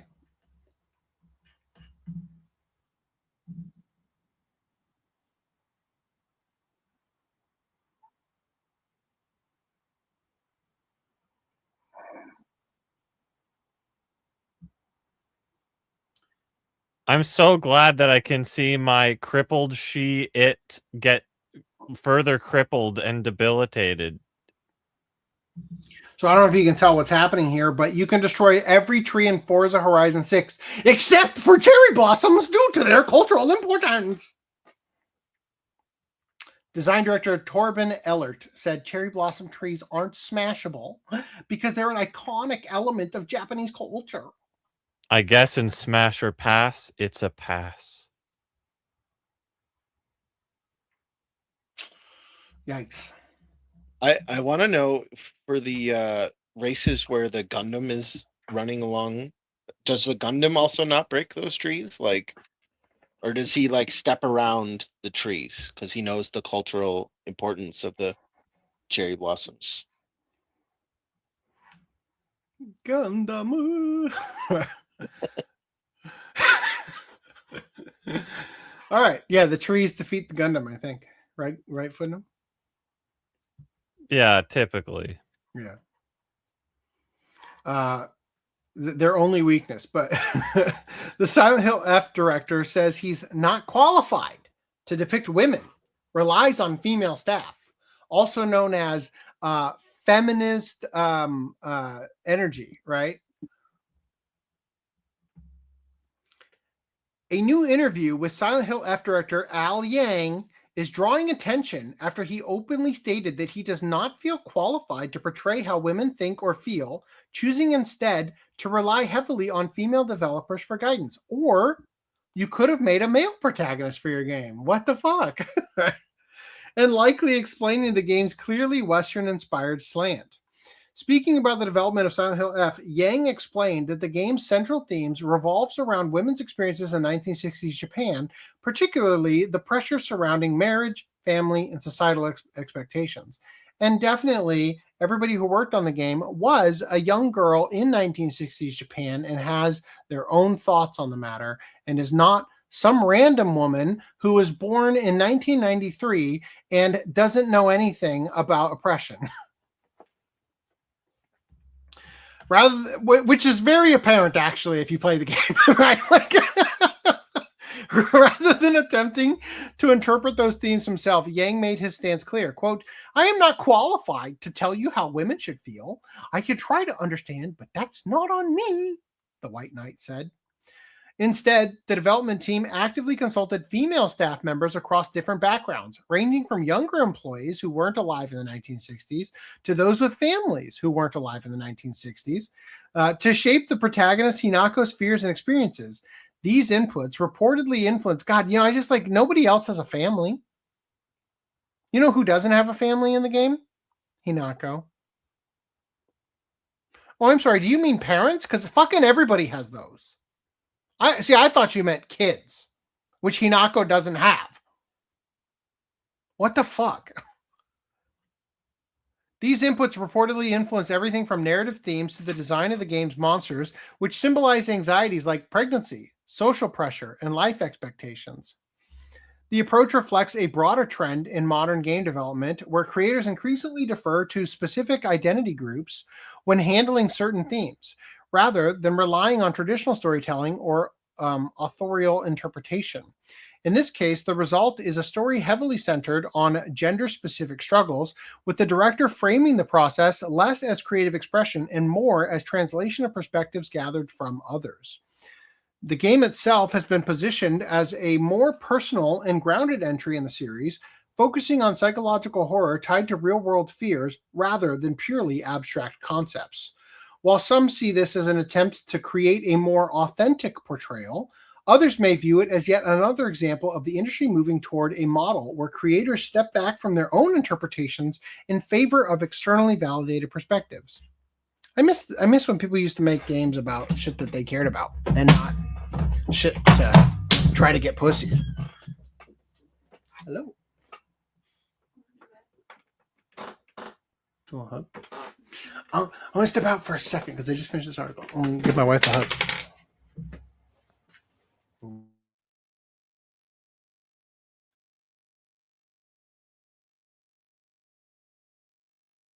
Body type 1, sedan. Body type 2, truck body. Body type 3, motorcycle. Maybe body type 3 was a transformer. That should be the only option. Body kits. Like, which body kit? Do you want the extended, the low rim, all that? I miss...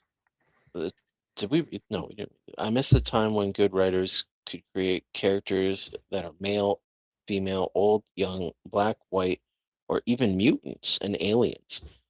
You didn't have to be Spock to write an alien character. Yeah. That's you also can't be you have to be an alien to play an alien as well. So Mexican. Now we know aliens are real. Oh. You didn't have to be a woman to write good female characters, yeah. And vice versa, because like freaking Fullmetal Alchemist was written by a woman, right? And there's a bunch of good male characters in that. Or just like, yeah. Sorry, not or, but yes to that. But for Horizon, like, what does it even need a character creator at all? Like, just no. Make you pick the fucking car. It is Microsoft we're talking about, so I want them to remake Need for Speed Underground 2 because I really like that game. But I also don't want them to remake it because they're gonna butcher something. Yeah, I'd be afraid of what they fucking do to it. Hopefully, like, I don't know if you saw, but Twilight Princess got a decompiled port to PC now. I've never played it, so that's why it's cool, because it's like, I can play on PC. You can now. Well, you could always play it on PC, through emulation, but now it's I mean, yeah, but that's not based. Oh, now you can be based and play it. But so hopefully, Need for Speed 2, Need for Speed Underground 2 can get a demake and port to PC. Decompile. Yeah, decompile. Technically, it already had a PC port, but like it doesn't work.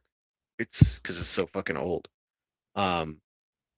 So it might be easier than trying to change that to like update it to a PC, modern PC capable game to like reverse engineer one of the console versions and port that to PC. Isn't everything men do to get reproductive access to women? Maybe. Where's all the reproductive women in chat? Yeah. We need more of those.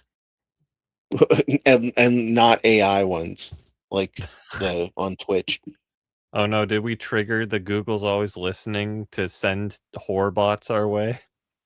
Oh yeah, there was one this earlier. You were I there, saw weren't that you? one. Yeah. In Horizon, I always made my characters bland as possible. Sort of a protest to all the cosmetics they add to the game. I figured that was time and money the devs should spend on the cars. Should have spent on the cars. Yeah. Yeah. The main thing I don't get is, do you even see your character? Like, it's one thing if it's like, you'll have a cutscene of the people outside of the car at some point, like, because there was a little bit of story to Need for Speed Underground too, but like Horizon's like a multiplayer like MMO racing game, right? So you're not really out of your car ever. You're just gonna go to a new race and race around and get in your Gundam. You don't get in the Gundam, you race the Gundam. It would be cool if you could be the Gundam and race as the This Gundam. could have been such a W game. Could I be a Gundam? Is that body type 3 is a Gundam? No, it's a Transformer. Honestly, that with AI the way it's going, that might be like, I want to play as the robot. Where's the inclusivity? Clanker self? The clanker selves. I want to be illegal in Tennessee. I guess that would be the non-binary option. It's a literal like C-3PO or some shit. But robots are binary. Well, how many you're right. prostheses can I add? Really? Let's be honest. You can't be a non-binary robot. It's impossible. I forgot the Elon Musk defense. You're right. All right. But yeah, like if they literally just made another Forza game and then it's like, now you can race a Gundam, this could have been a W. I might have considered buying it just so I could race the Gundam. But no, they had to be gay and dumb. You guys ready to continue? Can you bang the Gundam in this? Whoa. Wait, it said there were 5 questions or comments. Did you guys already get them? Yes, I went through comments. It was never mind. Starting here. If you want to go over them again. There you go. That's all right. No, if you got it, I don't need to rehash them. Okay. So this is a tweet from April 5th this year. Finally, more updates from Snowbreak devs. These are leaked images by the community, which I assume devs unofficially release. The game doesn't censor anything from what is shared, and I am looking forward to the eventual re-release. Snowbreak stands.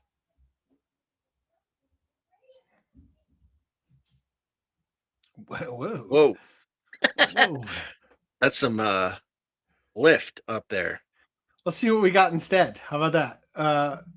Snowbreak Containment Zone returns from 2-month maintenance with heavy censorship. Oh, no. Maintenance. Jeez. Oh. Have the cliffs been leveled out?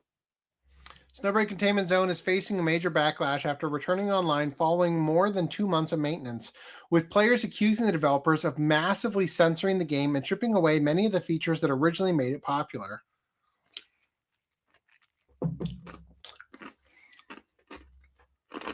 According to multiple viral posts circulating online, the updated version of the game contains extensive changes affecting character models, outfits, animations, interactions, and fan service elements across the entire experience. Snowbreak just came back after 2 months of maintenance, and it's completely censored. Chinese feminists and regulators forced the devs to nuke the game's entire identity. Massive censorship list from today's update. Model censored even harder than before. New characters have nerfed proportions. Jiggle physics has been completely removed. All menu / lobby / idle / victory animations are gone. No gotcha or summon animations. No character trailer animations. Paid background interactions on paid costumes have been deleted. Story heavily revamped and censored, especially Acacia parts. Decensor method patched out forever. Archive system removed. Can't rotate models in the menu or skin showcase. No free camera / spectate. Newest version has no ENG or like English or Korean voices. Defaults to Japanese. All costumes over censored, worse than CN versions. Is that the Chinese? Chinese. Shower scenes allegedly removed. Reports ongoing. Ultimate skill animations are also gone. This is the standard. North American EU global bypass completely deleted. Meaning that they used to have a version that was acceptable in those areas. Now it's just all of them are the same version of the game. You know it's bad when you can't rotate the model in the menu? Do I need to show? Okay, you can't rotate that. Exactly. How come we're not rioting in the streets already? Man. Right? I want to remind you, yeah. Americans fought a war over a 3% tax on tea. They're taking. I thought you were going to say for anime titties. Yeah. We've been over this. The Boston Titty Party. Let's go. Gooners unite, right?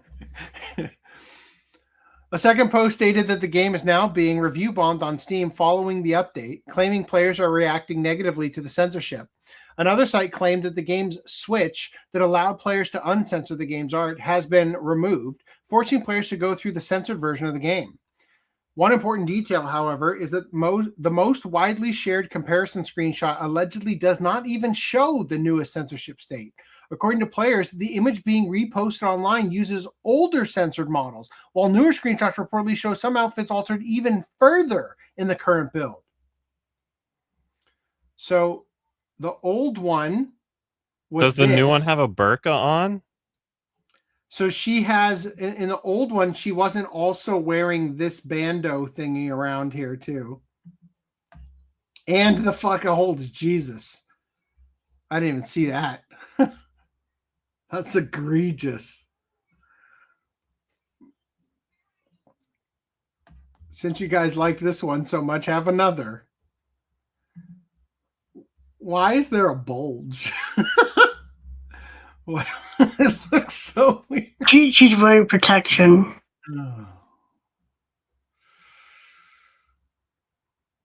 What's even the point?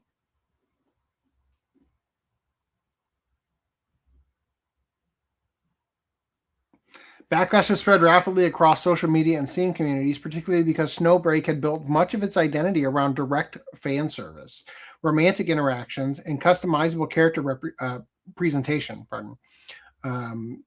For many players, the controversy is less about any single outfit change and more about the feeling that the game's overall identity has fundamentally changed over months offline. Yeah, definitely. Fuck yeah. Snowbreak Uncensor mod removes all the censorship. After Snowbreak Containment Zone returned for more than 2 months of maintenance with extensive censorship changes, modders have already released a fan-made full uncensored restoration patch aimed at reversing many of the controversial edits. The mod was released. This gets taken down, though. The mod was released through Ayaka Mods and quickly spread across social media and modding communities. Well, keep in mind, this is a gacha game, so as a live service... What? Yeah. No, you're right. Everything that comes after this is now censored, right? Like you got to manually uncensor it, decide what the designs are supposed to look like and all that.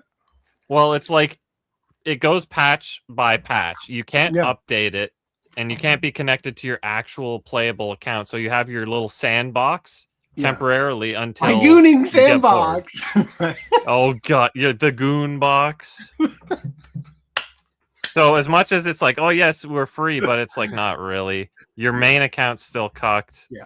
Any progress is meaningless because it's like you're on your sandbox, your goon box. The page notes that some older outfits remain censored because uncensored files for them are not available yet. Installation instructions are provided on the page, and creator also included a message thanking Chinese players for preserving uncensored assets. The uncensored mod appeared almost immediately after the game's heavily criticized update, which removed or altered numerous fan service elements, including animations, interactions, camera functions, physics effects, and costume details. The backlash was severe enough that Snowbreak began getting heavily review bombed on Steam, with many players arguing the game had abandoned the fan service heavy identity that originally made it popular, for sure. RIP. Meanwhile, Zenless Zone Zero's Promea is leaving players speechless with her sex appeal. Promea, the latest female character to grace the revered Zenless Zone Zero, has been bombarded with high praise as the woman wears two outfits, with one being able to be discarded to expose even more of her to expose her more scanty one beneath.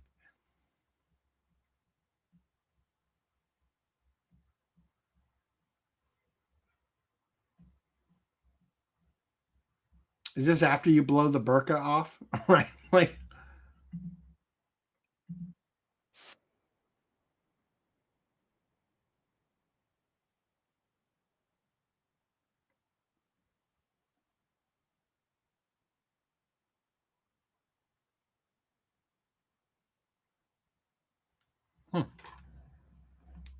I don't know where her outfit went.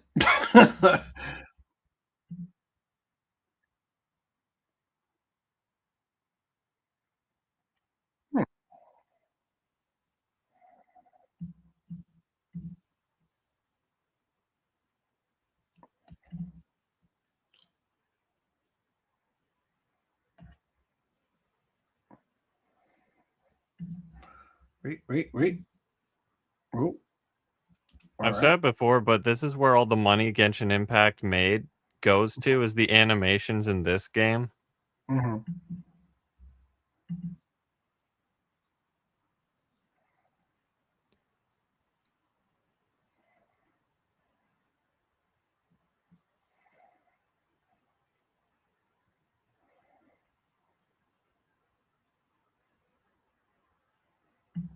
All right. Anyway, there you go. Also, Bunny Garden 2's DLC costumes, the epitome of sex appeal.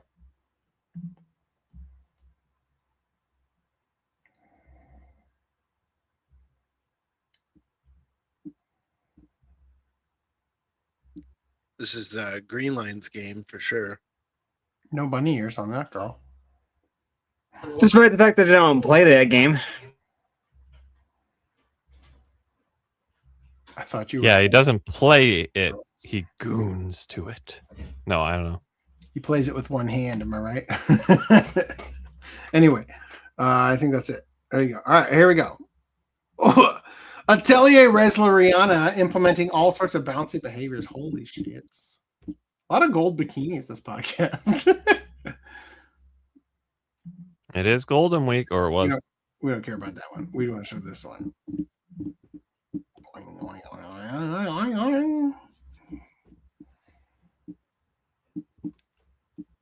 All right. The rest of these have animated GIFs. I'll just show you those.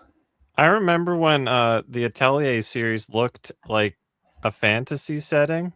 Mm-hmm. Yeah, I remember that too. Now it's something else.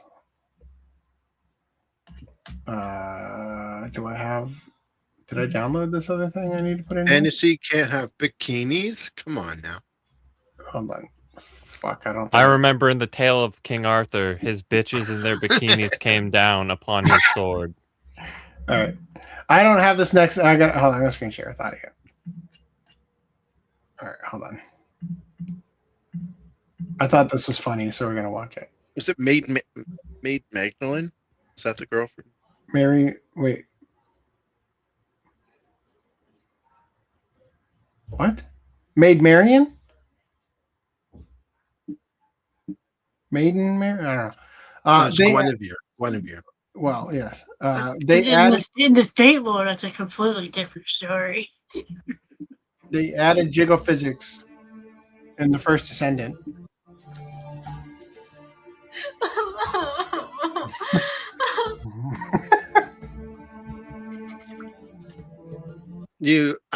I wasn't watching. Can you play that again? Yes. Yes. Yeah.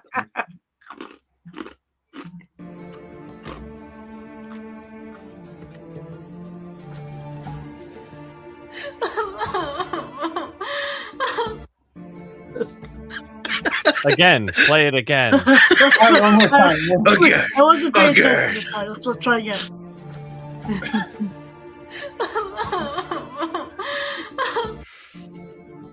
Okay. More.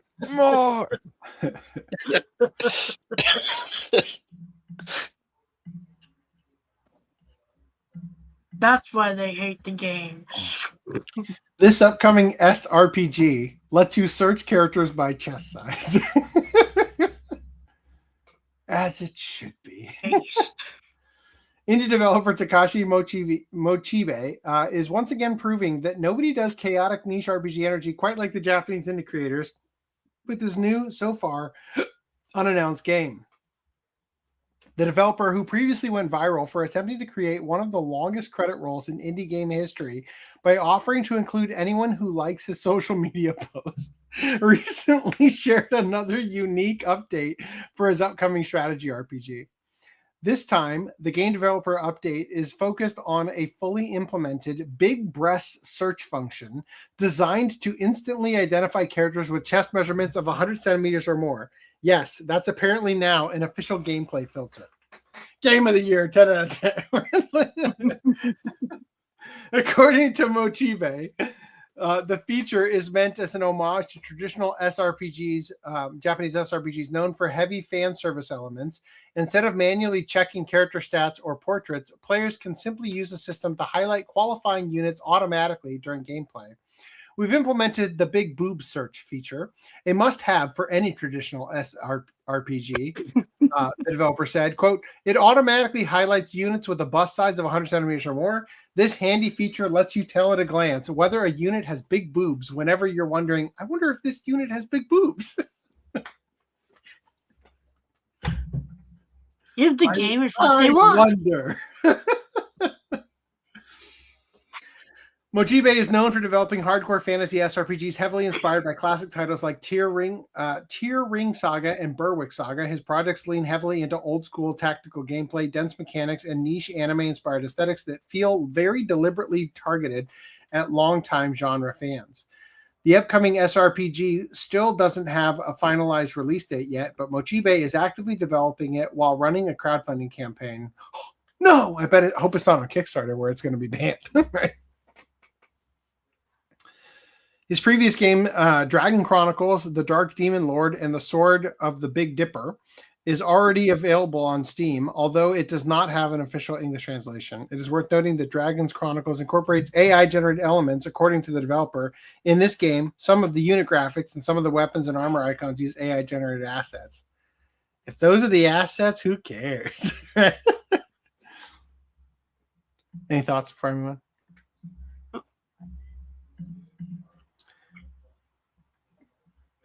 Oh. In the comics, they made Transformers trans. Oh. In the Prime show, they did. Yeah. Shift Up will publish Stellar Blade 2 instead of Sony. Wants global audience from day one. Get fucked, Sony. Shift Up has confirmed that Stellar Blade 2 will not be published by Sony Interactive Entertainment, with the Korean studio instead planning to self-publish the sequel globally. The original Stellar Blade launched in 2024 as a PlayStation 5 exclusive under Sony Publishing before eventually arriving on PC more than a year later. But for the sequel, Shift Up says it is moving towards a first-party service model, allowing the company to directly control publishing and marketing. Shift Up also explained the reason behind the publishing change. Starting with its next title, Shift Up will transition to a first-party service model. This will allow us to lead marketing strategies that fully reflect the distinctive identity of the Stellar Blade IP, and we expect to communicate the unique appeal of the universe to players more directly and effectively. The unique appeal.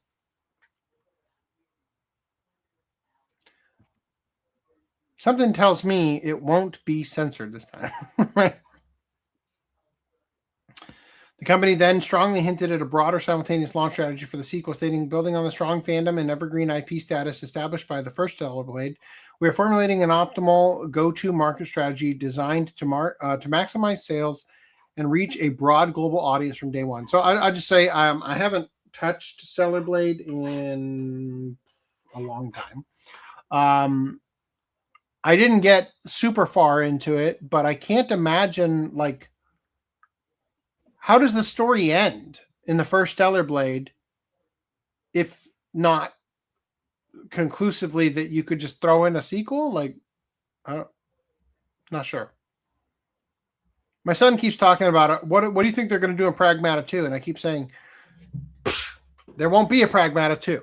There shouldn't be a Pragmata 2. Like, they get to Earth, they live happily ever after. Enough, right? Like, NetEase. Maybe for Pragmata 2, they have the little girl form a underground Fight Club. No, I was gonna say, well, I mean, you could go that route. You could, but I was gonna say like a cyberpunky thieving company, right? And then they could, like, you know, she could become the Rebecca of Earth in Pragmata universe. So it turns out Cyberpunk is actually Pragmata's a prequel. Ooh. I just knocked over a stool and it landed on my GameCube. Didn't break it. All right. NetEase Marvel Rivals Elsa Bloodstone maid costume got a last-minute censorship change where her panties got changed to bloomers. Guess what game I'm not playing and had no intention to anyway. I don't even know who this is. Anyway, moving past that. Crimson Desert Pearl Abyss has censored Damien's outfit in the patch. Yeah. So it used to have cheek. Now it has no cheek. How dare. Meanwhile, DMM Games could bring adult games to iPhone with its own iOS app store. How about that? How about that at all? Japan's DMM Games is preparing a major shakeup to mobile distribution, announcing plans to launch its own iOS app store, one that could potentially include adult content that Apple's official store has long restricted. DMM Games revealed during a recent media briefing that it aims to roll out a proprietary app store for iOS sometime around June 2026 or later. The move is made possible by Japan's new Mobile Software Competition Act, which weakens the traditional control held by platform holders like Apple and Google, opening the door for alternative app marketplaces. This is how you do it. Good morning, Ronja. Have you seen AM 2026 guest announcement Vampire Night Dub Anime Cast will have a reunion panel? Oh, good for them. There's a clip on YouTube of an attractive stewardess getting jealous looks from women. We watched that. We watched that recently on podcast. You saw that on my YouTube channel. As soon as they see her, she gets hatred. Someone commented that it is why we have ugly. Yeah, that was us. You saw that here. I haven't touched Censored Blade. There could be a Pragmata 2 on Earth. But why, though? But why? The fun of the game is the uniqueness of the 3D printed shit on the moon that looks like the Earth. What are you going to do on actual Earth? Cyberpunk. What are your thoughts about Pragmata being in the Mega Man universe? I don't like it personally because Mega Man is a lot more colorful and my upgrades aren't cool enough. Although the move sets are pretty similar, right? I do love the role mod for Diana where she's dressed up as a role. Does this competition law apply to consoles? I don't know. Should. For developers, this is more than just a technical shift. It's a direct way to bypass the App Store's longstanding limitations and fees, which can reach up to 30% per transaction. The company stated that the store may offer a variety of service, including R-rated versions of games, strongly suggesting that content previously blocked or restricted on Apple's App Store could finally find a home on iOS devices. That's a significant development, especially considering Apple's historically strict stance on adult content. For years, explicit material has been effectively banned from the official ecosystem, forcing developers to either censor their work or distribute it elsewhere. DMM, which already serves over 40 million users and hosts titles like Kantai Collection and Token Ranbu Online, is in a strong position to take advantage of this shift.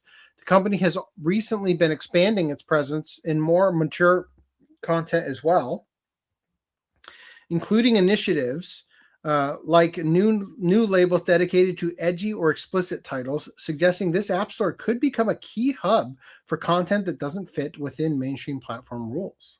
Nice. Except you forgot one aspect of this. Japanese game dev denied by bank with ties to Western payment processors. I'm going to actually read this article instead. A Japanese eroge developer has gained attention after claiming their bank refused to accept Steam-related overseas transfers due to the content of their games, reigniting debates over financial censorship and debanking targeting adult creators. Hold on.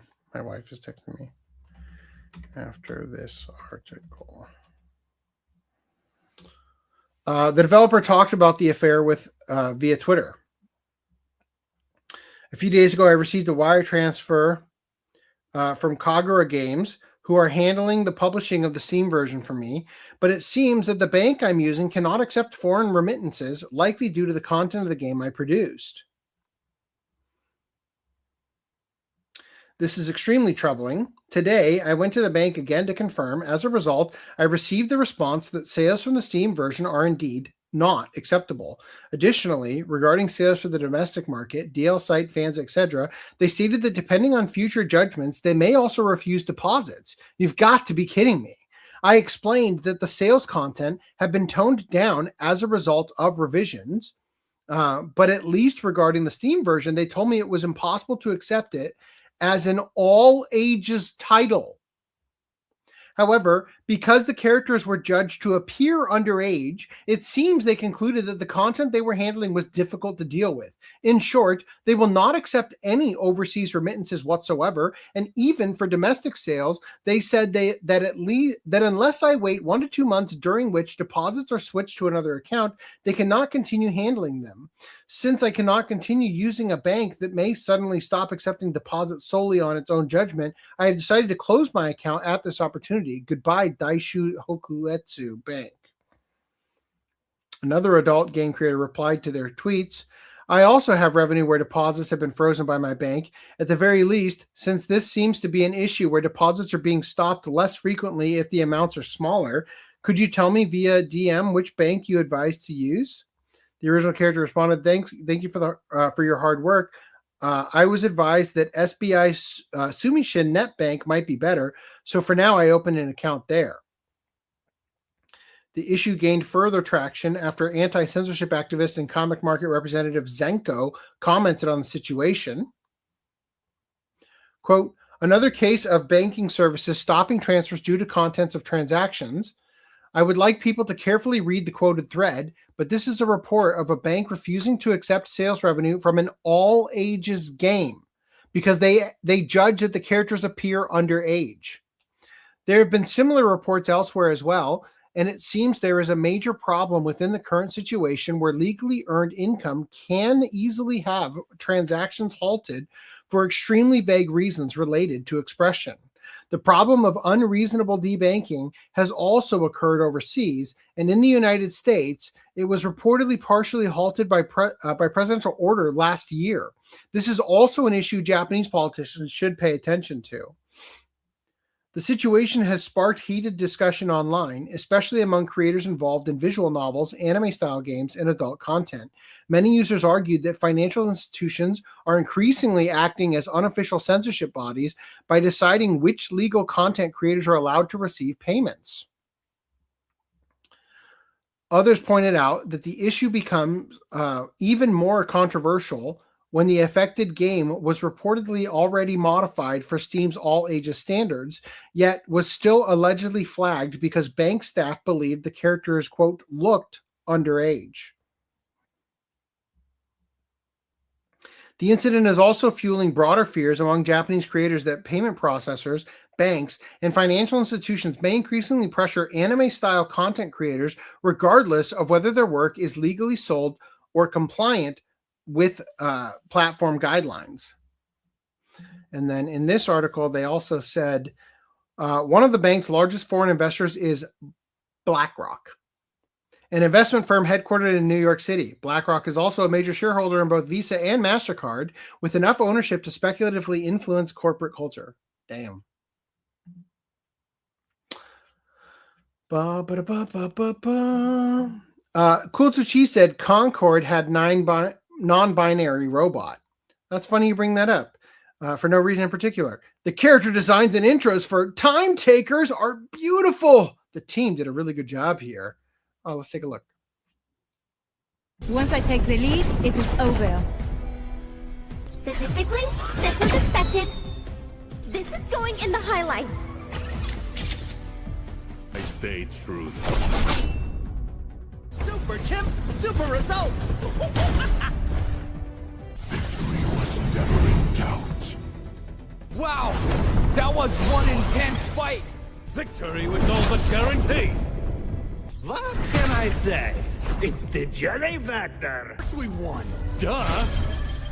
With pudding, victory's guaranteed. Of course it's me. Who else would it be? Once I take the lead, it is over.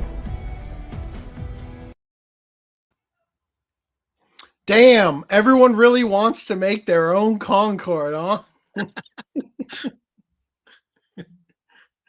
I miss when games were offline and story-based. I'll have a first-person hero shooter and make it an online PvP. How original. And make the characters ugly. Daring today, aren't we? Yeah, that's good. The character designs and intros are beautiful, and it's just this.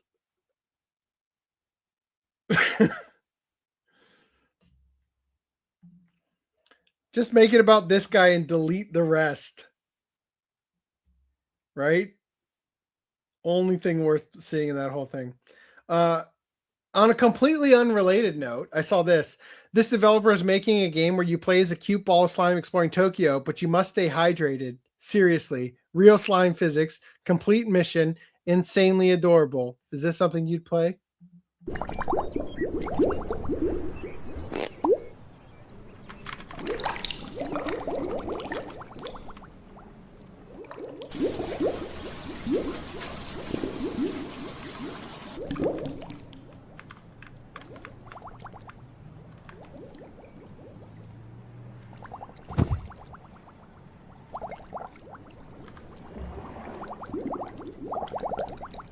Why is the hand demonic?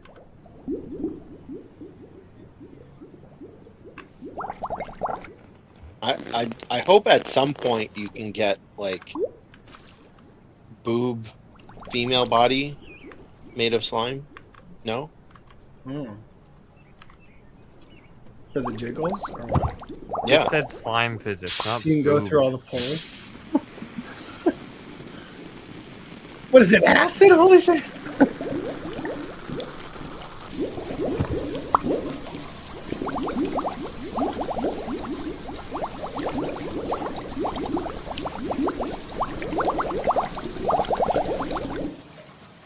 This is longer than that other video. Oh, like literally like double the length. I'm fascinated by this. I don't care. Right? Worth the whole segment on its own, right? Okay. Still more. God damn it. Oh wow! So that's how they're factoring in the shape. That's pretty cool.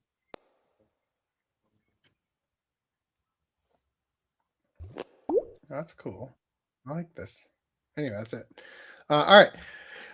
The dad signal has been summoned, so I need to go and make sure my kids know that they're at the bottom of the totem pole in this house. If you would like to address the Shirley one comment, Now, I'll be back. Is the dog lower than the kids, or is he higher than the kids? They're second rung from the bottom. In the spirit of the I'll let Kickstarter, you they're know under the after- dog. I'll let you know after I get back. I'll be back. Hold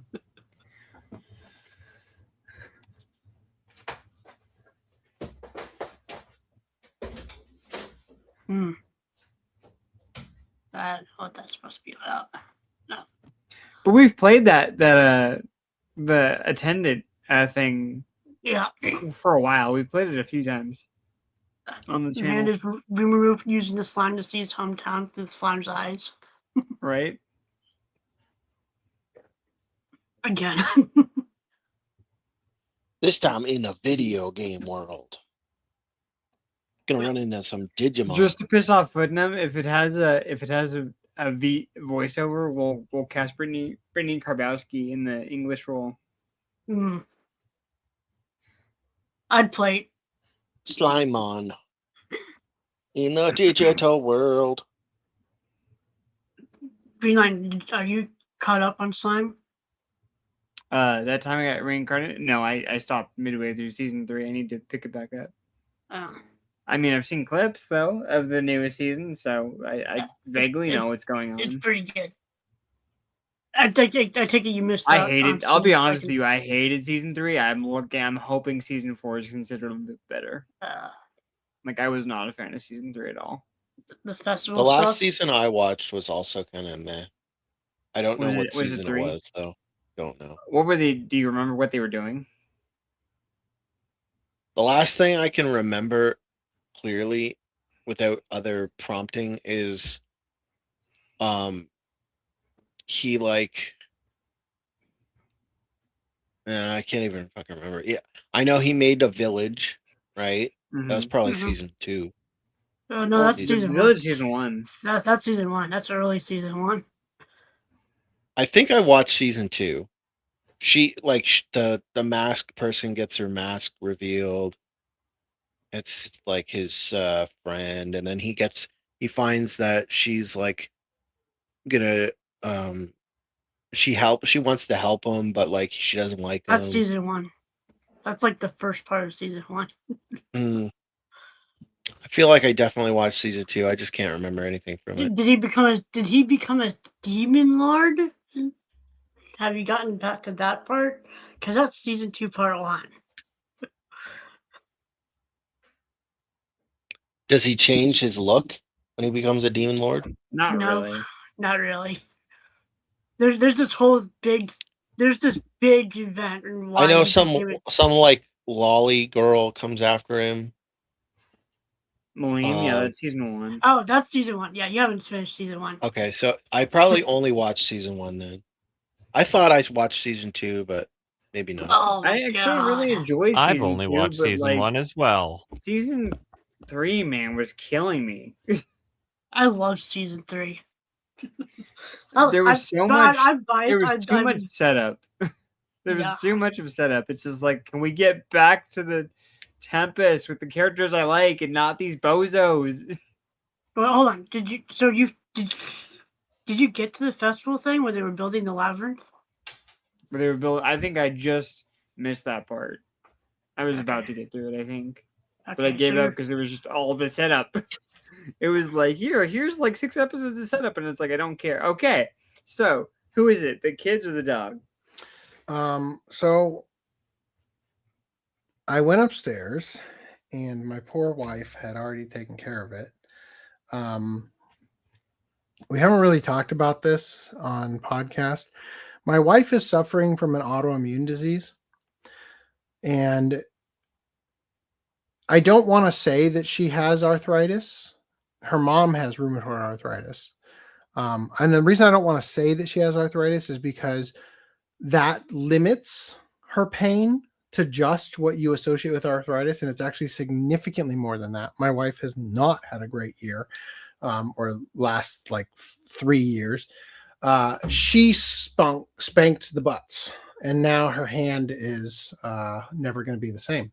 So I don't really have a leaderboard for lowest and highest at this point because I'm depressed. Yeah, so I'm just going to move past this. We're going to get right on to the next thing.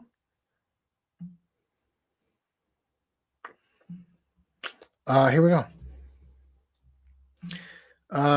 GTA 6 pre-orders reportedly going live on Monday, according to leaks. Emails are being sent to Best Buy affiliate partners that the pre-orders will begin on Monday, tomorrow, May 18th, and go through Thursday, May 21st. Now, when I first read that, I was like, that doesn't make any fucking sense. Okay, this next article here, Take-Two CEO explains why GTA 6 won't launch on PC alongside console release, states that the long-awaited sequel is currently scheduled to arrive on November 19th for PlayStation 5 and Xbox Series X and S, but PC players will once again have to wait for a separate release window.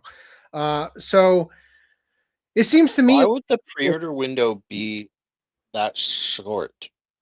So what I think it is, because it's the Best Buy affiliates, is that your affiliate earnings only come in if somebody pre-orders within that window using... Oh, okay.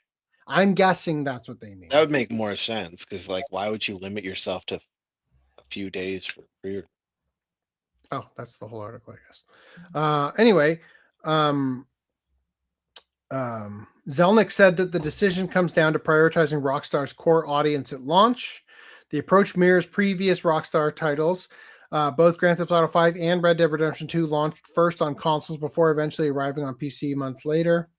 It's also a good way to stop people from like a piracy check without having to do like crazy DRM. Mm-hmm. Because generally, like if they put out a PC port, it's more likely to get hacked within a few days, and then pirated. But if they keep it on consoles, it's easier for them to maintain those. Like consoles aren't as widely hacked, so yeah, it's not going to get pirated as much.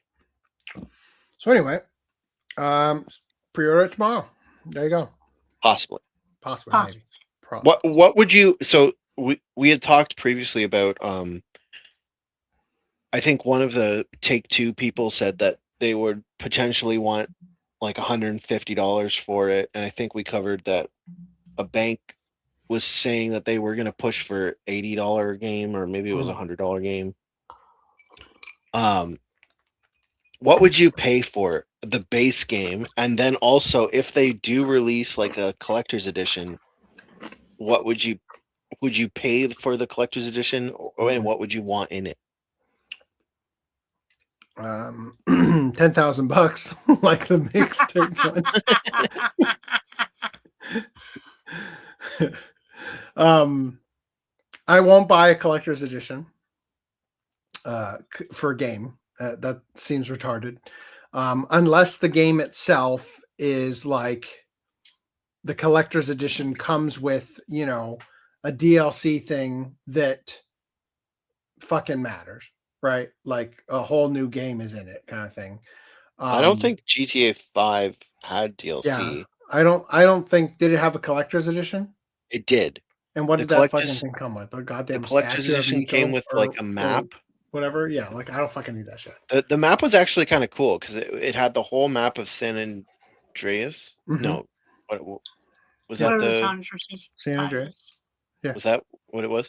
Yes. And then I thought GT5 is in San Andreas, and then had Grand Theft Auto San Andreas, and then GT5 is also in San Andreas. Yeah. So GTA 3 takes place in Liberty City.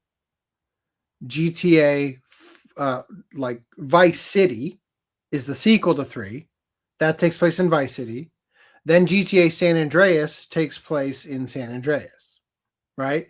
Then GTA 4 goes back to Liberty City, but it's on a new console where it's a whole different map, but it represents the place Liberty City, right? Which is New York, effectively. Then GTA 5 went back to San Andreas, and now GTA 6 is going back to Vice City. So San Andreas is like Southern California, or, you know, much of California in general.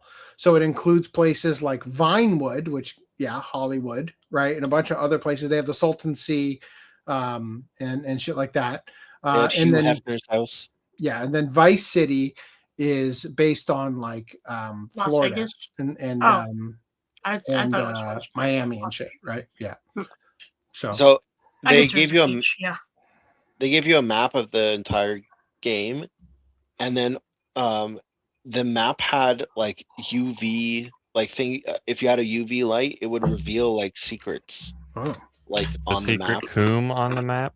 Yeah, just like cool items or whatever would be found at different spots on the map. There's probably more that came with the collector's edition. I just don't remember. But the main thing was that I remember was the map. I don't know.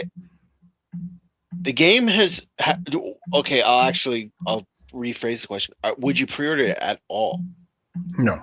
I might. Depends on the price. Here's the thing. I intend to get the game, but if this game doesn't immediately wow me, because I haven't played all the way through GTA 5 because I'm bored. I don't like it. I haven't liked GTA since San Andreas because they tried to go too real with it to the point where it lost a bunch of the things that I really liked about the game. Right? You won't like Red Dead 2 either because they went like overboard with quote unquote realism. Having but to it like skin your animals and shit. Well, it's like in real time you look at each individual item if you're going into loot and stuff like that too. Mhm. It's stuff like that that just adds up. I mean, it's Definitely. immersive and cool, I guess, but it's a Well, game. the thing that I dislike about GTA 4 is that I've told this story no less than 10 times, I'm sure, on the podcast, but Grand Theft Auto 3 is a masterfully well put together game because the actual level design is fun as shit, right? Like actually driving around Liberty City, and I forget what the Staunton Island, I think is the second island, right? And then Shoreside Vale. Shoreside Vale, I've never gotten used to. I get lost there all the time in GTA 3 because it's the last island you go to. But Liberty City, I know it like the back of my hand in that game, and I really like it. Very well put together. Like if you're just in the mood to do mayhem and stuff, like it really is satisfying, right? But also they have things in that game that I really like the ability to change your surroundings, which they took to the next level when they did Vice City, because you can now go into buildings in some of the buildings, right? And your hideout would have like things change as you progress in the game to where you can go in there and get like an outfit change. You start collecting the hidden packages, and then one of them's busted open on the desk in your hideout that has like cocaine spilling out of it and shit. And all of the ones from the PS2 era had a mechanic where you would get tired when you sprint too much. But if you do the ambulance missions, which are you steal an ambulance and you press R3 or whatever, and it starts the ambulance mission. If you get to the highest level and complete it, you get infinite sprint. And I fucking love that. I love being rewarded for doing something very difficult in the game. If you do all the fire truck missions, you get fireproof. You become immune to fire. So you can fucking throw Molotov cocktails close range. You'll never die from it, right? That shit is fun. And I think at the end of San Andreas, or I can't remember if it's the end of San Andreas or if it's the end of Vice City Stories. I think it is the end of San Andreas. The guy fights you the final boss with a flamethrower. I punched that guy to death because I didn't have any other reason not to, because I was immune to fire. When you do all of the police missions, you get a body armor delivered to your hideout, so you can go and get your health topped off and your body armor, right? And I liked that shit a lot. Then GTA 4 came out, and I didn't have a PS3 at the time. So I eventually waited for the PC release, and I played it that way. And it was interesting for the sake of the graphical improvements were like, I could play the game just for that, right? But the actual gameplay sucked so much ass because I get fucking phone calls. Hey, it's your cousin. Let's go bowling or drinking or whatever the fuck. And it's like, leave me the fuck alone for most of that game. I do not want to be bothered. The worst thing that happened in the PS2 era was that you have to go fucking defend your stupid gang territory where you tag everything and people start trying to take it over. Fuck that shit. Like, I don't want to be bugged every 10 minutes to go do some bullshit I don't want to do while I'm trying to do something else. You know what I mean? And then when it came to GTA 4, the thing that really killed the game franchise for me is that they tried to make the driving, like the roads, more realistic. And they completely lost sight of what makes Grand Theft Auto fun. The fact that you are driving a car recklessly. So in GTA 3, if there's cars in front of you, first of all, because of the PS2, you weren't actually able to have so many cars on the road, right? Because of the hardware. So it never felt like other cars were too in your way. And there was always just enough room if you went around them where you could kind of like scrape the side of a building and get through them. You'd knock over like lampposts and shit, but you could get through, and it didn't ever feel like you were being stopped constantly for the sake of realism, right? And in GTA 4, the roads are fucking ridiculous at times because it's based on, real New York style roads and shit, right? And the traffic's fucking horrible. There's a couple of places where you can like do jumps and stuff that are a little bit more cleaned up. Routinely in San Andreas, you get on the fucking freeway and your car would catch fire. You get out, and then the goddamn cars are going a bajillion miles an hour. It feels like a glitch. They're going so fucking fast. You're fucking dead. But yeah, GTA 4, I just remember like I lost the fun that came with the actual driving part of the game. And everything in 4 and 5 from what I played is like frustrating as shit. Trying to drive and shoot and do a mission, get close but not too close. Like, I'm tired of it, right? And I just feel like the franchise has been going the wrong direction for the last couple of games. So 6 is like, I will probably get it. I know it's not going to go out of print. You know what I mean? I won't have trouble getting it. So I don't feel the need to pre-order it, right?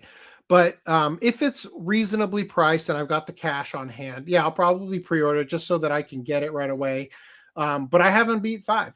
I'm not anywhere close because I just don't enjoy it, right? I'm not having fun playing it. And there's stuff like you want to do. Like I want to beat the shit out of my wife at tennis in that game. Like the Michael's wife. And it's hard as shit. It's fucking hard as shit. It's like, I'm just dying to know what happens if you complete the mini game. Do I get anything? If I get like $10,000 at it, I'll break the controller in half over my knee. I swear to God. You know what I mean? So it's like, if the game doesn't return a little bit to what made it fun and worse, and granted, I'm a little bit like, I think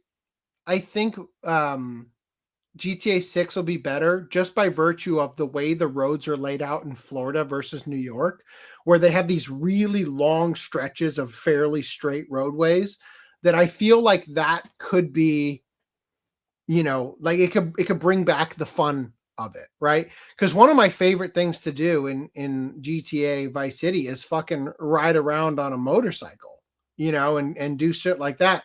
But in GTA 4, it's like, oh fuck, if you sneeze wrong, you get launched off that shit. You know what I mean? Like, it's just not fun.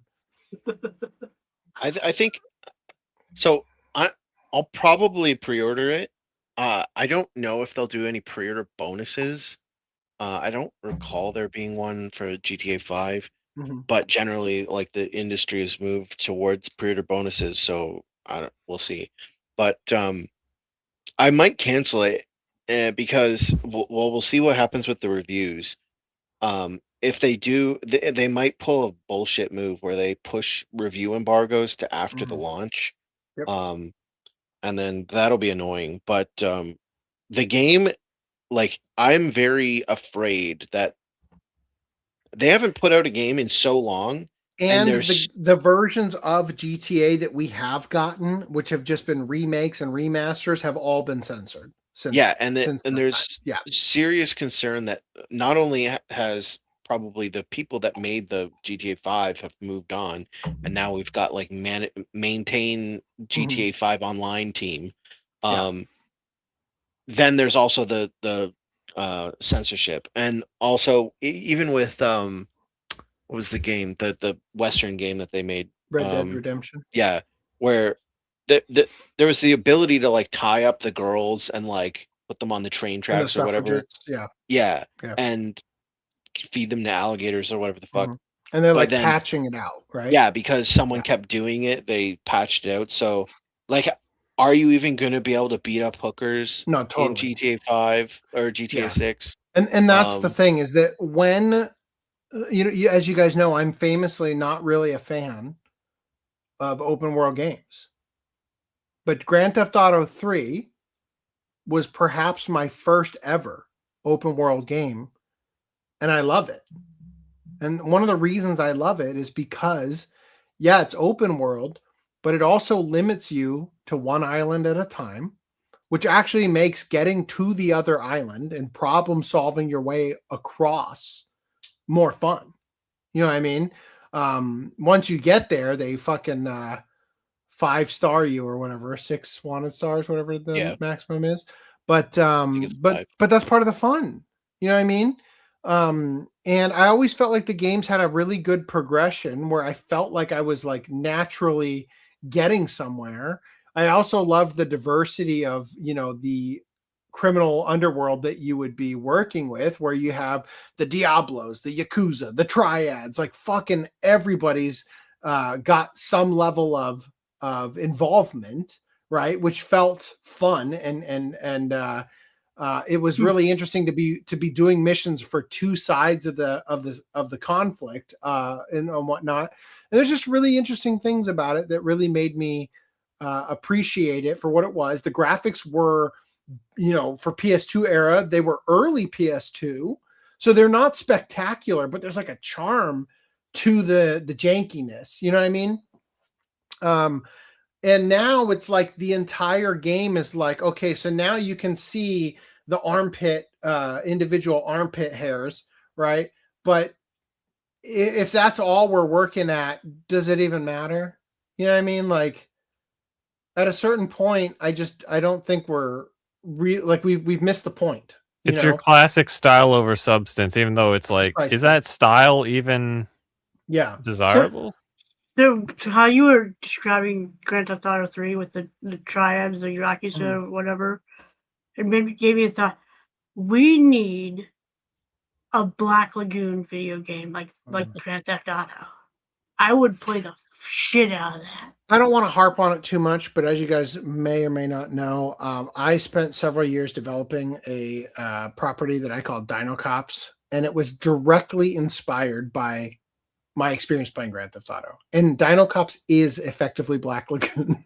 Like if we were to make that into a game, like that's basically what it fucking is. Old man says, I'm not buying a $650 console to play Grand Theft Auto. About that, so I have the PS5, right? But I don't. Yes, I have multiple PS5s, but I don't have an Xbox.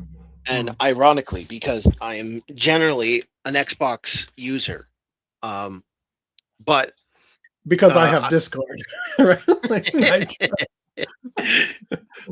It's got Game Pass, right? Yeah. They fumbled the ball and they never gave me a reason to ever buy an Xbox Series X. Well, that's a correction. I did buy one and then I ended up selling it right away because I was like, I don't really need this. And there was someone that wanted it more than I did. Although I didn't scalp it.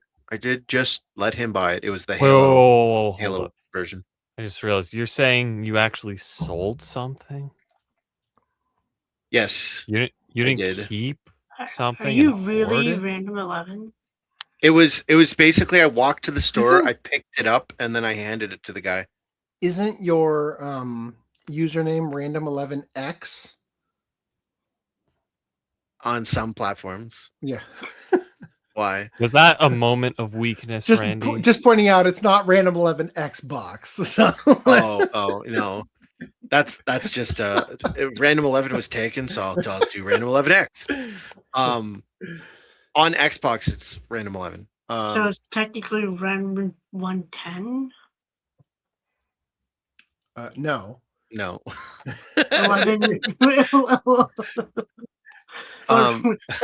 Sorry, 1,100.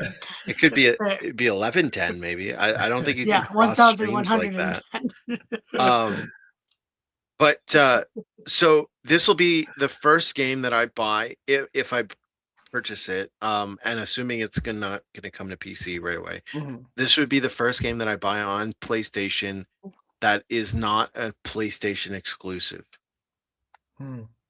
Random Z. Why not Random XI for 11? We need Chinese Spider-Man. Come on. Can you do one of these with both eyes? Not easily. I can do my squinty, but it would take me a minute. I don't have it turned. I don't have Stream Deck turned on right now. Old man says AC didn't like the realistic car physics in GTA 4. GTA 4 recreated the experience of driving a land yacht in the big city. The writing in GTA 4 was good, though. War is when the young and stupid are tricked by the old and bitter into killing each other. Yeah, I liked Nico a lot as a character, right? I got almost all the way through GTA 4 on PC because I enjoyed it, like in terms of story and stuff. But the stuff that I didn't like was just too numerous for me to say this. If I had to choose, I would rather replay GTA 3, Vice City, or San Andreas over 4. Hands down.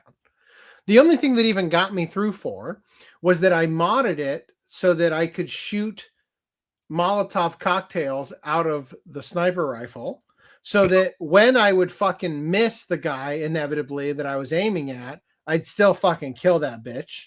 And I also increased the force on the machine gun so that if I shot a car, it would go flying off into the distance like in Smash Bros. And a little ding would happen, basically, which was fun as shit. Because then when the police are chasing you and you just start unloading on them and their cars go flying into the stratosphere, it's just really easy to get away.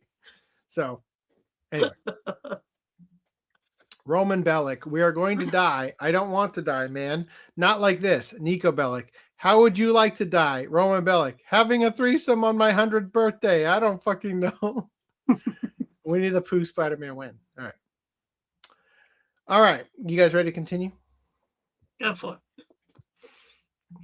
4 referred to prosecution over modded piracy-ready Nintendo Switch consoles.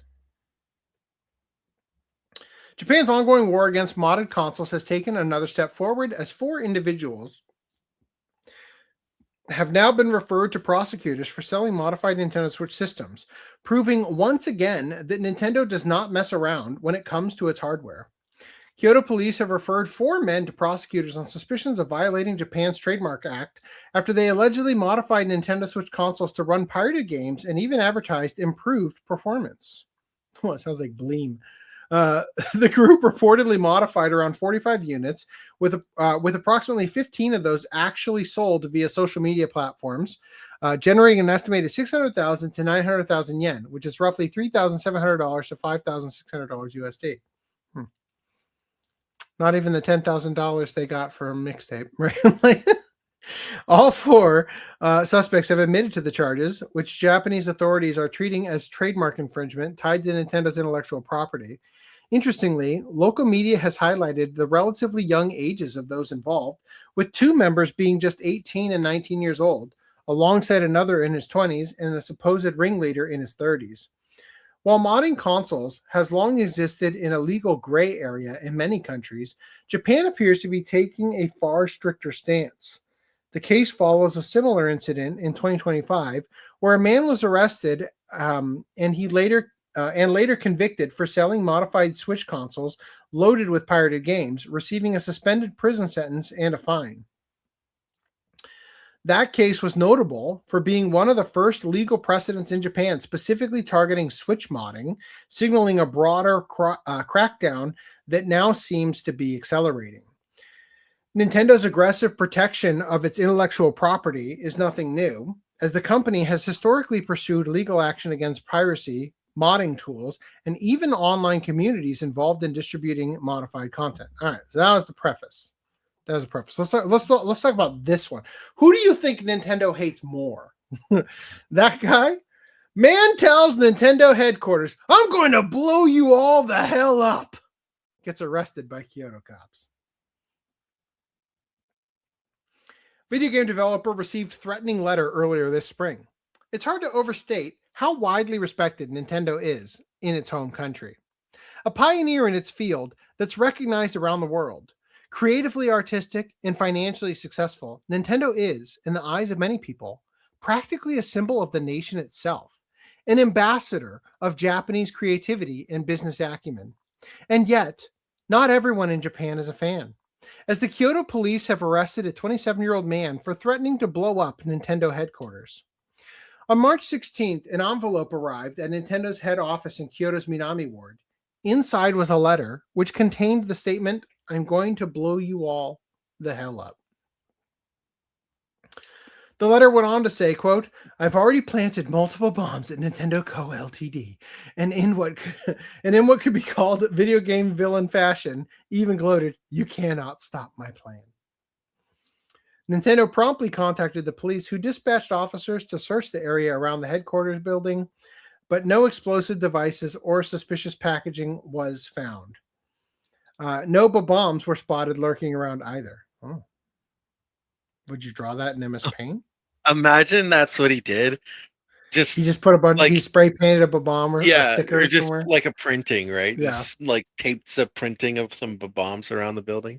Remember that time that I think it was in Boston? They thought that there were terrorists because of the Moonanites from Aqua Teen Hunger Force that were like drawn on light brights and stuck under a bridge.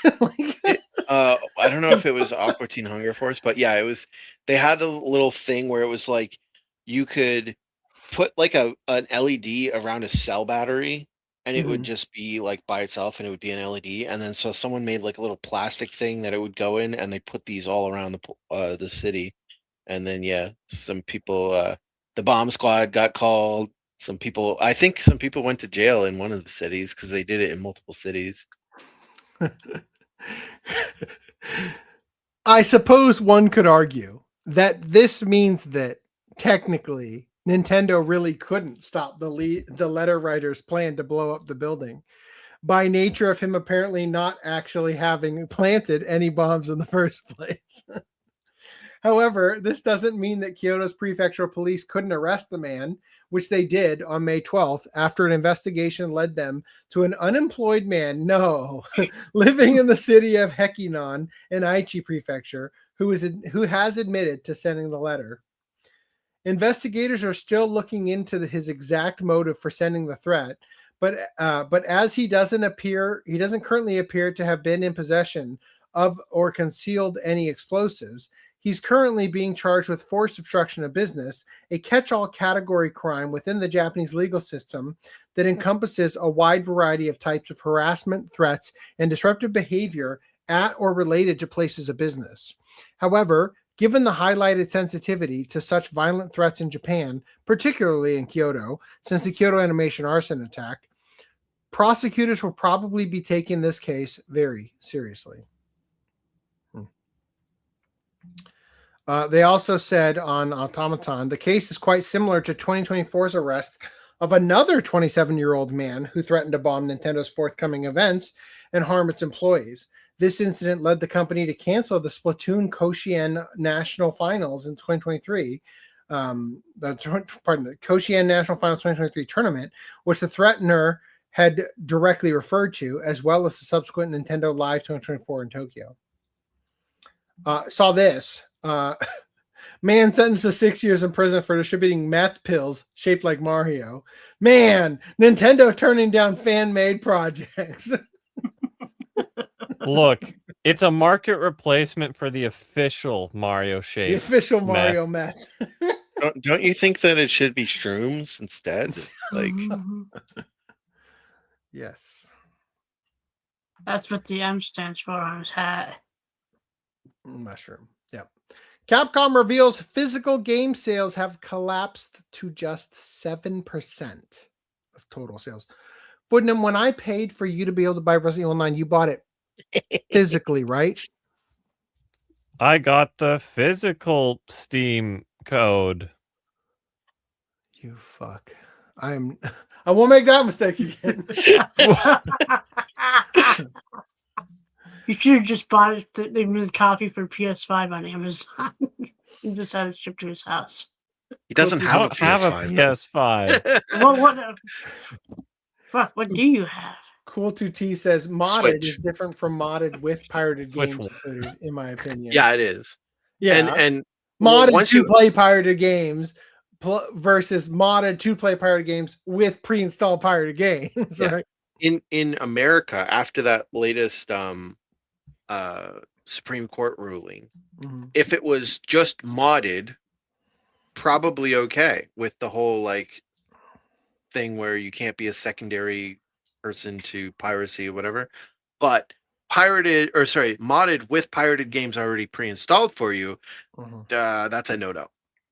Also, if you're advertising with the trademark on the website saying, we do Nintendo things, here's the Nintendo logo, that's also probably a no-no. Yeah. Well, man says, I've seen modded consoles on eBay. They're usually sneaky with the listing, though. Capcom has revealed just how overwhelmingly digital the modern game industry has become, with physical game sales now accumulating for only 7% of the company's total software sales for the fiscal year ending March 2026. According to financial materials released by Capcom on May 13th, the company sold a total of 59.07 million game units during the fiscal year. Out of those, 54.93 million were digital sales, while physical packaged copies accounted for only 4.13 million units. Damn. That means digital sales represented a massive 93% of Capcom's total software sales, while physical copies made up just 7%. The numbers highlighted how rapidly physical media continues to collapse, even among major Japanese publishers that historically relied heavily on boxed console releases. Capcom also revealed that PC sales are now outperforming console digital sales. Of the 54.93 million digital units sold, 32.17 million came from PC platforms, while 22.76 million came from console digital sales. This suggests that PC demand has become one of the company's largest growth drivers globally. I wonder why. The company credited much of the year's performance to the release of Resident Evil Requiem, which launched in February and sold 6.91 million copies. And Onimusha hasn't even come out yet. Capcom stated that the game helped push fourth quarter sales to the highest quarterly level in company history.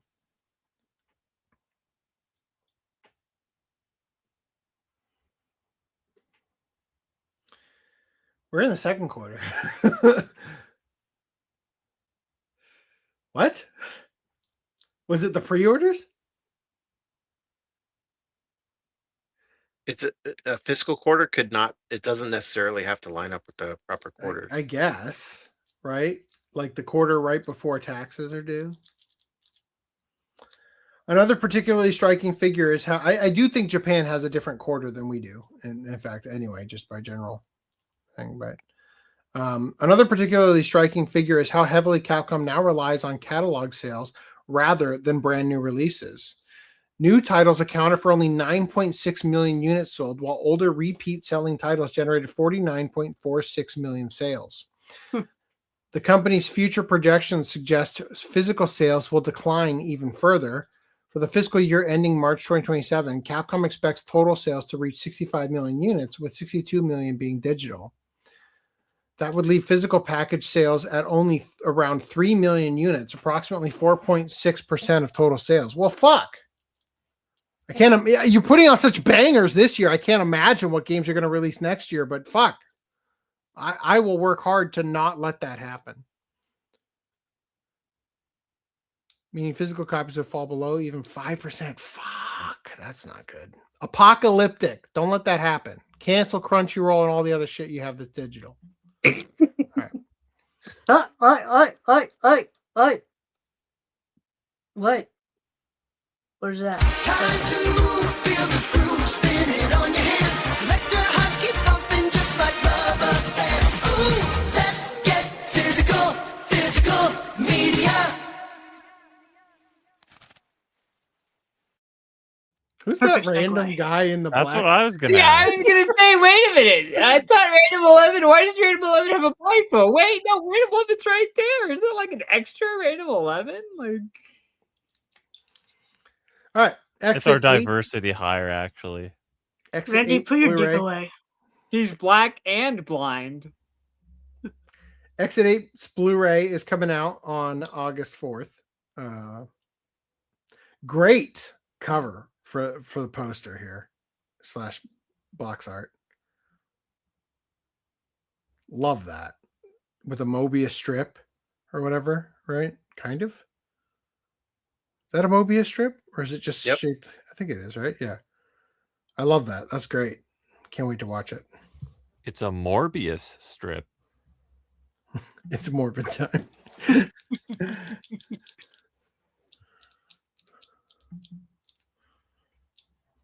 What's the difference? Oh, yeah. One's slightly askew. Okay, cool. All right. Dragon Ball Daima anime comes home in limited edition Blu-ray set this August. Guess what? For the second time. No, for her second. Never for the came second out? listing. Yeah. No, it's the same listing. So special features. Yeah. New English dubbed versions of the opening and ending songs. I'm sorry. When they say new English dubbed, do they mean that the previously English dubbed ones they couldn't get the rights to, and that's why it got delayed, and then they had to do some new ones? Is that what they're saying? Maybe. You know who I think would sing those openings and endings for you is Vic Mignogna would probably do that actually. Like, would have been nice if they retconned it to be 4K, but gay. Nobody needs this in 4K. I'm just saying, Japan has it. I don't. I'm also amused by the fact that it still has like an English opening. Like fun fact, we're gonna get to shows in the Watch Club, and I'll be like, "How old is this show?" You'll know how old it is. It has an English opening. Miss Kobayashi's Dragon Maid, A Lonely Dragon Wants to Be Loved, the movie Blu-ray, does not have a green Blu-ray band at the top. What the fuck are you doing? Did season 2? This is gonna look fucking horrible. Oh my god! I don't think season 2 have it. Well, it doesn't matter if it didn't have it. The fact that you fucked it up twice now in a row. Yeah. Could have used it a third color. What's wrong with you? Now it's green and blue. It could have been coat pink. Yeah. Fix it. Fix it. Now we gotta delay the Kobayashi Watch Club for season 2 to August, so we can watch the movie with it.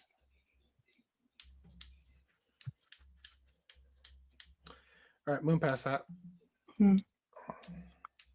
Clevitus season 1 with music by Maury Calliope. Right?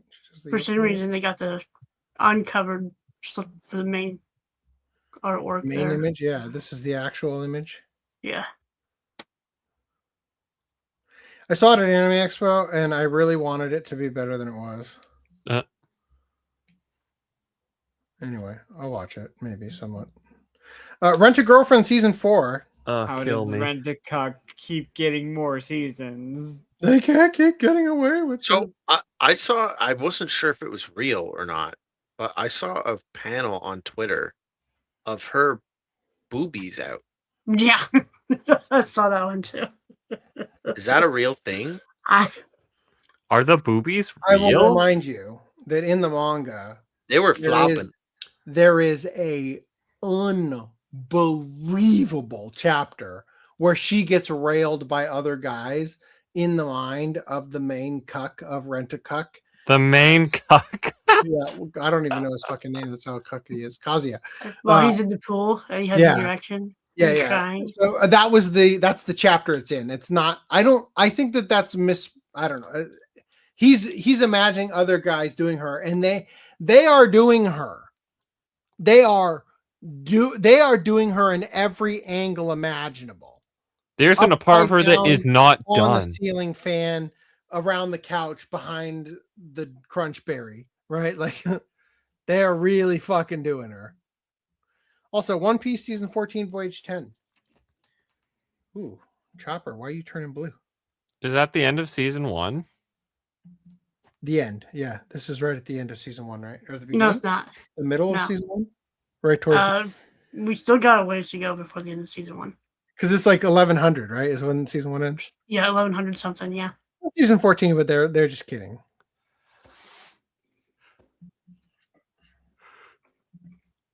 And then you said we covered this last week. Okay, I wasn't paying attention last week. Also, we have Nothing. Whoa! When did this come out again? Because I still haven't gotten it and I want to watch it. June. Okay, great. Next month. Can't wait to be poor. All right. G Kids has put out Witch Watch season 1. Pre-order ships 7/14. So after Anime Expo, I'll probably buy it at Anime Expo and then be like, God damn it, I bought it off of G Kids today. Is there no limited? What? Or collectors? Excuse me. There is a 4 exclusive 4x5 by 6x5 art cards included for a limited time. Get on it. I checked Amazon and it had no mention of art cards, so I'm led to believe those are exclusive to the Invisible Rainbow shirt when? And this is a TV series, right? Yep. Yes. 24 episodes. Damn. They don't really do that often at G Kids, don't they? No. You know what else they have? All Titties? You Need Is Kill. Pre-order ships July 7th. All you need is to kill yourself if you watch this movie, apparently. You could probably God, I buy hate that myself. at Anime Expo. See, this is the thing. It says on here, slipcovers are not guaranteed with every order and are available on a first-run basis. So inevitably, when I see this at Anime Expo, when they have slipcovers, guess what I'm going to do? You buy I'll it. buy it again. I wouldn't.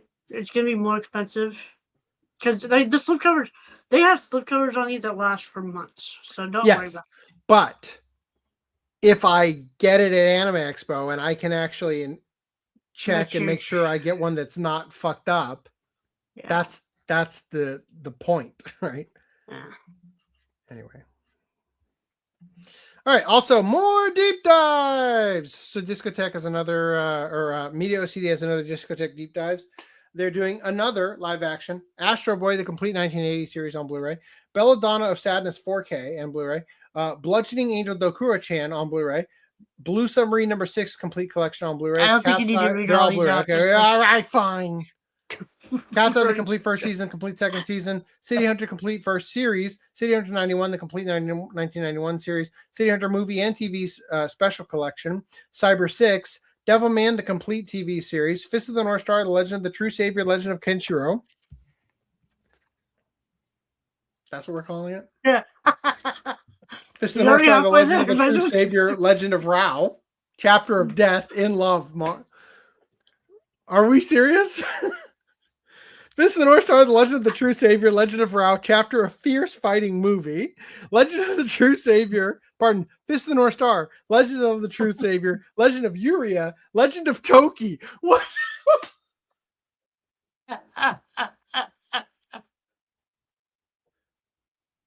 Holy fuck. This is the thing that's crazy about this.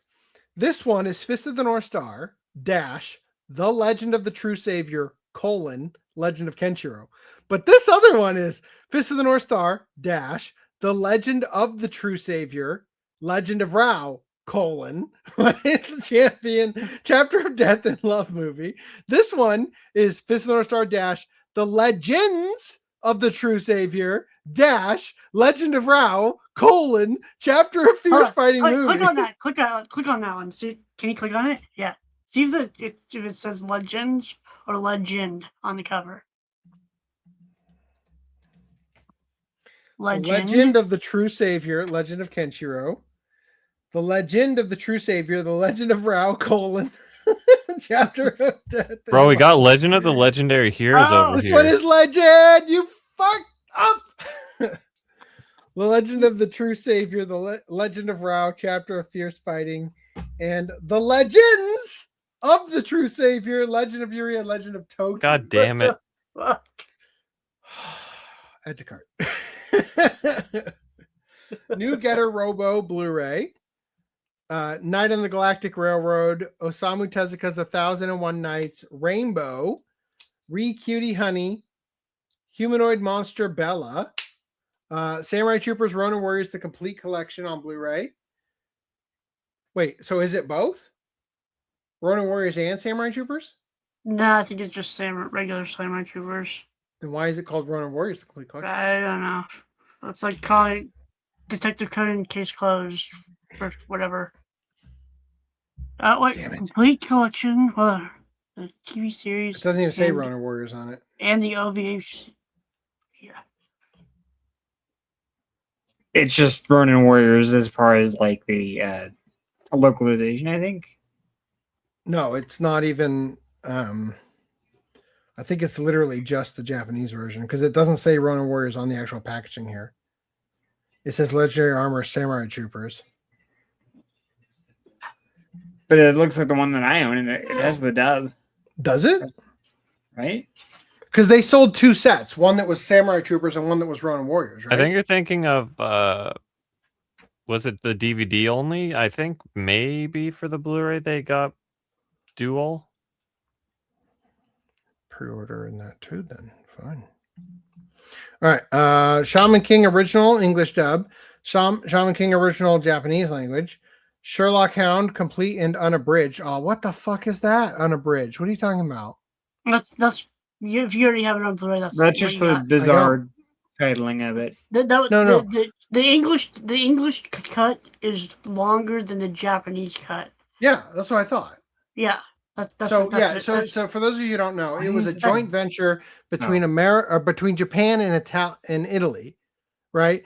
But when it came time to do the language, it was easier to translate from English to Italian and English to Japanese than it was to go from Japanese to Italian or Japanese to English or whatever, right? Or Italian, the other, right? So they did the English dub first as the first dub for Sherlock Hound.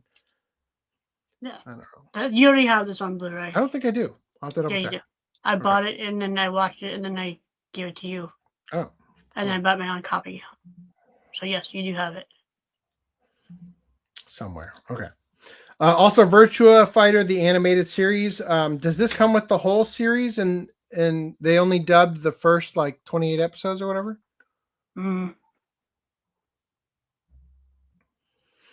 Did you know there's a handful of fully licensed anime board games in English designed in France by award-winning board games designers at Don't Panic Games? These are perfect for enjoying a quiet afternoon with your friends. I have the Lupin the Third ones that they're featuring here. Except you don't have any friends to play it with. I don't. You're right. Fuck. Damn. And it's in Italian. I don't know why they said that they're fully licensed in English because it's clearly Italian. It says it's the Italian adventure, so that's Roll just dice into your dice pool. Fuck, that's in English. How have I not played it yet? I don't have any friends. Yeah, Right. the Italian adventure is just like the subtitle for part 4. Remember? Does it keep going here? Or are these? Yeah. Okay. We have a handful of new and returning closeouts in stock. Angel Cop on DVD, Fatal Fury on DVD, Hana Yoridango Final the Movie on DVD, Hell's on DVD, Lupin the Third, the Hemingway Papers, Napoleon's a Dictionary, and Part 4 English dub on DVD. Magic Knight Rayearth Complete Collection on DVD, Mazinger Z TV Series Volume 1 and 2 on DVD.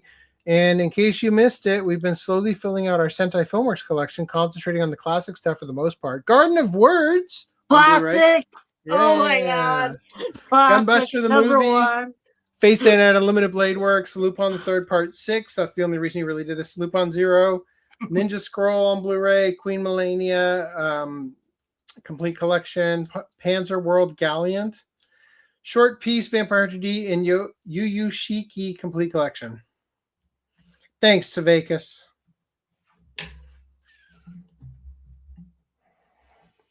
If anybody would like to support the OCA podcast, I invite you to head over to stealthy.com. Someday I'll put new stuff up there. Someday I'll have time. I hope. Thank God. Please, God bless me with time. You can also shop at OCApodcast.com/store. I invite you to don't fuck M&Ms or whatever the hell it says. Don't fuck M&Ms. Wise words from Jamie Markey or whatever the fuck. Still haven't made their own shirt. Stupid idiots. Right. All right. Now you can carry the unnerving terror and beauty of Noh masks with you with new pouches from Japan. That seems like an annoying pouch to carry. Boma, is that you?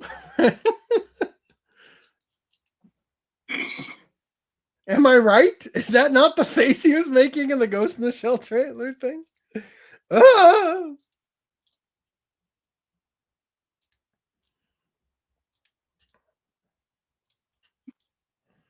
Who doesn't want this? Look at that. You could carry all your chargers and shit. It's only half cursed. Oh.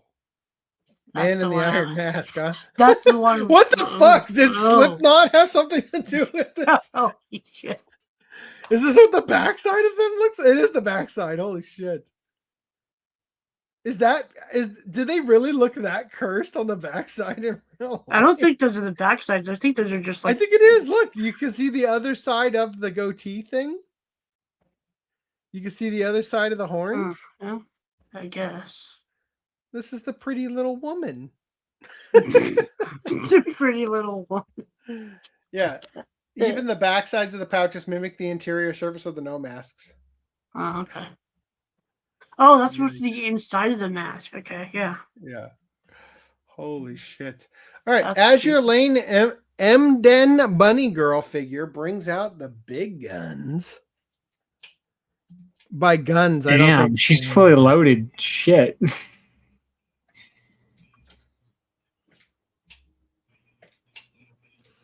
Some ballistics. What caliber do you suppose that is? Say what? What caliber do you suppose those are? Oof. Double F. Maybe J. All right, guess what? Bomber Girl's prune dances in lascivious new figure. Nice.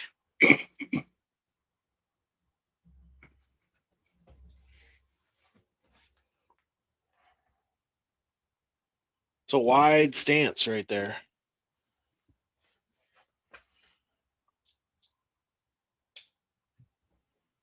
I feel like there's something missing.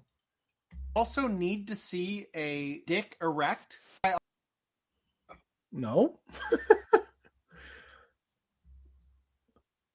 I think there's something missing there.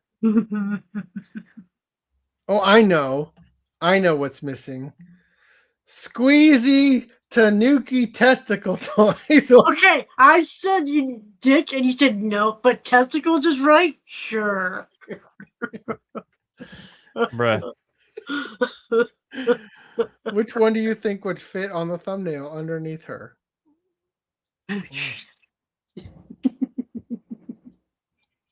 The eyes should bulge out, and it should squeal when you squeeze them.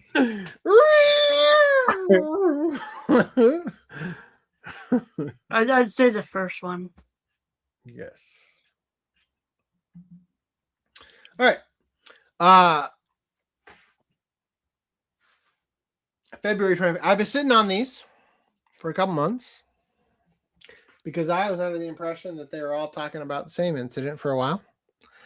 They weren't. We're about to look at a bunch of Pokemon card shit, so I hope you've buckled up. Nintendo forces Pokemon Card Shop to change its name after a major robbery. A Pokemon trading card store in Manhattan that drew widespread attention following an armed robbery has changed its name after receiving a trademark request from Nintendo. The business, formerly known as the Poke Court, now operates as the Trainer Court, a rebranding that followed contact from Nintendo regarding use of protected intellectual property. I love the idea that Nintendo called them up and said, "Hey, heard you got robbed. Guess what? Your problems aren't over." The January incident involved 3 armed, masked individuals who entered the store during a community event and made off with more than $100,000 in merchandise. I like the idea, like you remember, like in at Knott's Berry Farm, you ride the train and there's like a mock robbery that happens, right? Like back in the day, they would draw their guns and they would like put all your wallets in the bag and no one gets hurt. Instead, they come in to an event where everybody's playing with their Pokemon deck. All right, put all the decks in the bag. You're like, no serious injuries were reported, and local law enforcement investigated the case. The Poke Court had opened its retail location in Manhattan the previous year and built a following among collectors for its events and inventory of trading card products. After the robbery attracted local and online attention, Nintendo, the holder of the Pokemon franchise rights, reached out to with concerns about the store's name and logo, which included trademarked elements. What if the Poke Court was a Pokeball place? Do you think of that? I think at this point, if you try and do Poke anything, you're fucked. If it's got the accent, what if? They don't own the accented E. That's some Spanish shit. No, but they would own. Well, they wouldn't own it, but they would have an argument for Poke, right? So like if you called it the fish, raw fish salad bowls, Poke bowl, same thing. In this case, they also used the Pokeball on the logo, so that's God, get fucked, damn it. Here I was defending you in a court of law. Like, don't I look stupid? If it was a fish or a bowl of whatever, then maybe you know. Your Honor, that is salmon and tuna. Clearly, that is the tuna. That is a salmon and rice. And the rice bento on box. the underside. This is just a big misunderstanding. No, it's a top view of a salmon and rice bento box. Yes. That's what it is. With a center hole for your drink. What if they change it to something else, like the poker court, but the R is real tiny? In fact, it's the little accent above the E. Right? It's like the O.J. Simpson book, If I Had Done It, where like the people that were like his victims' families or whatever got the rights to the book. Yeah. They changed the if to like the To tiny the smallest font possible, so it says So- I did it. Yeah. Like, That's great. Oh, God. In response to the contact, the owners opted to rename and rebrand the business. A social media post from the store announced the name The Trader Court and noted that changes were made to avoid potential trademark issues while allowing continued operation. The updated branding removed the use of the Pokeball symbol and the Poke prefix. Damn. Cocked. That's gotta suck. Like you get your shop Yeah. burglarized, and then Nintendo's like, actually, or you're gonna have to get raped a little bit more here. No, it's like, hey, I heard you had a pretty bad day. Yeah. Are you gonna pay to give me back the assets I lost in the robbery? No, I'm here to make your day worse. Right? Oh God, no. I'm gonna put you out of business. Right? Like, I mean, there are so many of these cases, and I don't know what ones you're looking at today, but there was one in BC where it was like an upstairs, like it wasn't a street level store. Mhm. In order to get to the store, in quotes, you had to go into an office building, up some stairs, down a hallway, and then they were in like a unit of the office building. And that store got robbed. I know you said BC as in British Columbia, but I just think of it as before Christ. Like the Romans were playing Pokemon. Like, I'm sure they were in the ancient times. They were playing Yu-Gi-Oh back then. Thank you. Yeah. Yeah, Well, I mean, back then have- they only have the first 50 Pokemon. we have evidence of Yu-Gi-Oh for sure, but I mean, we have to assume Pokemon. we too. know that the Bible is in the lore of Pokemon because Brock uses Noah as the metaphor for why they should send the Pidgey out after they get off the St. Ant. So, oh, there you go. So we know that they were playing Pokemon back then too, right? Pidgey helped Noah find land. So watching they used the the news story scyther to stab Jesus. Right? Oh no! Watching the news story of this particular robbery Mhm. with the mask and it being like so off, like normally for a robbery it's a generally an opportunity crime. It's like, oh, here's a big windowed area, I can see all of the merchandise, I'm gonna jump in and take it and bolt. Mhm. But in this case it was so like inside, it was protected, they had masks on the whole time. I feel like it was almost like it's getting to the point where it's like, did that store owner rob himself for the publicity of being robbed and trying to get like sympathy purchases or donations to his store? Mhm. Now, I don't think this one was, but there's so many of these robberies that mindset has now started to creep in on some of these. Like, is this an insurance thing? Because also now rightfully the same, to finish what I was going to say is, could some of these be insurance fraud where they're pretending to get robbed themselves just for the insurance? But I was going to say the reason for that would be because the crazy prices of Pokemon cards, right? So it's like, these card shop owners are seeing the skyrocketing prices, saying, okay, well, now I have this opportunity, this short-term opportunity while we're in this bubble, that if I get robbed right now, I could cash in on my insurance. And then even though these products probably won't hold their value.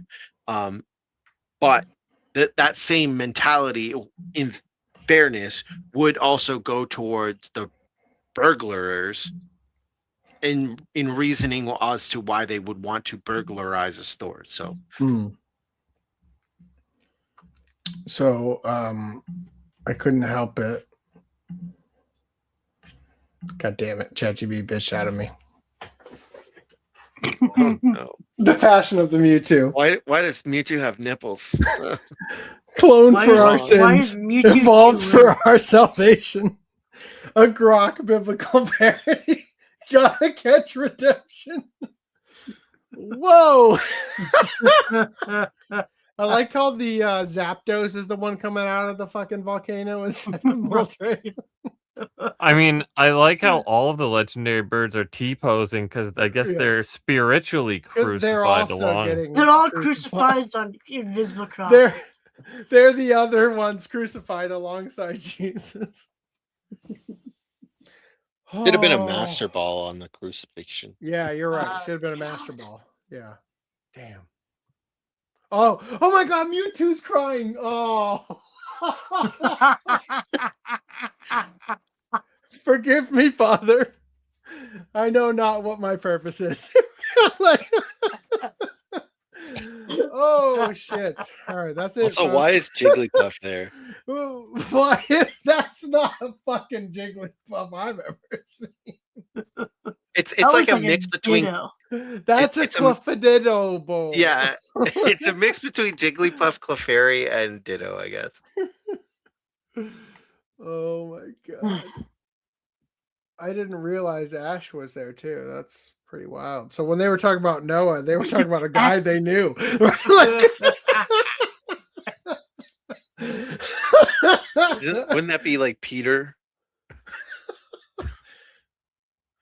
Oh. Okay. Hold on. All right, let me. If Pokemon existed in the time of Jesus and he, being the Messiah, was able to have a team of 12 Pokemon, What would they be? Out of the first. what would his disciples, I mean, Pokemon Team B, generate me an image showing Jesus with his 12 At the Last Supper. his 12 Pokemon.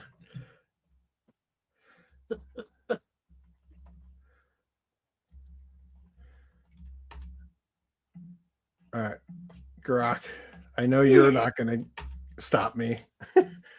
Fucking ChatGPT is like, sorry, Nintendo called. They said I can't do that. Send me that prompt. I'll try it. I'll wait for it. I did post it to both. I'm going to see what it gives me, but it's going to say, sorry, I can't do that. Oh, fuck. Oh, I don't like the implications of this. First of all, 1, 2, 3, 4, 5, 6, 7, 8, 9, 10, 11. Oh, there are 12. Okay. And then whatever the fuck that monster is over there. All right, here we go.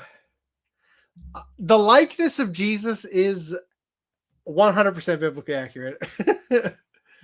The others, I don't know. Biblically accurate. Biblically accurate Jesus. Biblically accurate Pokemon. Generate me biblically. Generate me an image of a biblically accurate Angelomon. Pokemon. Oh fuck! Hold on, I got to do that one on Grok too. ChatGPT is gonna fail me. All right, here you go. You ready? Here. Are these even real Pokemon? fuck? Okay, I recognize Gyarados, even though something's definitely going on with that face, and the fucking thing has arms and legs, like it's evolving. Magikarp looks somewhat okay. There are 2 Growlithes, neither of which look appropriate. Whatever the Lucario, the fuck kangaroo shit thing that is, I think that's a Lapras, but it has like the What's Virgin that thing Mary growing behind out of it. Lucario on the ground? That's Right. Reese. There's also the droppings of that sheep. Are those other things even real Pokemon? Wait. Hold up. Lucario? Lucifer? Oh shit. Oh no. Oh, Also, oh no. Lapras has a micro-human on its neck. Am I tripping? Oh, ChatGPT. Yep. That's awful. Holy fuck. It's also All got right, like here a third flipper on the front. we go. All right, you ain't seen nothing yet. Here comes our biblically accurate Pokemon. First from Grok. What the fuck? That's Pokemon. Yeah. I like the black ones. That's a Shin Megami Tensei villain. Yeah, I was gonna say, I like the Roman chariot wheels on fire. All right, ChatGPT gave me this one. Wow. Wheel within a wheel. Rubimon. The Cherubimon. That's a Digimon, isn't it? Which one? It is. That's literally the villain in the third part of the movie. Hmm. And guess what? There's also Seraphimon and Ophanimon. Where does that come from? The Bible. Yep. Shout out to the Bible. All right, let's go back to all right. Where's your affiliate link for Bible? I get paid in crown jewels and my crown in heaven. Shout out to God. Right. All right, anyway. The store's official website posted about the change saying, quote, "First, thank you to everyone for the insane support we've seen, both near and far, in the less than 2 years we've been open." Heart emoji. From our small office space to the retail location and online presence we have now. We have been so appreciative of this amazing community and remain committed and excited to continue sharing our love for Pokemon in this hobby, you all. Y'all, what? You think you mean with? Maybe? I don't know. The short story is that Nintendo reached out to us with concerns about our name and logo. As we also have some new and exciting things planned for this year, we've decided to take this opportunity to evolve. We are now the Trainer Court. Our first form, the Poke Court, will always be in our hearts. But legally, it can't exist. Right? But the journey to bring the very best never stops. Only hits at the corner store, at the Trainer Court. Context: Nintendo's policies require careful protection of names and imagery associated with its properties.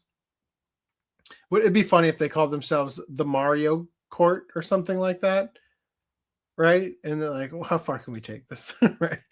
The Pokemon franchise is among the company's most well-known and widely licensed intellectual properties worldwide. Why don't you just fucking license it, dumbass? Stupid idiot. Licensing guidelines generally restrict unauthorized commercial use of trademark names, logos, and character likenesses. Observers noted contrasting perspectives on Nintendo's involvement. Some argued that contracting a small business shortly after a traumatic robbery could be viewed as insensitive, while others highlighted that trademark enforcement is a routine legal requirement for rights holders. See, this is what that right there. That is what a fucking Jigglypuff is meant to look like. What? This is a Clefaigapuff. This is a trans Jigglypuff over here. Right? Clefaigapuff. That ain't the face of a Jigglypuff, right? That's Clefairy. Clefaigapuff. Oh dear Lord. Since the name change, the Trainer Court has continued to host events and serve customers. According to its public communications, the store's owners expressed appreciation for community support following both the robbery and the brand transition. They also said they plan to maintain their role as a local hub for collectors and enthusiasts. The robbery itself was part of a broader pattern for thefts targeting specialty card shops and collectible retailers in the United States. With other high-value losses reported in recent months, the rising market value of trading cards has made such businesses a target for criminals. The rebranding effort reflects both legal realities and the challenges. Blah blah. Who cares? God damn, that Park Place. You make these articles so fucking long for no reason. Niche retailers operating in the current collectible market, while the Trainer Court moves forward under its new name. The impact of the robbery and the trademark request continues to generate discussion among customers. Nobody cares. Nobody fucking cares. We'll move on to the next one. This one's even funnier. Rare Pokemon card thieves tunnel through wall for an $180K heist. Thieves in the U.S. reportedly dug through a wall to break into a Pokemon card store and steal rare trading cards worth an estimated $180,000. Part of a growing trend of high-value Pokemon card thefts. An organized group of thieves targeted a card shop by tunneling through an exterior wall to gain entry and make off with valuable Pokemon cards. That doesn't look like an exterior wall.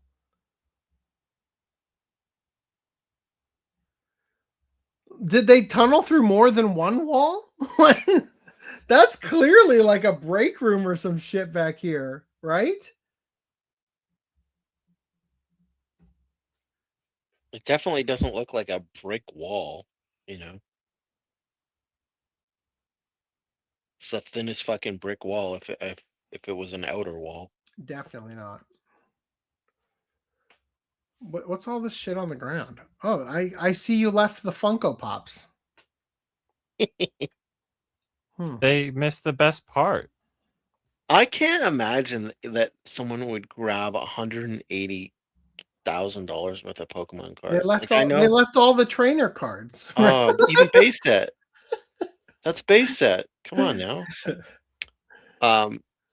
Even like the expensive ones, like they would have had to have some like. Maybe they only left with all the graded ones. But that's what I'm saying. Like even the graded ones, they would have had to have a horde of them, like multiple first edition Charizards, a couple first edition base set boxes sealed. You know.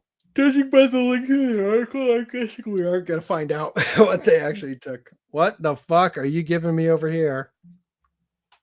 Oh, no. Did you ask for a biblically accurate Pikachu? I did.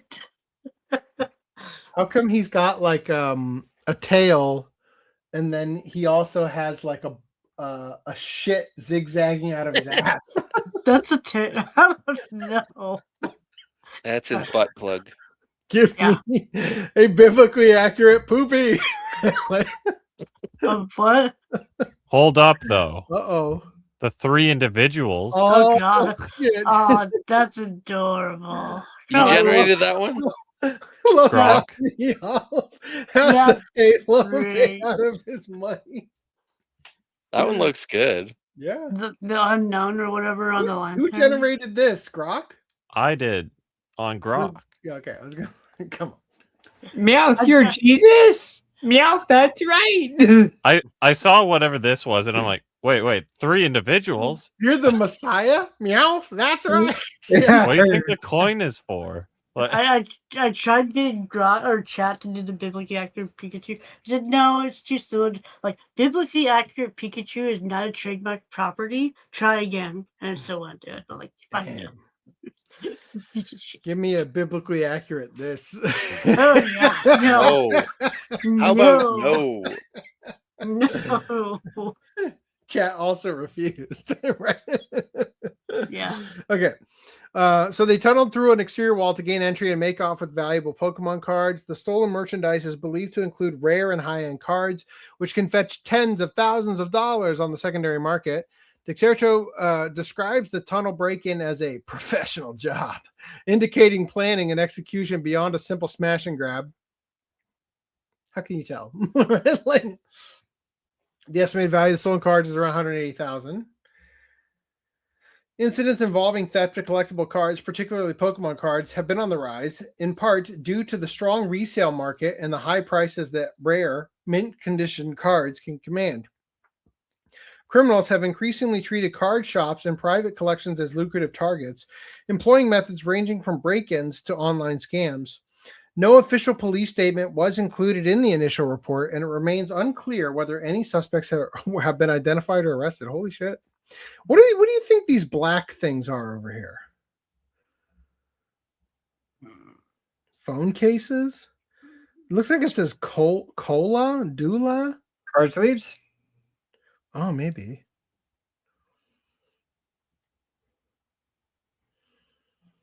They didn't even take card sleeves. They didn't even take the fucking fire extinguisher.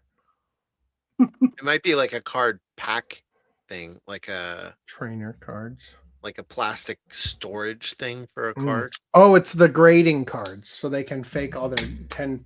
Oh, it's a top loader, do you think? Yeah. No, well, more beefy than a top loader, like a plastic. Like this has to be the other side of these things, right? Right here. Yeah, I would think so. How can you get more beefy than a top loader unless it's in a PSA slot? Show you. 1 second.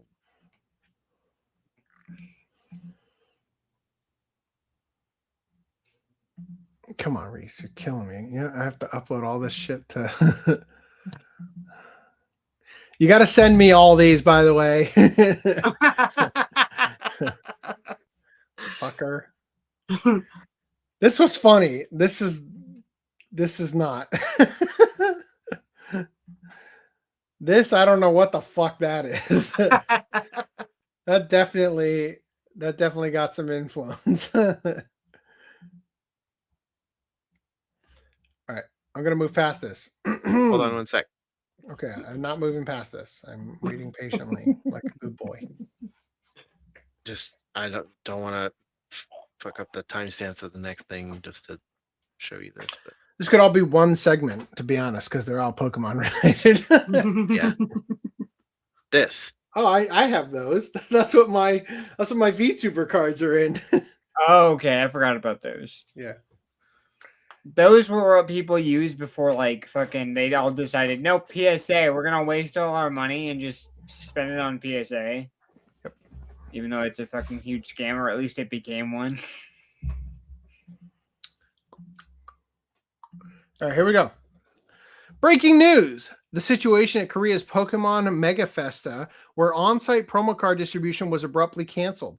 People started gathering around 5 a.m. for the Koi King promo card. That's Magikarp's Japanese name, right? Koi King? I think it would be Korean. I'm pretty sure it's the Japanese name for Magikarp is Koi King. Right? Fuck, I'll look it up. Jesus. I'm looking it up. Yeah, it's Magikarp. Well, it was Magikarp. Yes, that. All right. So people, well, here he is in Korean. Koi King in all of his glory. Wait a minute. So this is what's wrong with Gyarados. He doesn't have big red lips. He's not a whore. Apparently in Korean, it would be Ingyo King. Well, that's not what the post says here. Post says Koi King. So then that would be the Japanese one. But it was translated from Japanese. Yeah, perfect. Okay, got it. All right. So they started gathering around 5 a.m. for the Koi King promo card. Before the event even started, the line stretched to the Seoul Forest entrance, swelling to over 1,000 people. Around 10,000 people showed up at the venue, deemed a safety hazard. With Korea's past Itaewon crush tragedy in mind, police and city officials were deployed. Promo card distribution and stamp rally were unilaterally suspended and canceled. People who'd been lining up since morning pushed back and refused to disperse. At the log cabin exchange, just imagine you fucking Tiananmen Square them over Pokemon cards. Right? At the log cabin exchange station, staff held a meeting. Furious participants pounded and forced open doors, with insults flying as the scene descended into chaos. Many foreign participants were present too, leaving the situation spiraling out of control. So this is the fucking card that they were... Tens of thousands of people showed up for this bitch. Could be worth some money. I don't know.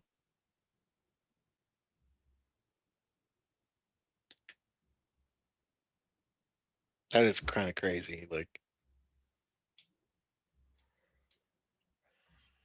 and they knew who to send it to when they gave them an apology, because their Pokemon Go accounts all registered as being in the area. Right. All right. The Pokemon Company warns the trading card game players after staff and judges face harassment. Pokemon Company has issued a public warning to competitive Pokemon trading card game players in Japan following multiple incidents involving harassment and abusive behavior directed at tournament staff and judges. According to the statement, the company has recently seen an increase in problematic conduct during official Pokemon card game events, including aggressive complaints, verbal abuse, intimidation, and disruptive behavior toward event personnel. The company stressed that staff members and judges are working to ensure tournaments run fairly and safely, and stated that harassment against them will not be tolerated. Players engaged in abusive conduct may face penalties, including removal from venues, suspension from events, or additional disciplinary measures. The warning comes as the Pokemon trading card game continues experiencing massive popularity in Japan, with major tournaments regularly attracting huge crowds, long lines, and intense competition. Increased demand for rare cards and the growing financial value attached to competitive play have also contributed to a more tense tournament atmosphere in recent years. Competitive trading card game communities have long struggled with disputes involving rule enforcement and judge decisions, but Pokemon's rapid growth appears to be amplifying the issue. The Pokemon Company did not detail specific incidents that prompted the warning, but the unusually direct wording of the statement suggests the issue has become serious enough to require public intervention. Meanwhile, a Tokyo store makes you pass a quiz. I'm sorry, that's not what it says. Tokyo store makes you to pass a quiz in order to buy Pokemon cards as part of an anti-scalper policy. Wow. Profound headline. I feel like I would fail like any quiz that would properly, like, unless it was the most basic of quizzes, like Wigglypuff, seen from above. Right? Like, yeah. No, but like, I don't know. Do you guys have the skill testing question thing in America for like prizes? What are you talking about? So it might not be an American thing. In Canada, in order to do like you know, the Monopoly, McDonald's Monopoly thing. I got assaulted by a moth right in my eye just now. Nice. Yeah, what about the Monopoly thing? So if you win something with the McDonald's Monopoly, sometimes you'll get like the shitty prizes will be like a free burger or something, right? Mm-hmm. So in Canada, in order to make it a legal thing and not a gambling, they make you answer a quote unquote skill testing question. Yeah, so like you have to. When was McDonald's founded? Oh, sorry, you lose. 99% of the time, it's a math question. Oh, it's usually like like it's not that easy because Okay. I think the law says it can't be like something super easy, but it's basically like what's 12 times 3 minus 5. Is it to make sure that retards don't have millions of dollars? I think it's just to like get around. It's like the pachinko machines in Japan, how they're like It's like how Ocean Group existed exclusively to get things onto syndication in Canada, right? Well, yeah, but I think the pachinko machines is more like Yeah, where yeah.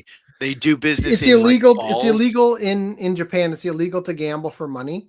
Yeah. So instead, you gamble for ball bearings, and then you leave the pachinko parlor, go across the street, and you exchange the ball bearings for money. Right? Yeah. So it's just a technical workaround to get around the law, essentially. So you have to go answer your stupid skill testing question. And so if it's something like that, where it's like, here is Pikachu. What is the name of Pikachu? Or who does Pikachu evolve into? Oh, that's Raichu. Okay, then it's fine. But like, if you start trying to pull some of the Gen 6, Gen 7 Pokemon, and you're like, who does this person? I don't even know who that is. Ash lose his bicycle or Misty's bicycle? Right? I mean, that's episode 2, right? Or episode 1? I don't know. But what episode was banned in America that you never saw? I don't know.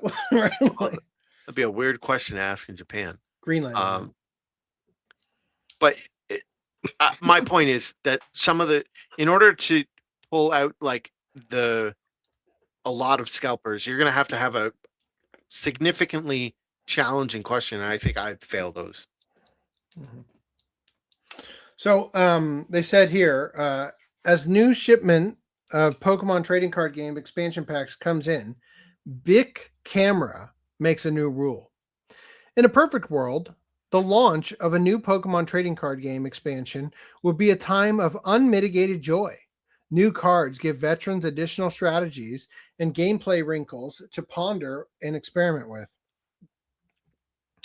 and also give new players an occasion to jump into the game, which should lead to a healthy, robust fan base. And yet, the modern world being what it is, new Pokemon cards also attract scalpers, swooping in to bulk buy and clear out retailers, then flip the cards for inflated prices through online sales, where they're far beyond the price point that the average fan, especially kids, can pay. The struggle against scalpers isn't limited to launch days either, since the cycle repeats itself whenever new shipments of the latest expansion come in. So, with Japanese retailer Bic Camera now getting restocks of the Pokemon trading card game's Ninja Spinner Mega Expansion Packs, which were first released in March, the store staff knows that some of the people looking to pick up packs aren't fans of Pokemon so much as fans of the money they want to make scalping. So to weed out the resellers from the actual players, the Ikebukuro Nishiguchi branch of Bic Camera in downtown Tokyo has introduced a number of countermeasures, including a Pokemon test customers will have to pass before they are allowed to buy the cards. Please be aware that sales will be limited to shoppers who can correctly answer the quiz questions. Ooh. Reads a large poster-styled sign that has been placed in the store's trading card section. Just what kind of questions are being asked? According to the below tweet, Bic Camera is asking would-be buyers to identify more than a dozen Pokemon species selected at random from a pool of even more, and the sign says that sales will be refused to anyone attempting to photograph the questions ahead of time.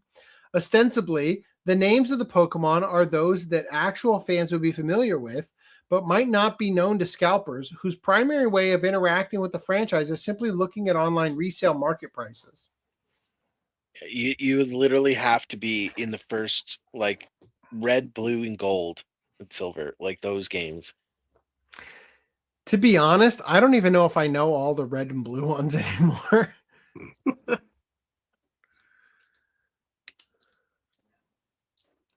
As soon as you start going to Ruby and Sapphire, I would start having problems. Like, I would get some, but there'd be issues. Well, the worst part is when you go there and you say, "Yeah, that one's Magikarp." Nah, Koi King, right? I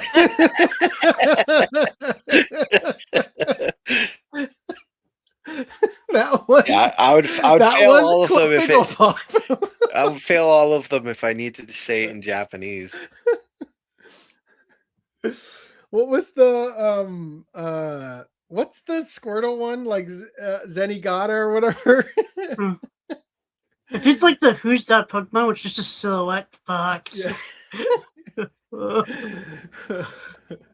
Passing the quiz isn't the only requirement for Ninja Spinner purchases either. Buyers must have either a Bic Camera Point card or the Bic Camera Point app installed on their phone.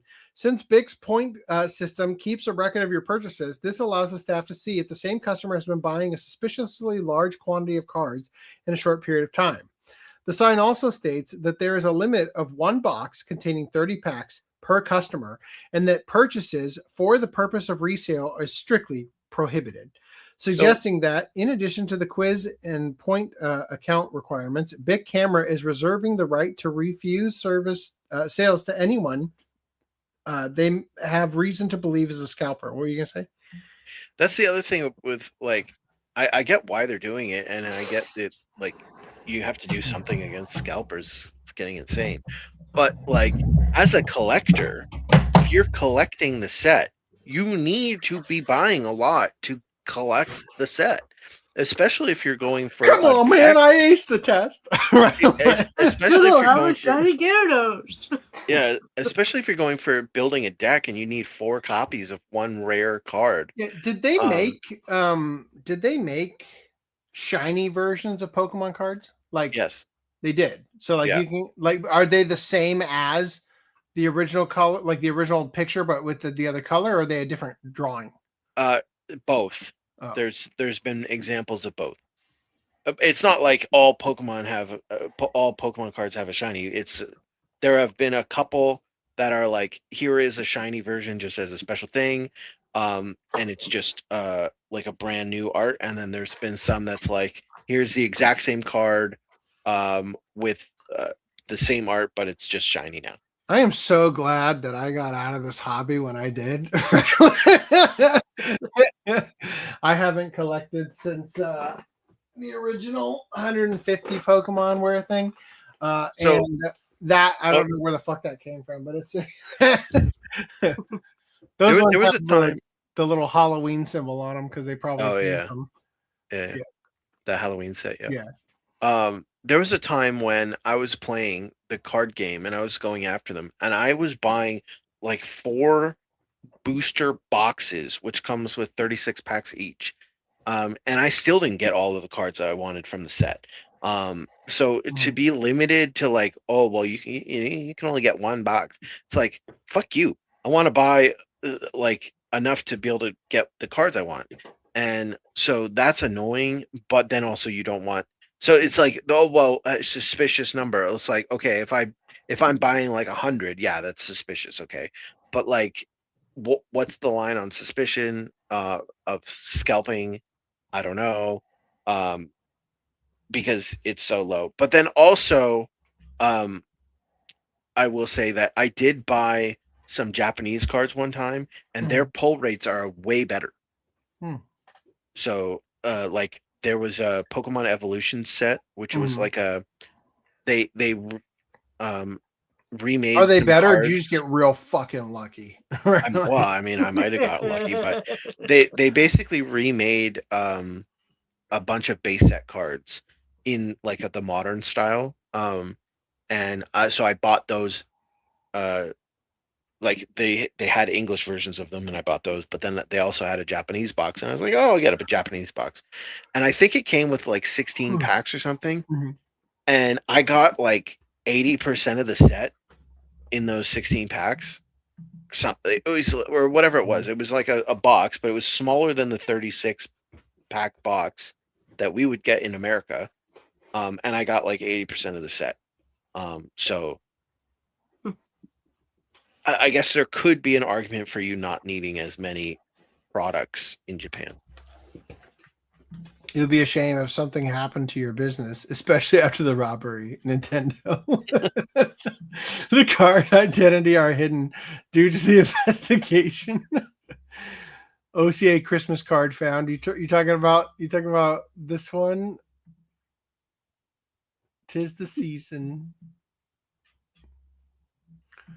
That'll be a Patreon exclusive benefit. We print out seriously. cards.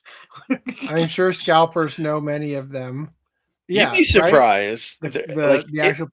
The worst thing is like you're a grandparent, you're trying to buy it for your grandkid. You're like, who's this? Like, I don't know. Get out of here, scalper. Have you seen anything about Logan Paul getting into grading manga? Yes. So there was a video where he was trying to be like, "Oh, I'm in the One Piece now, and I got the One Piece manga graded." And I can't remember some bullshit he said, but like basically he was like, "Oh yeah, Zoro has a devil fruit," like bullshit like that. It's like basic facts about the anime manga that he was getting wrong. Yeah. I think he mispronounced Luffy. He said Luffy or something. Oh, I don't doubt that. Yeah. It's like there are some scalpers that are just fucking idiots. They're not knowledgeable about literally anything. But obviously there would be scalpers that do know. If you asked Logan Paul the math question from Canada, I think he might fail that one too. Okay. Yeah, so I imagine the scalpers know the rare cards, the ones that are really valuable. They're going to ask you like deep lore questions. Like the Pokedex entry, like lore for Pokemon or some shit. No one's going to get that.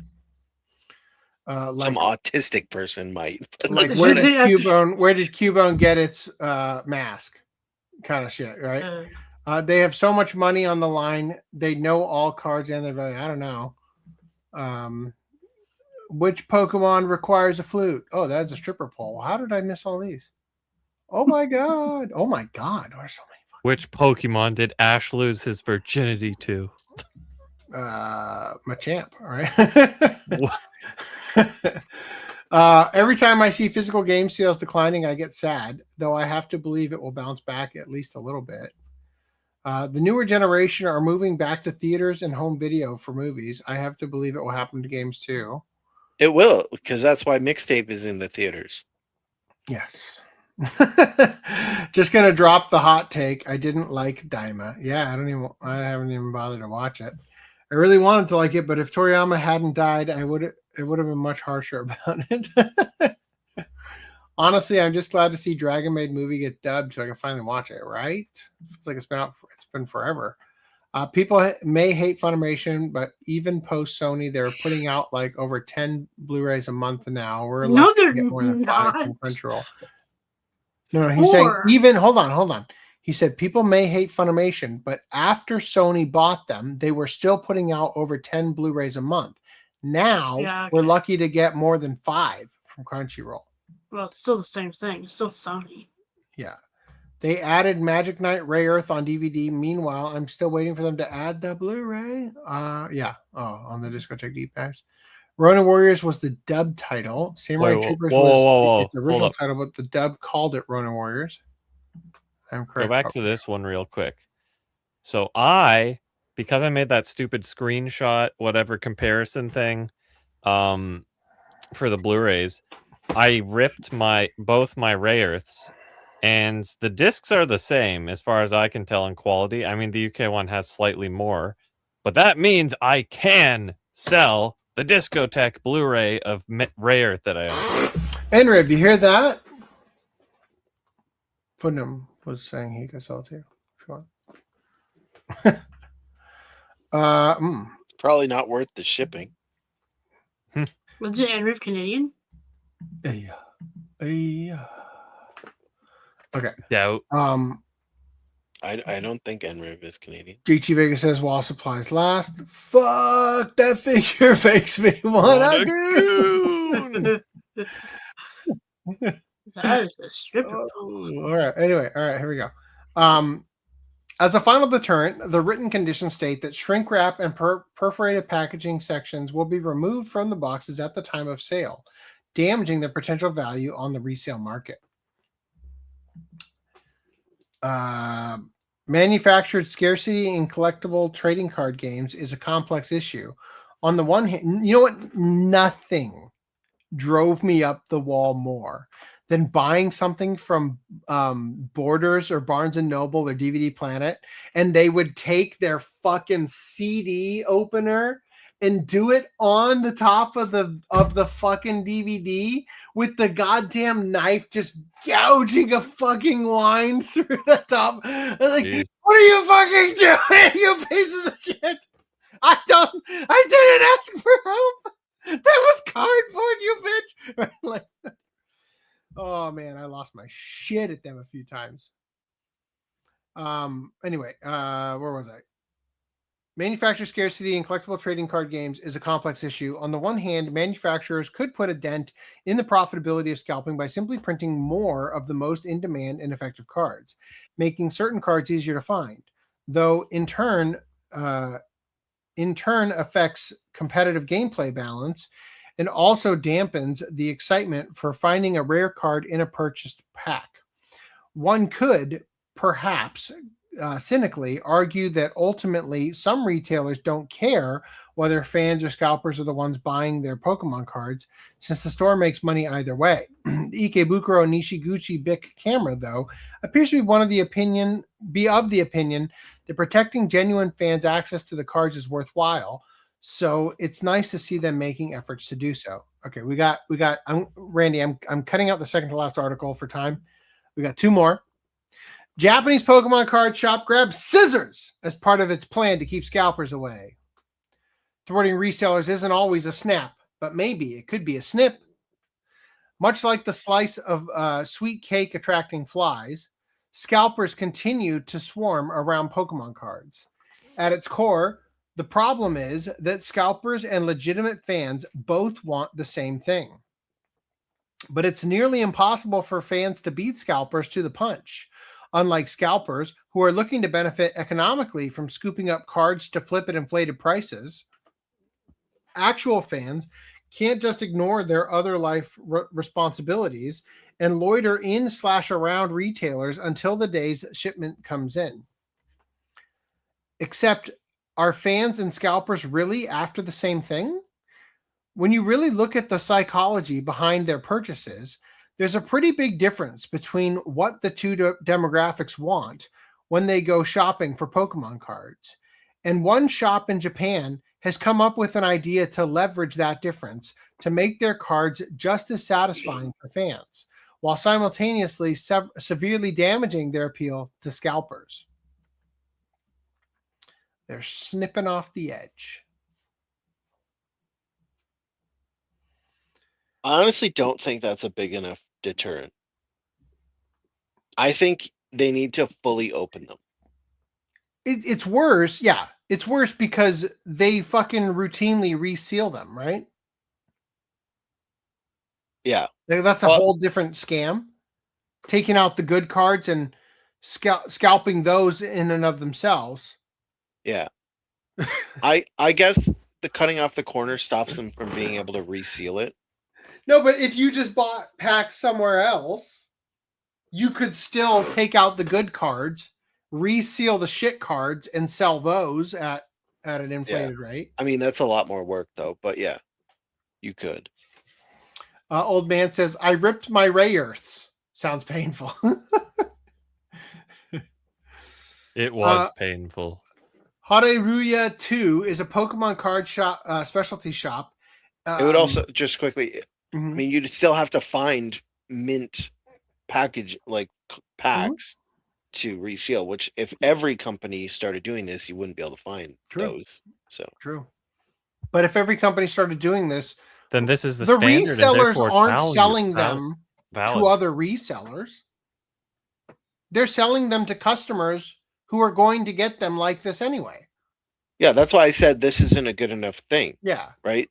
That's why I said you need to fully open it, because if you fully open it, then the purchaser is going to say, if I buy it from a store, I know that they didn't go through the pack and take out the good cards. Yeah. But if I buy it from a scalper, right, then it's like, okay, well, and they I could don't know. they could technically still reseal this after taking out the good card, which now they could look at the corner and identify, oh, there's a good card in here. Let's open this one, pull it out, reseal it without it or whatever. So in a world where everyone fully opens the pack, then if a scalper is selling it resealed, then it's like, okay, well, you're sus. Why'd you reseal it, right?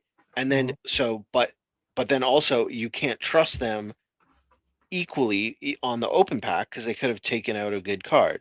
So that kills the resale value.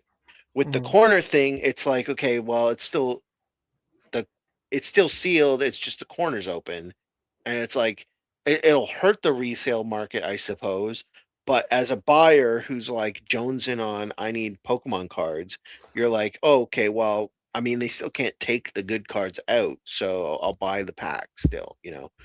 I could see people making that decision, but if you fully open them, they couldn't, and they'd have to go to the store and be like, okay, I'm gonna get it from the store and watch them open it, so I know that they're not taking the good cards. Well, it could even be this week, its branch in Saitama City's Omiya Award sent out a tweet showing Pokemon Mega Dream EX expansion packs it has for sale. You might have noticed that the packaging looks a little strange in the above photos, with the top left photos of the wrappers not visible. Honestly, this tweet alone might have been enough to get the scalpers to just not even show up. Yeah. You know what I mean? Like, maybe they don't even actually do this. That was just like the ruse, The problem with it being a ruse is as soon as one person goes to the store and tweets out, oh, hey, they're not actually doing that, then the scalpers come back, right? So yeah, but if the scalpers are waiting for your announcement of your shipments coming in and this is what you show them, then the regular customers get in there before the scalpers do, because the scalpers wait and they're there at opening, Yeah. Which is hilarious because, like, when I was growing up, my mom used to tell me that she would go to buy us Pokemon cards at Target and she'd have to get there before they opened. And always at the Target, which was like the comic book store that I went to the church above was right here. And on the other side of that shopping strip was Target. My mom would wait at the Target, and the guy who owned the comic book store would always be waiting there with her. And they would run to the back to get the fucking cards because he would buy them, open them, and then sell the cards individually at the comic book store for $25 for the Raichu, right? Versus like $2 for the pack or whatever. You know what I mean? Like the whole time, it's literally just the other stores buying and reselling, So here the corners aren't folded over either, but are completely missing. This isn't the result of a production error though, because the hallelujah, that's the story. It's literally, he is risen indeed. Hallelujah.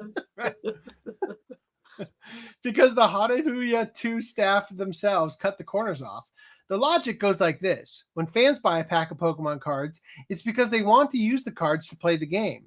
In order to do that, they're eventually going to have to remove the packaging.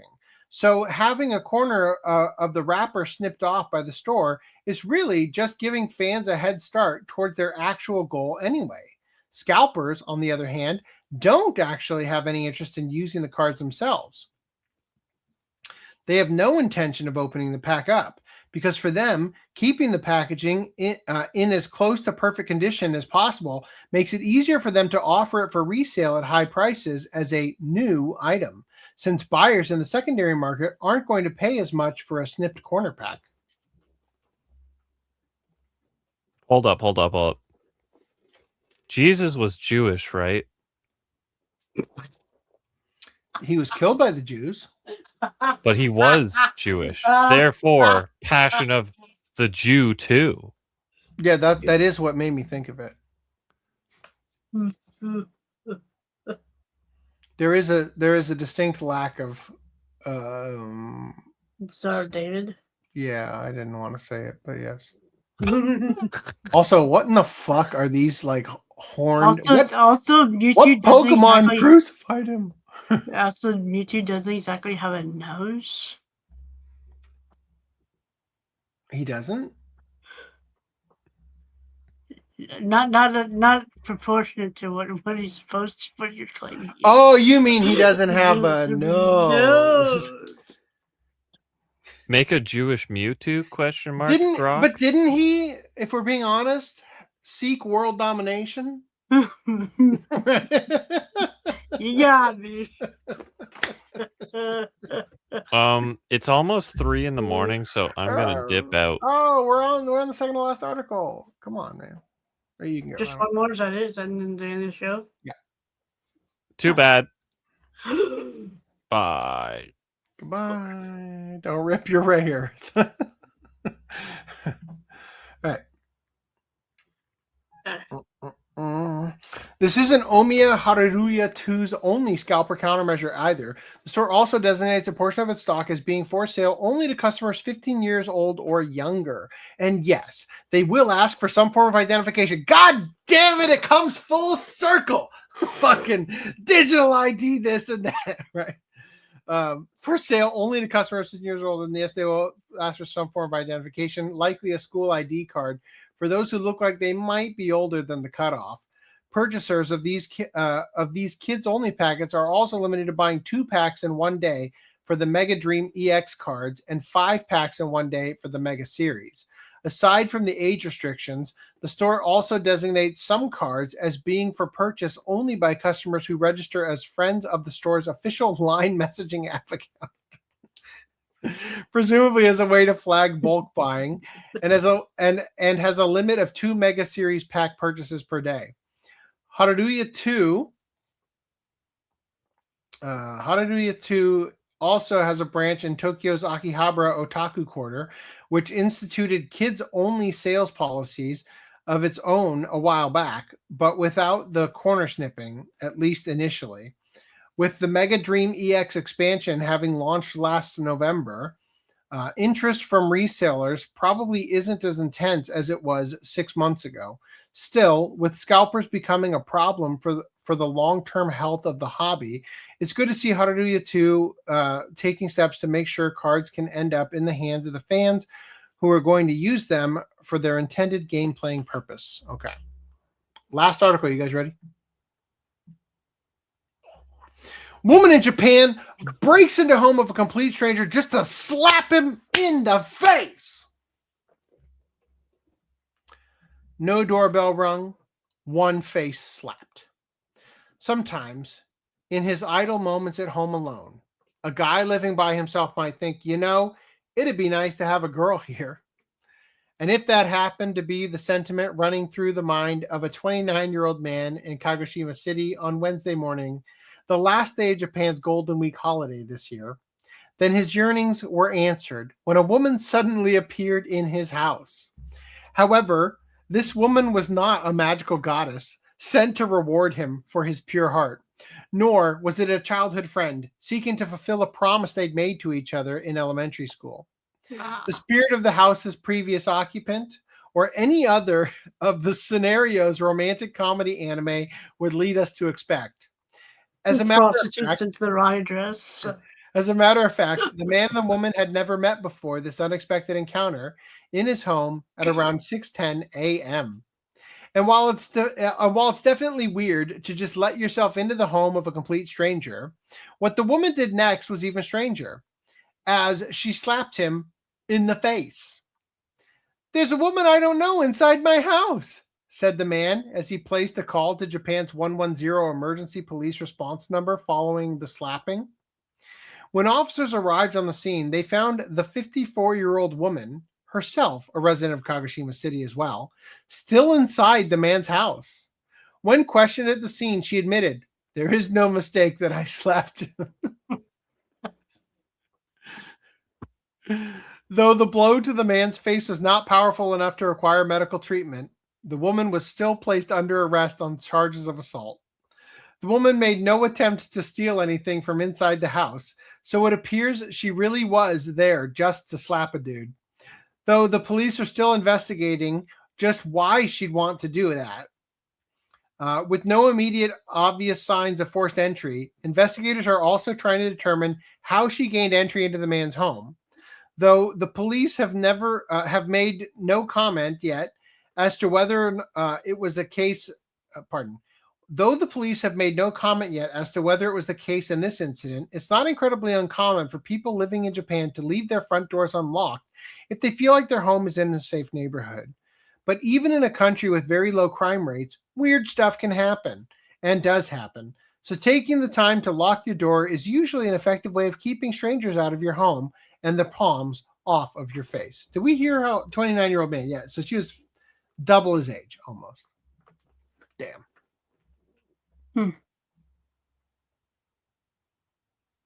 Spectacular. A slap. I hate to do this because I think we did this last podcast, but it feels appropriate, so I'm gonna do it.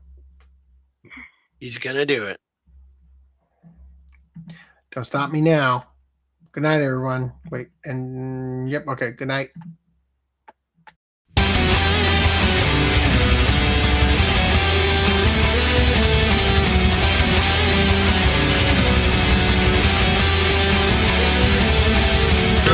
In nomine Patris et Filii et Spiritus Sancti. Amen.